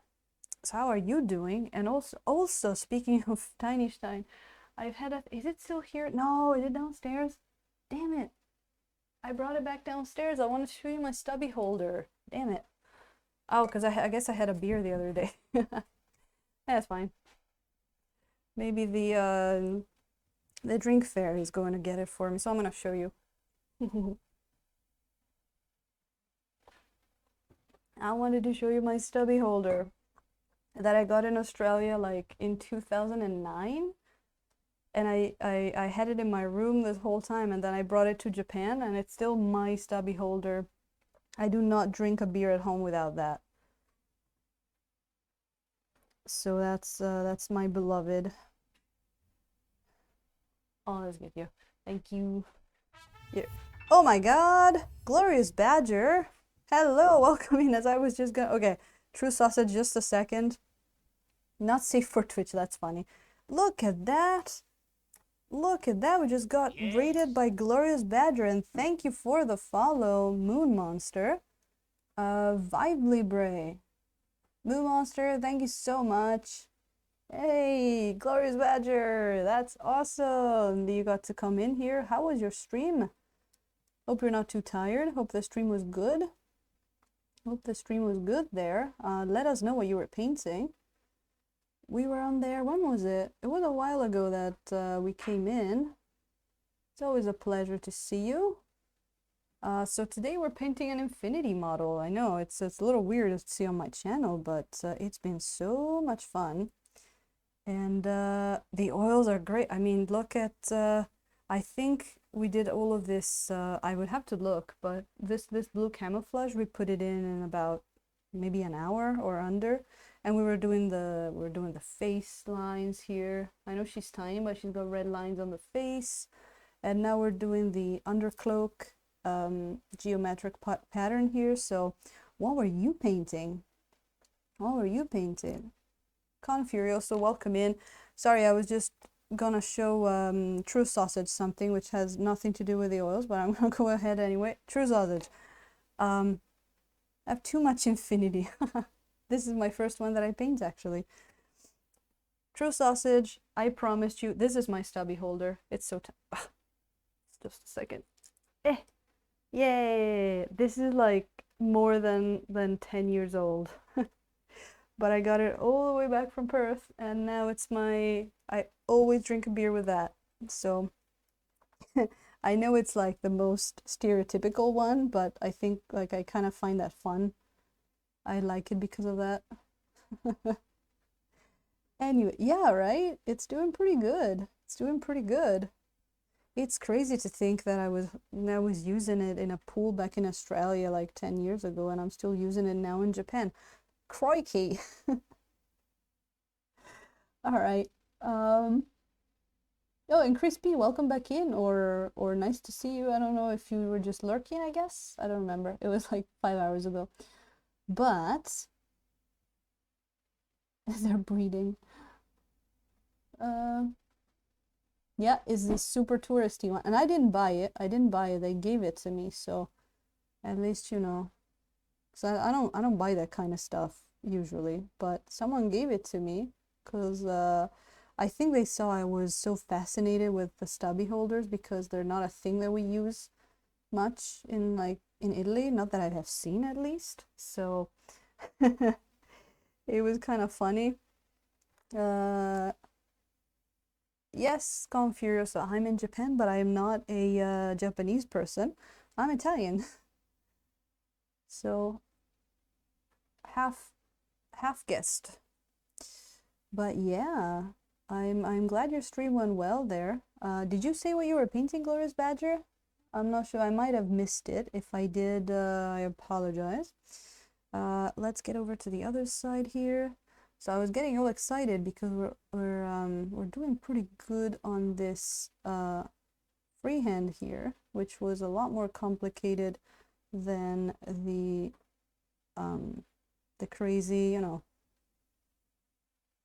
blue.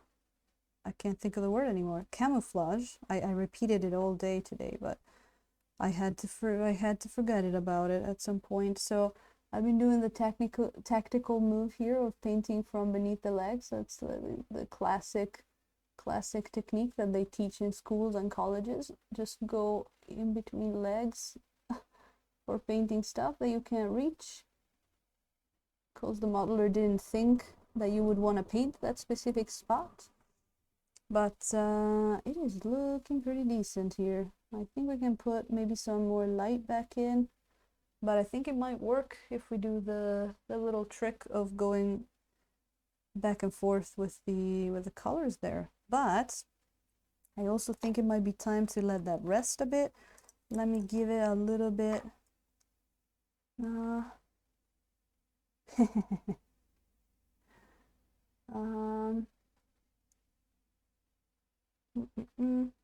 You used to live in Ishikawa and Nagoya? That sounds so cool. Oh, another one for the Japan Club, Trader Legions. Nice. It's a topless beach babe. I actually have another thing from Australia, but it's more of a thing that my cousins brought me back. This is even older. It's a little like super dirty iguana thingy that I've had since high school. But that might be the end of my Australian memorabilia there. Let me find no, might be good. Oh, a Beast of Nurgle. Nice, that's awesome. Both that it's almost finished and that you had a fun time painting it. That sounds great. I'm sure you don't have pictures yet, but if you want to post anything, I mean, we've rated you a couple of times in here, so I'm pretty sure people know you, but if you don't know Glorious Badger, you should definitely go throw them a follow, like open hand, boom, follow, because he's great. Classic, yep. It's, you know, my I have family back there, True Sausage, and when they come visit Italy, they have to just grab a bunch of stuff to give everybody, so it was like the most common thing that they could find, just to give people something. But I treasured it. I treasured it nonetheless. Not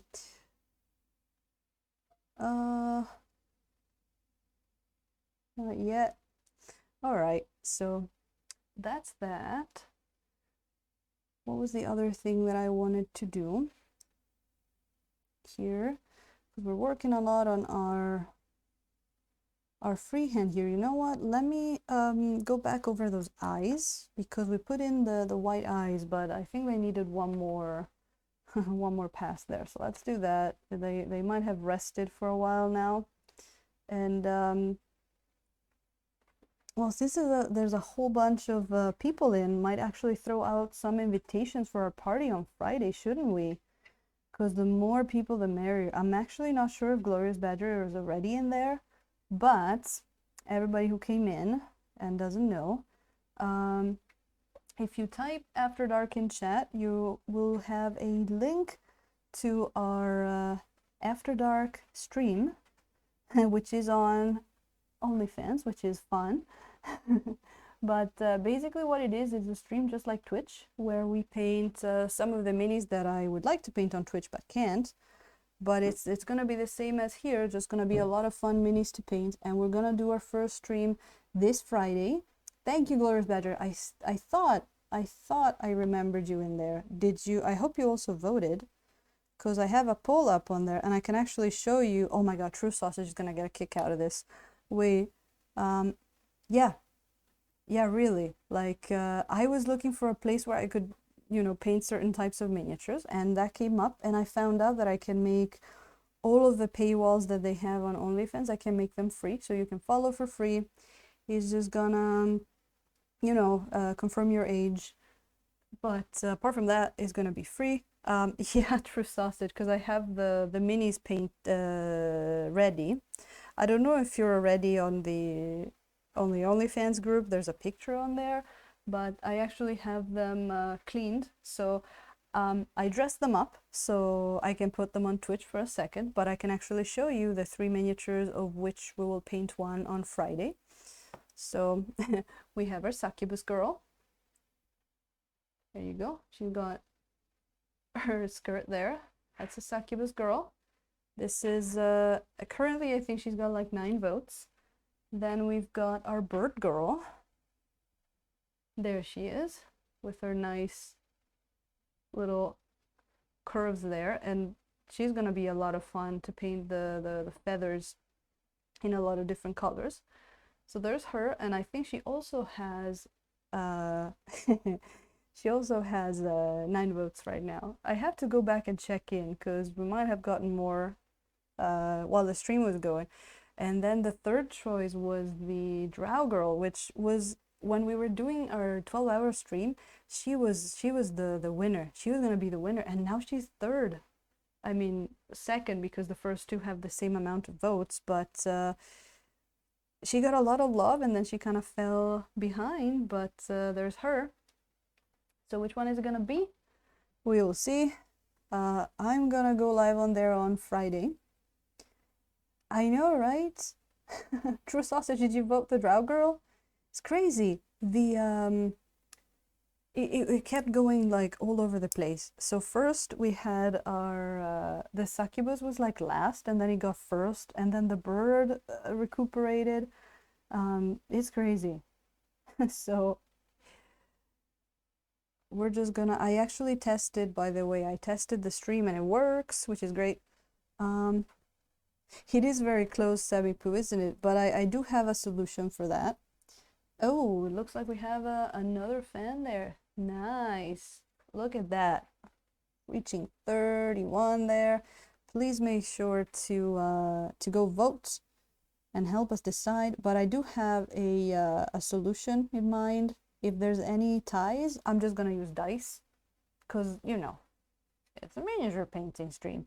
So we're just gonna use some dice, which can also be fun. But it's been really funny to see them go like back and forth. Oh, thank you, Glorious Badger. I can see the notification, but I can't see the name unless I go in at the moment. But we made a little thing that can show it on Twitch because I think it's good. So yeah, the more people, the better, because, you know, if we're in there, we want a little bit of chat to go on, and we want to check how it's like. And I think one of the best things too is that I 99% believe that OnlyFans does not have ads, which is great. So better user experience, right? Better user experience. So just trying to get these eyes in. Oh, there you go. Stipple, stipple. Super stipple. That she's got very tiny eyes. Drow is back. Nice.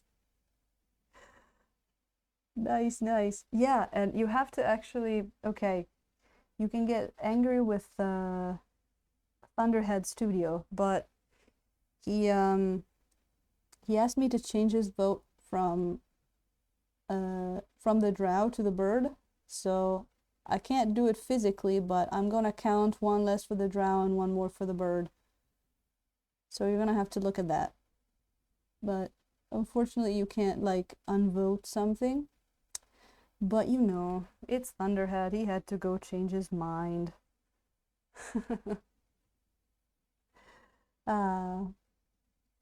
Eyes, right? Her eyes are so tiny. I did the comparison before with one of the Artisan Guild minis that we paint a lot of, and oh boy, was it different. I can show you in a second. The Artisan Guild minis are normally kind of big, but look at the difference in the face. Like, look at the eye. Pretty big. So yeah.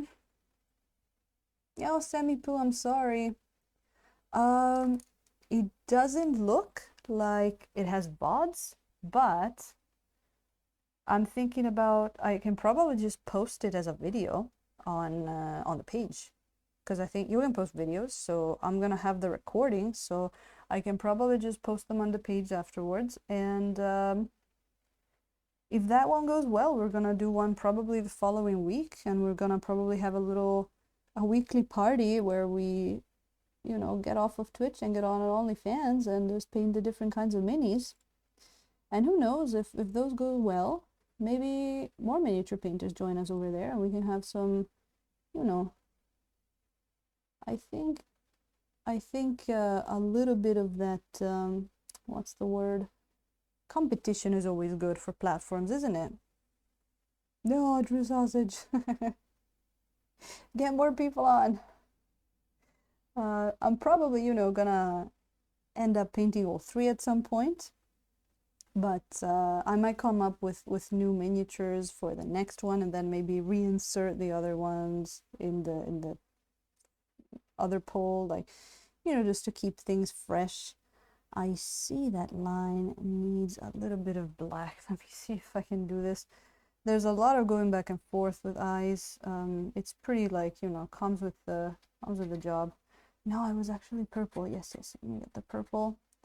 Let me see if we can just get that line back in there, or if I'm gonna have to redo everything. Might be able to fit. Ooh, oh my god, miracle. Miracle, it worked. I was able to just put the line back in there. I don't even think you can see it because it's too tiny, but wait, now I'm gonna mess it, but it really does need a bit more line. You know what? Let me make that line a bit more pronounced, and then we can always put some more white in there. There you go. Planning on doing some streams there. Right? There are so many minis that could use some love, and I really hope that those streams can work. I was trying it. It looked like, you know, I was able to connect my OBS to it. It even had it in the settings that you can connect to OnlyFans, so because of course it would. So it can be a nice, no frills, you know. It doesn't have a lot of those bits and subscriptions and all that kind of stuff, but it even has a tipping system. So, you know, creators can still get the support of people that want to support without having to pay or having to, you know, subscribe just so they can watch without ads. So that's pretty cool. And you can make your profile paid. You can make people pay. I don't know. There can be so many ways of, you can go Patreon style. You could make people pay like $1 to watch the stream. Like there could be a lot of different ways to go about it. Why not?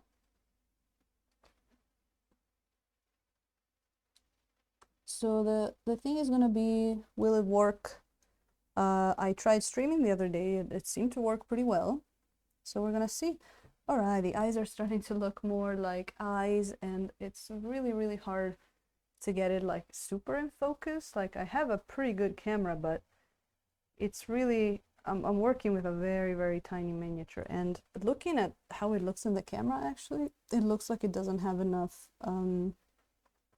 contour there, actually, in the actual like eye, which is interesting because I can see more contrast, but the camera cannot. So we can, you know, we can probably keep working on it later.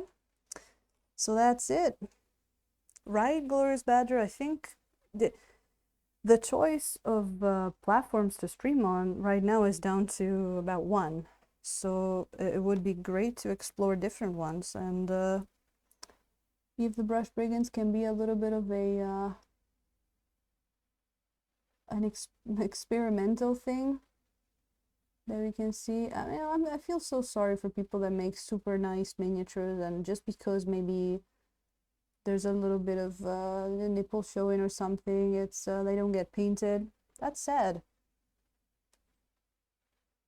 That's sad. And also, those nude miniatures are great for exercising with skin tones. Like, you know, some miniatures like this one, there's not a lot of skin tone on.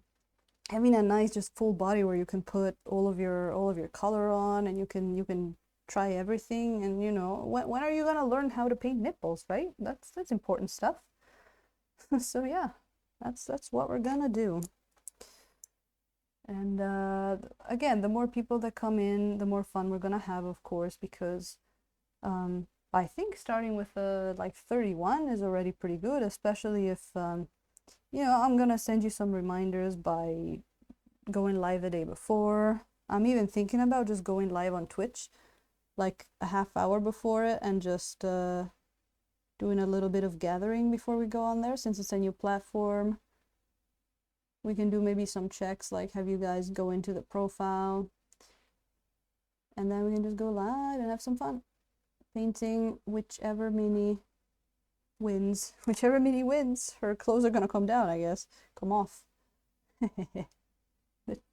the Twitch t-shirt.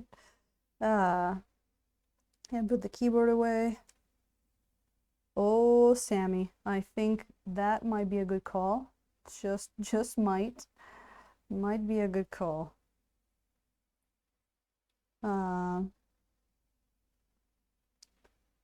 Skin tones, yeah. I just saw someone, oh man, who was it? Someone that makes 3D models for 3D printing. They actually had these like sort of like naked mannequin models that you could print, and it was specifically like to exercise your skin tones. And I thought that would be, that's pretty smart. That's great. Just like they had this these nice I think male and female, like very muscly, not super muscly, but like with some nice pronounced muscles and curves, so you could just concentrate on that. I don't even think, maybe they didn't even have a head. I don't know. I was looking at a lot of models the other day, but I thought it was brilliant.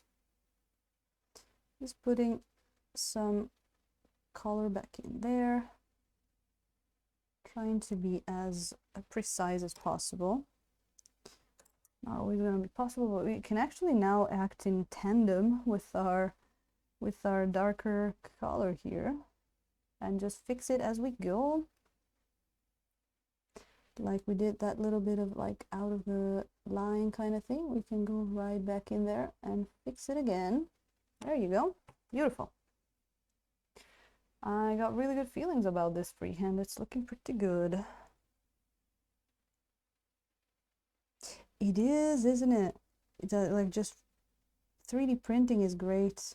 Like imagine, you know, before 3D printing, all you could do is just buy miniatures, and of course, you know, maybe you can just buy a pack of cheap, I don't know, skeletons. I mean, what the hell? You can just prime a bunch of toys. You can prime a Barbie and paint that, but I guess. But with 3D printing, you can print exactly what you need, because someone's gonna have it. At least like at this point, there's so many. Again, as we speak, 3 new Patreons have formed, so it's fun stuff. Man, we've been going for almost 6 hours today. It's been a long stream. And of course, Badger, I know how long streams are. I myself can never hang out too much when I raid people, so do not let us keep you if you're tired or anything. Don't feel bad. Of course, it's a pleasure to have you, but don't feel like you have to. There we go. Look at that. Ooh, yeah, that's a bit of a sludge there. Let me see if we can fix that. Ooh, food sounds good. Food sounds good. I guess I probably need food too soon. You reminded me. You reminded me that I might need food. Let me see here. Okay, there's that. Ooh, okay. That's this like going in with the lines has been working pretty nicely. You know. like everyday life stuff. Oh, there's a reflection that keeps me from seeing what I'm doing there. I'm gonna have to turn it. There we go. Beautiful. Beautiful. Ah, that is not looking too bad, is it? That is not looking half bad as a pattern. I think maybe here, well, yeah, this is looking a little curved here. We can just, give it that nice line. Oh, better. Actually looking at it on the computer screen helps me see some of this stuff that's hard to see just looking at it from, I guess I get it a slightly different angle. There you go. That's looking a lot better. And even here, I mean, here's a smaller place, so it's actually already looking pretty good. So yeah, this is kind of what I wanted to go with.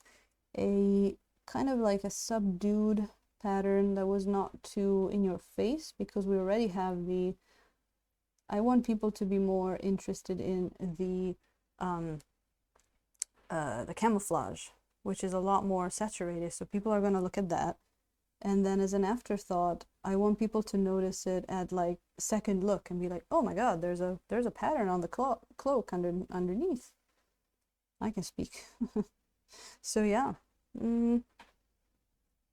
Oh, I'm painting an eye. Yeah, that's a thing. I guess you could do that if you don't have those magnifying glasses things. That could be a thing, but man, she is starting to look pretty legit. We haven't done much of the metals today.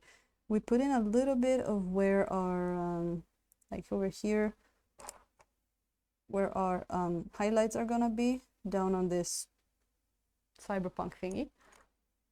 But she's got a whole bunch of guns, 1, 2, 3 guns, a mystery pack on her back, a knife somewhere. I saw it before here.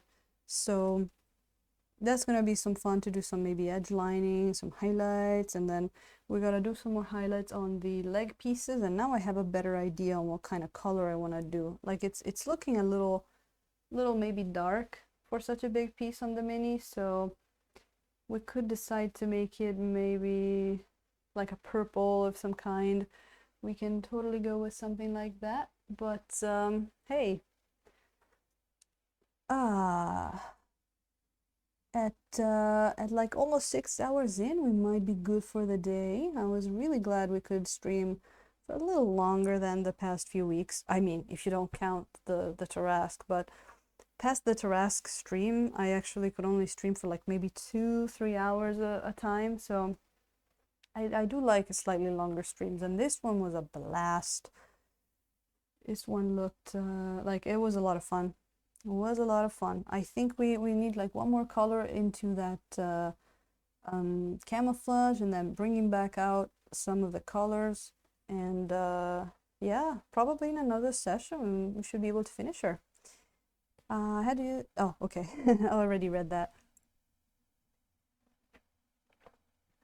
So that should be pretty cool. I'm really glad that we were able to do some of that freehand in here today. Let me give you some cheers with Tiny Stein. Man, Glorious Badger, there is a word in Japanese that is perfect to say when someone has finished a long work or something, to just say like, it's untranslatable. Trade Allegiance knows what I'm talking about.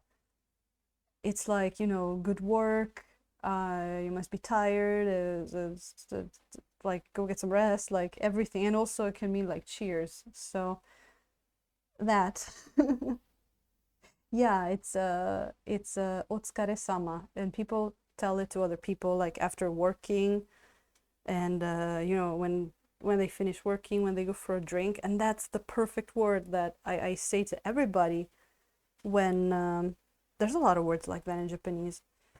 I would tell you like you're done with the stream, and I would say, oh, otsukare-sama, and that encloses like, oh, good job, good, nice that you finished the stream, now you can go rest. And like it's really hard to translate. But yeah, that to you, and cheers. And thank you for the beautiful raid. Sorry that I didn't go too long. But again, we've been going for about 6 hours and the voice is going a little down. Thank you so much, Ragnar Twitch. Thank you so much for that follow. Hope you're gonna catch us the next time as well. If you haven't followed the OnlyFans yet, it's free. Type After Dark in chat. Come join us as we paint some not safe for Twitch miniatures this week. I will make the due announcements on Twitch, but it's going to be Friday. And let me start looking at a raid, possible raid. Whoa. Oh, what a choice. Because I have Art of Mike Disney, which I haven't been at for a while, but also now I'm gonna have to go with Rhapsody Studio if they are still in there, because they started painting with oils pretty recently, and I've been into their stream, but I've never seen them live when I go on. So let me see what's in the stream right now, because you know, people play weird games sometimes. No, it looks like painting. Oh, that would be great. And only 1 hour in. Castle Ravenlove. Oh, sounds great. Let's just go there. Let's just go there. Let's get that raid started. True Sausage, I hope so. I hope so. And either here on Twitch or the Friday one. There's gonna be more streams before Friday. I was lurking from the Badger raid. Nice. Thank you. Thank you. Thank you. Ragnar. And Sergey, thank you so much as well. Thank you for the extra information there. Super appreciated. If you have that his subscription, do spam the ducks in there. they're always good to see in other people's streams. So, all right, this was first part of Aïda Swanson, the Infinity Game Smuggler. And we're probably gonna go on either tomorrow or Thursday. Thank you so much, Glorious Badger. I hope we can do the favor back of raiding you again. It's always a lot of fun to come in. What did I want to say? Okay, no, nothing. Let's go give some love. Consider giving them a follow. They only have like 5 people watching at the moment. I don't think they've been going on for too long. I catch their first stream. So all right, Trader Legions, I'll see you next time there. All right, are you ready to go? Are you ready? Ready? Let's go. Bye-bye.